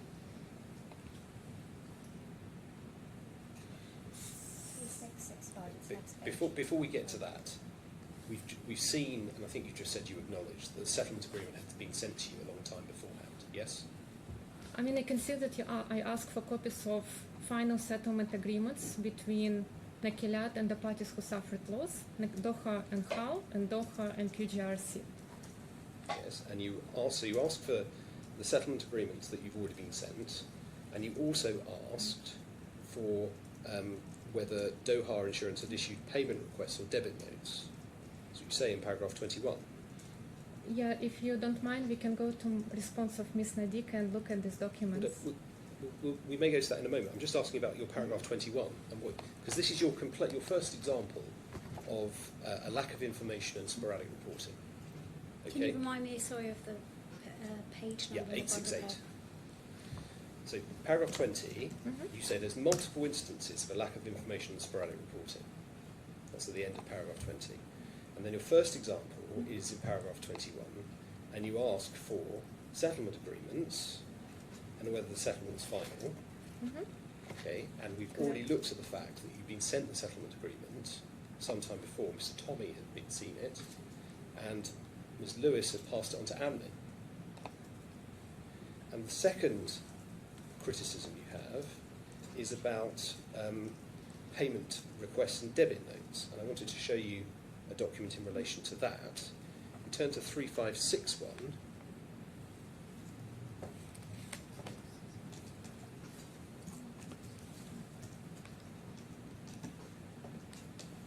We see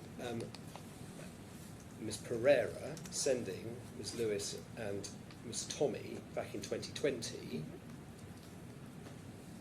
accounting documents and debit notes for Amlin's share of the claim. And if you look thereafter in the file, you will see a long list of documents that are attached, and they include the debit notes for the share. So that information had also been received in 2020, hadn't it?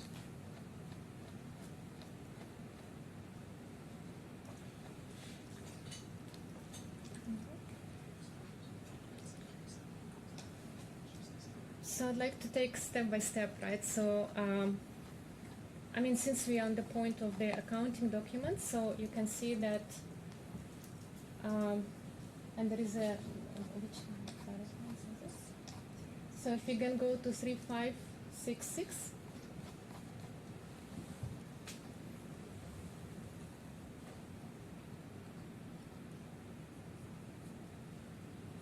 Right, so you can see the invoice of Qatar General towards Arab European Reinsurance brokers, and in the details it's saying being your 5% share of claims settled to us in respect of Nakilat, Daman, Shipyards, Qatar, type how. So how insurance, while Arab European has nothing to do with placing how and machinery insurance policy. So looking at this document, not only the type is wrong, but Qatar General is debiting Arab European for only 5% of the risk. So that's point number one. But going to your previous comment about copy of the settlement agreement, so my request was for settlement agreement between Nakilat and the parties who suffered the loss. It's point number one. Number two, Doha and how. And then settlement agreement between Doha and QGRC. So this was my explicit request by email to Ms. Nadika in July 4, 2023. In response, I can see that Nadika shared signed agreement and release form. And if you can look at this signed agreement and release. Find a reference. Sorry, can I point you to the reference? This is not really answering the question that I asked you, I'm afraid. If you look back at paragraph 22 of your witness statement, okay? I'm sorry, I'm trying to... Sorry, 21 of your witness statement, page 868, okay?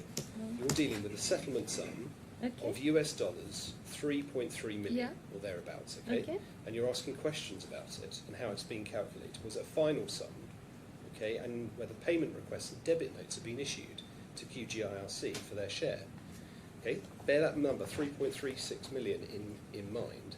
One then goes to what actually ERS Arbery had been sent back in 2020, 3561. And Mr. Tommy, back in 2020, had been sent, if you look, credit note, 30 million, being full and final settlement. That's at first attachment at 3562.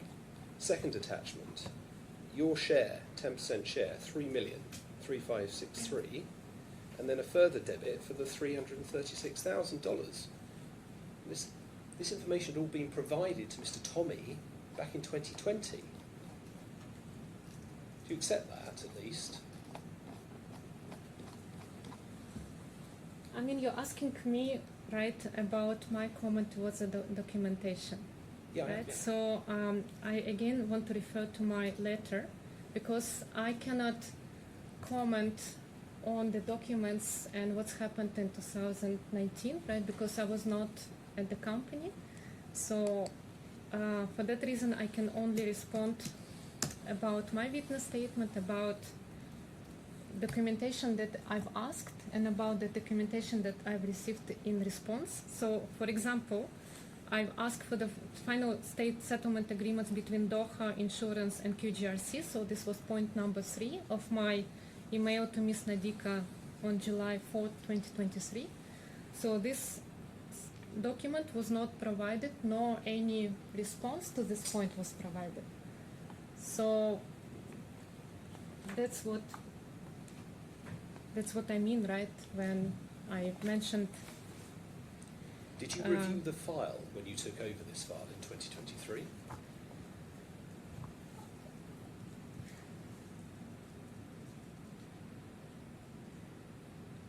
So during due diligence stage, Mr. Tommy mentioned that there is a circumstance regarding Nakilat claim. Sorry, what do you mean by due diligence stage? So there, as you're aware, eMRGent, a group of 3 shareholders acquired Arab European in 2022. So you're talking about the due diligence that happened before that, are you?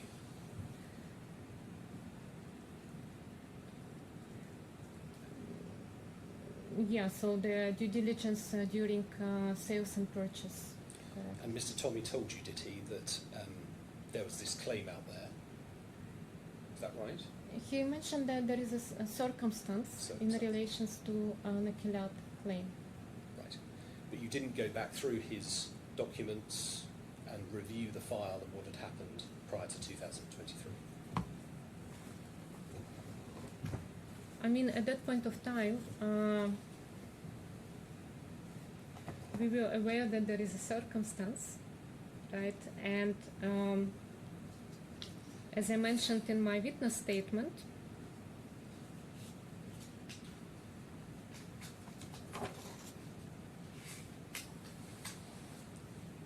which is paragraph 17,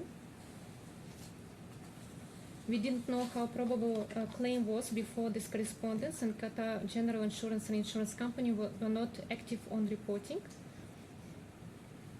So I mentioned that in my, I think the response is in my witness statement. I know, but I'm asking you about whether you reviewed the file when you took it over in 2023. You don't say in your witness statement that you reviewed the file, and you seem to be asking questions about documents that have already been provided, okay? I disagree, right? So again, if I refer to my email to Ms. Nadika, July 4. So before, let me, okay. The email from Qatar General. Just before you go on, I'm going to let you answer. Yeah. But could you just tell me whether I'm right? You didn't review the file when you took it over, did you? I think it's privileged information, so I don't want to answer it. Because it's related to due diligence process between sales and purchase, so it's not part of my discussion dated, June 2023. All right, my and then witness after statement. the due diligence, and once you were in position, so from June 2023, you didn't review the file then either, did you? It's a wrong comment, I would assume. So I don't understand your question. Can you repeat? Okay. By 2023, this Nakilat claim had been around for a little while, for a few years, okay? You tell us at paragraph 16 of your witness statement that you first became involved in June 2023. I'm suggesting to you that when you became involved, you didn't review the file. I've asked that question about 4 times now. I'm not going to ask it again. I'm going to give you one more chance to answer whether you did or did not review the file.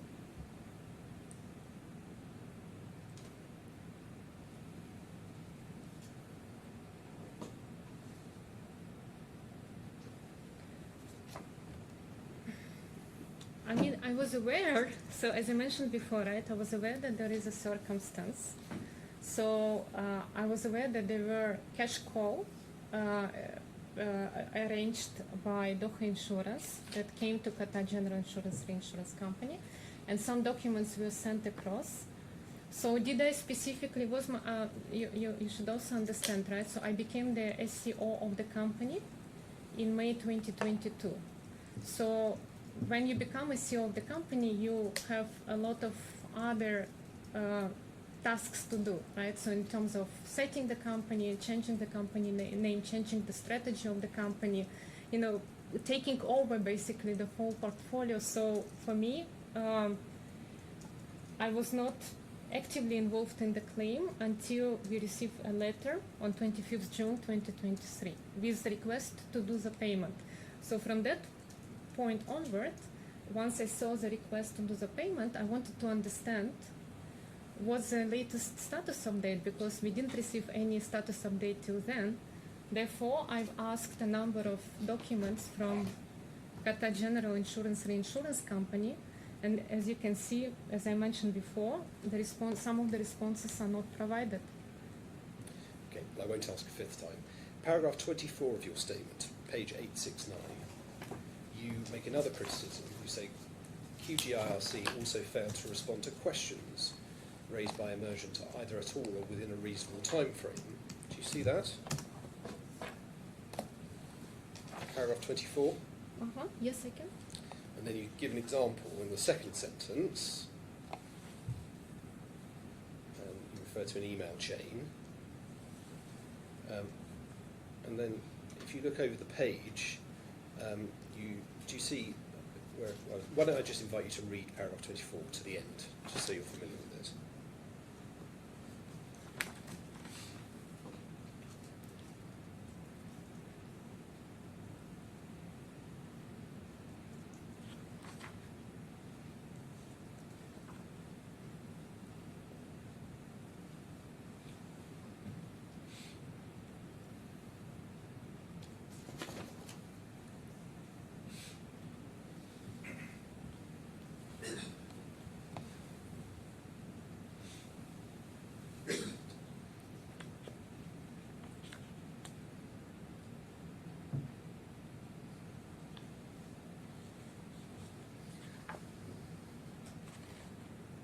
Okay, yeah.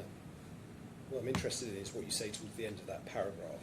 You say, to date, we/Amlin have no update on the outcome of the recovery action pursued against the owners of the AC units. Do you see that?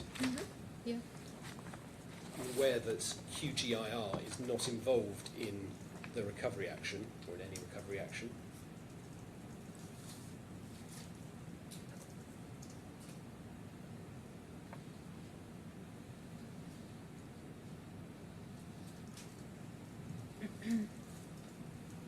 Say it again, sir. Are you aware that QGIR is not involved in any recovery action? Okay. Did you know that? Not that I didn't have. I didn't have chance to think about it exactly. What does involvement means by QGRC? You aware that it's QBE that would be handling any recovery action as the lead on the reinsurance?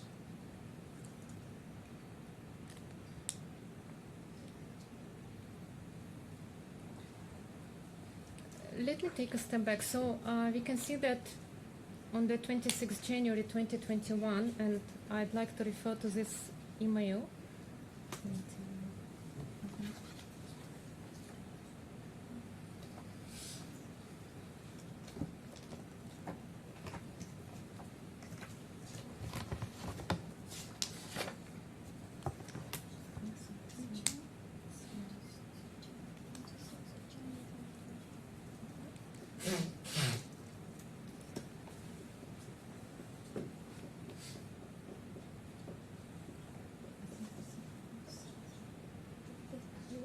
Yes, for this one.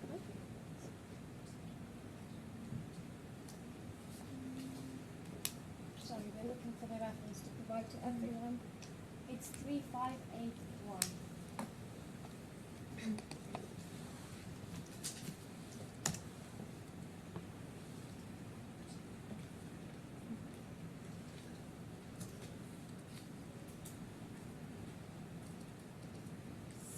So you can see that this is the responses of Ms. Nadika to the question raised by Ms. Elena about recoveries against AC unit owner.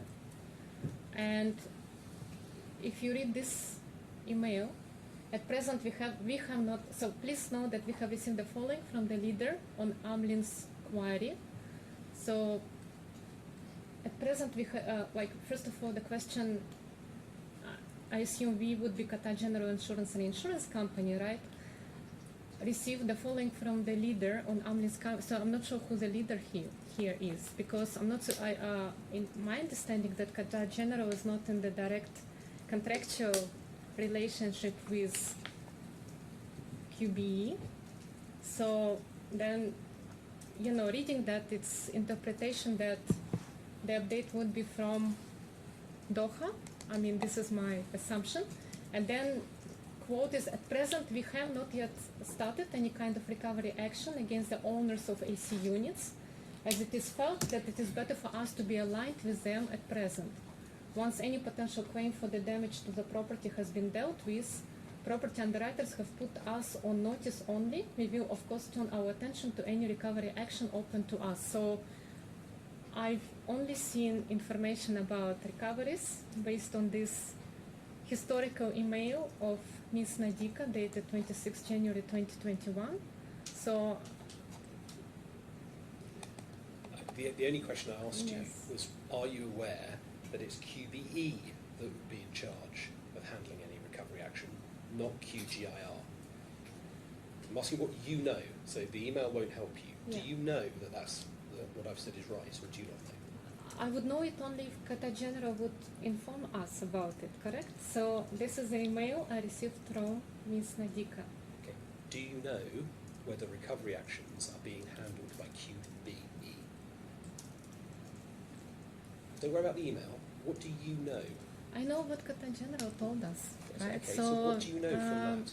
I don't think Qatar General mentioned that QBE is sent explicit email saying that, by the way, for your information, QBE is handling the recovery rights. So this email didn't. I'm not asking about Come? that. I'm not Yes. asking whether you received a specific email. I'm asking about what you know. So forget where the information comes from. Okay. Forget whether you've got an email in particular terms. Yes. Did you know that QBE would be handling any recovery action or not? I would know it only from the email, and the email didn't come in. Now, you refer here to the email on the 26th of January 2021, and you say you've had no further updates.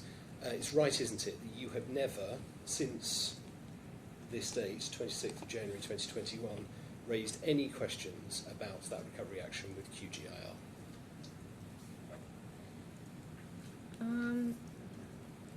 So if you look at the last sentence of Ms. Nadika, she mentioned we shall revert once we have any further information. So Qatar General confirmed that they will revert once we have any further information. This was dated by 2021. So, and that's precisely the comment I'm making, that we are not keeping updated about various stages of the claim, you know, various updates of the claim, including recovery rights. I asked you whether you had followed up after January 2021 about the status of any recovery action. The answer is no, isn't it? You didn't.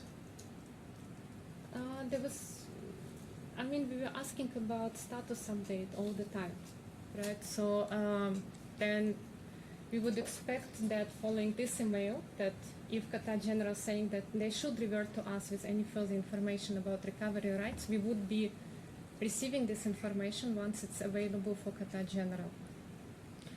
The next criticism you make of QGIR is in paragraph 25 of your statement, first sentence. Informed by QGIRC, 6th of November 2023, in one sentence that CTA, that's Charles Taylor Adjusting, were replaced by Global Risk Solutions, but there was no clarification as to the reasons why this change had happened. Now, we see that letter that you're referring to at page 4263.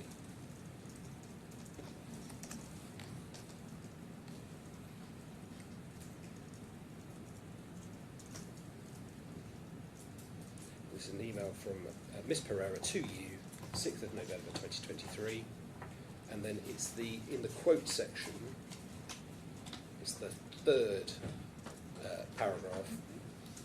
Kindly note that we had submitted the latest status report number 6 by CTA. However, kindly mark your record that now this claim is being handled by Global Risk Solutions instead of CTA. Okay? Mm-hmm. And you think it's important that you were told the reason why this was happening. Is that right? Yes, I would say that, it's important any change in their loss adjuster is raising questions about the reason for the change. Right. But you don't, in response to this email of the 6th of November 2023, say anything along the lines of, Dear Nadika, thank you for your email. Why has it changed from CTA to Global Risk Solutions? You don't do that, do you? Let me have a look at my response.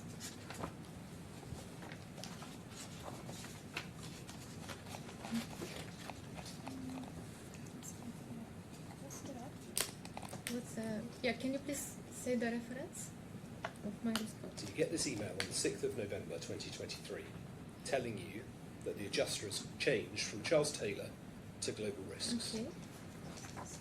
And you criticise QGIR in your witness statement for not explaining why the change had happened. What I'm putting to you is that you do not, in response to this email, say, why has this change happened? Do you?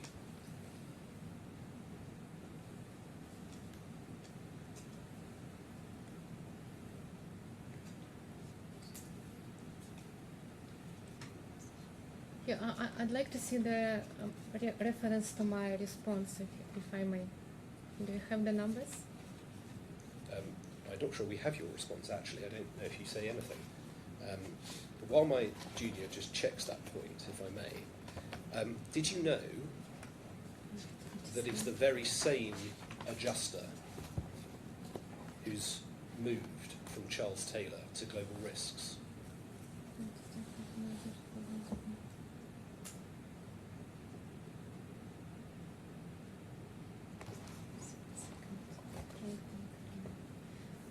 I'm sorry, can you ask once? Were you aware that it is the very same adjuster who is still adjusting the claim, and all that has happened is that he has moved from Charles Taylor to Global Risks? No, I was not aware of that. If you look at page 4974,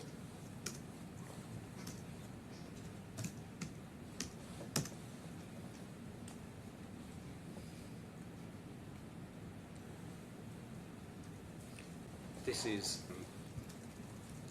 Charles Taylor's last report that they produced on the 3rd of August 2023. Okay. And then if you look at page 4980, you can see that Christopher Wiley is identified by his signature on the last page, yes? Yeah, I can see the Yep. signature. Mhm. And then if we go to the first report from GRS 5040, this is sent on the 3rd of June 2024. If we go to 5049, we can see it's signed by Christopher Wiley. He's moved from Charles Taylor to Global Risks. Do you see that? Yes. Yeah. Now, I'm assuming that you didn't appreciate that at the time, but now I've shown you that that's what's happened. It's hardly an important development, is it? That the adjuster has changed from Charles Taylor to Global Risk Solutions. Mm-hmm. Do you accept that? I accept, that it's important to be commented on and explained why this happened. Now you know the reason why the adjuster has moved from one firm to another. You can see that this is not an important point, is it?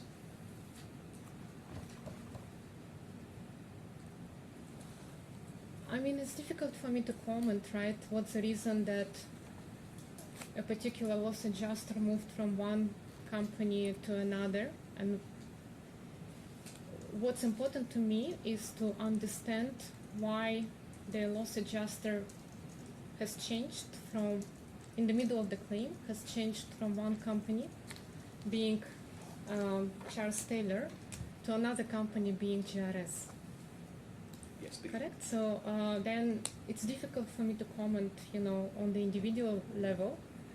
What does it mean when one loss adjuster person comes from one company to another? So for me, it's important to. I saw that there is a change in the loss adjuster company.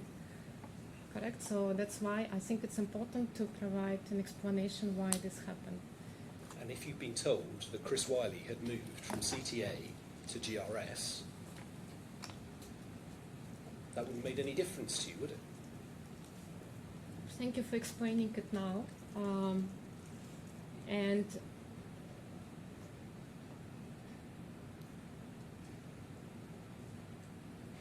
so I'm not sure, how should I answer this question? What do you mean make any difference or not? I'm not sure. So what I'm saying is that it's very important to understand the reason why in the middle of the claim, one risk engineer loss adjuster company changed to another loss adjuster company.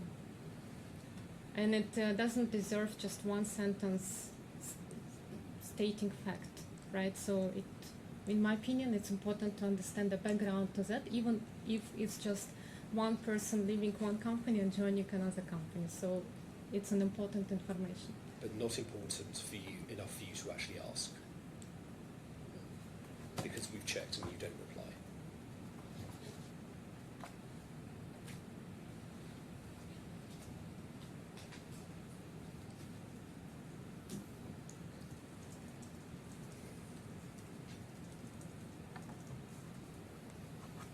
Yeah, I can see that in the response I asked the question of Amlin, asking here for the information. This was my response. Your next criticism of QGIR is in paragraph 25 of your statement, page 870. And what I'm particularly interested in is 4 lines from the end. You say, it was not explained by QGIRC who ABL were and why they only started producing demolition reports in 2023, considering the loss happened in 2019. Mm-hmm. Do you see that? Yes. Mm-hmm. Now, the report that you're concerned with is at 4264.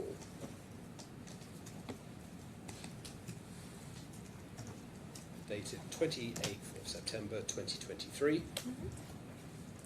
And would you have read this at the time? Yes, I did. Yeah.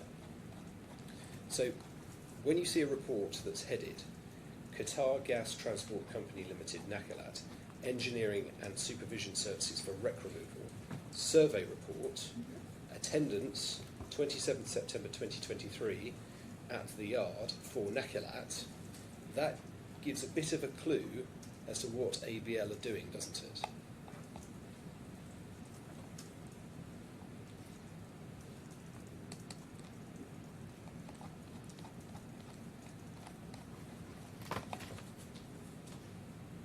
I can read it, yes, from their, from the page that there was a report issued September 2023, Nakilat, and then Engineering Supervision Services for wreck removal. So done by ABL. So this is the first time when we were informed at all about ABL being involved in the claim. So we just received the reports, right? So then if you go into the report, right, so I would appreciate if I would have a comment from Qatar General Reinsurance Company to which head of claim this report relates to, because as I mentioned before, it's HO1, HO2, HO3, so I would love to understand more, about what these reports are about and why we simply will forward this report by email, and we were not even informed that ABL was appointed by before. So The beauty of the report is that it goes on beyond the first page, 4266, and it tells you exactly what's going on here. Paragraph 1.1.1. Instructions received from Qatar Gas, from Nakalat, to attend to monitor the wreck removal scope of the work. The undersigned representative of this office attended on the site, 2023, and this report details the status and findings. And then paragraph 1.2.3. ABL has been appointed by Nakalat to provide engineering and supervision services for the wreck removal scope. And then paragraph 1.3 says, look, this is what we're doing with the survey. Witness and monitor the progress of the wreck removal. Provide a technical review. I mean, there's no mystery. If you read the document, there's absolutely no mystery about what's going on, is there?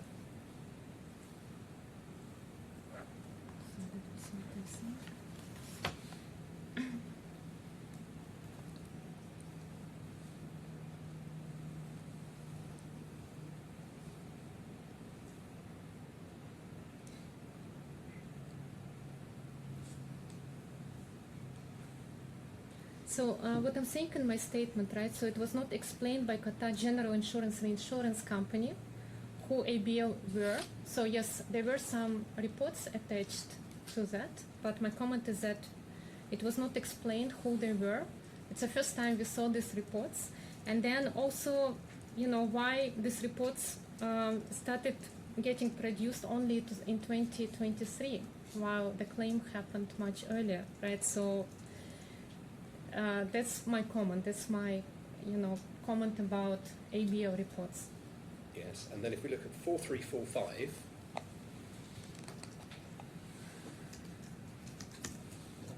email from you to Ms. Pereira, 14th of December 2023, and it's clear from this that you have forwarded, you say one of the reinsurers, presume that's Amlin. Yeah. So you forwarded them the ABL report. Correct. Yes. Yes. So that you had enough information to pass on to them, Yeah. and then you come back with a question. Please would you revert? You don't say, this is an entire mystery to me, where these people come from and what they're doing.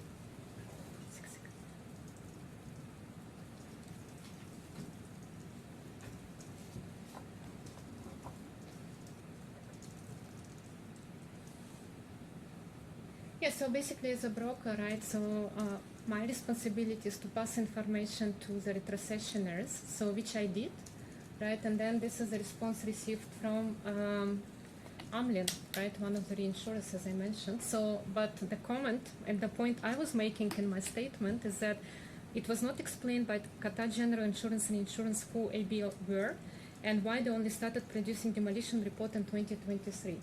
In addition, since you point out to this letter, we asked for a copy of the updated rebuild cost, please, right? And I don't think that this information has been received.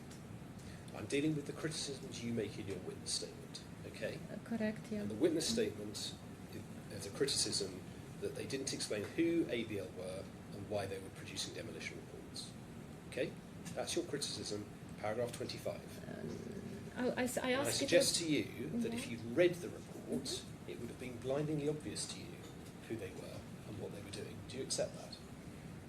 It was not explained, by Qatar General who they were and why they only started producing demolition report in 2023. So it's not only about ABL, but also about why demolition reports were not sent or started to get produced only in 2023. So I think I'm pretty clear about my statement here. I have about 3 pages of notes left, I'm afraid, but that shouldn't take too long tomorrow morning. Absolutely fine. That's fine, and then we'll hear from the experts. Thank you. Ms. Kutsova, you are still under oath. Please don't discuss your evidence with anybody until you're released after questioning tomorrow morning. Okay? Thank you very much.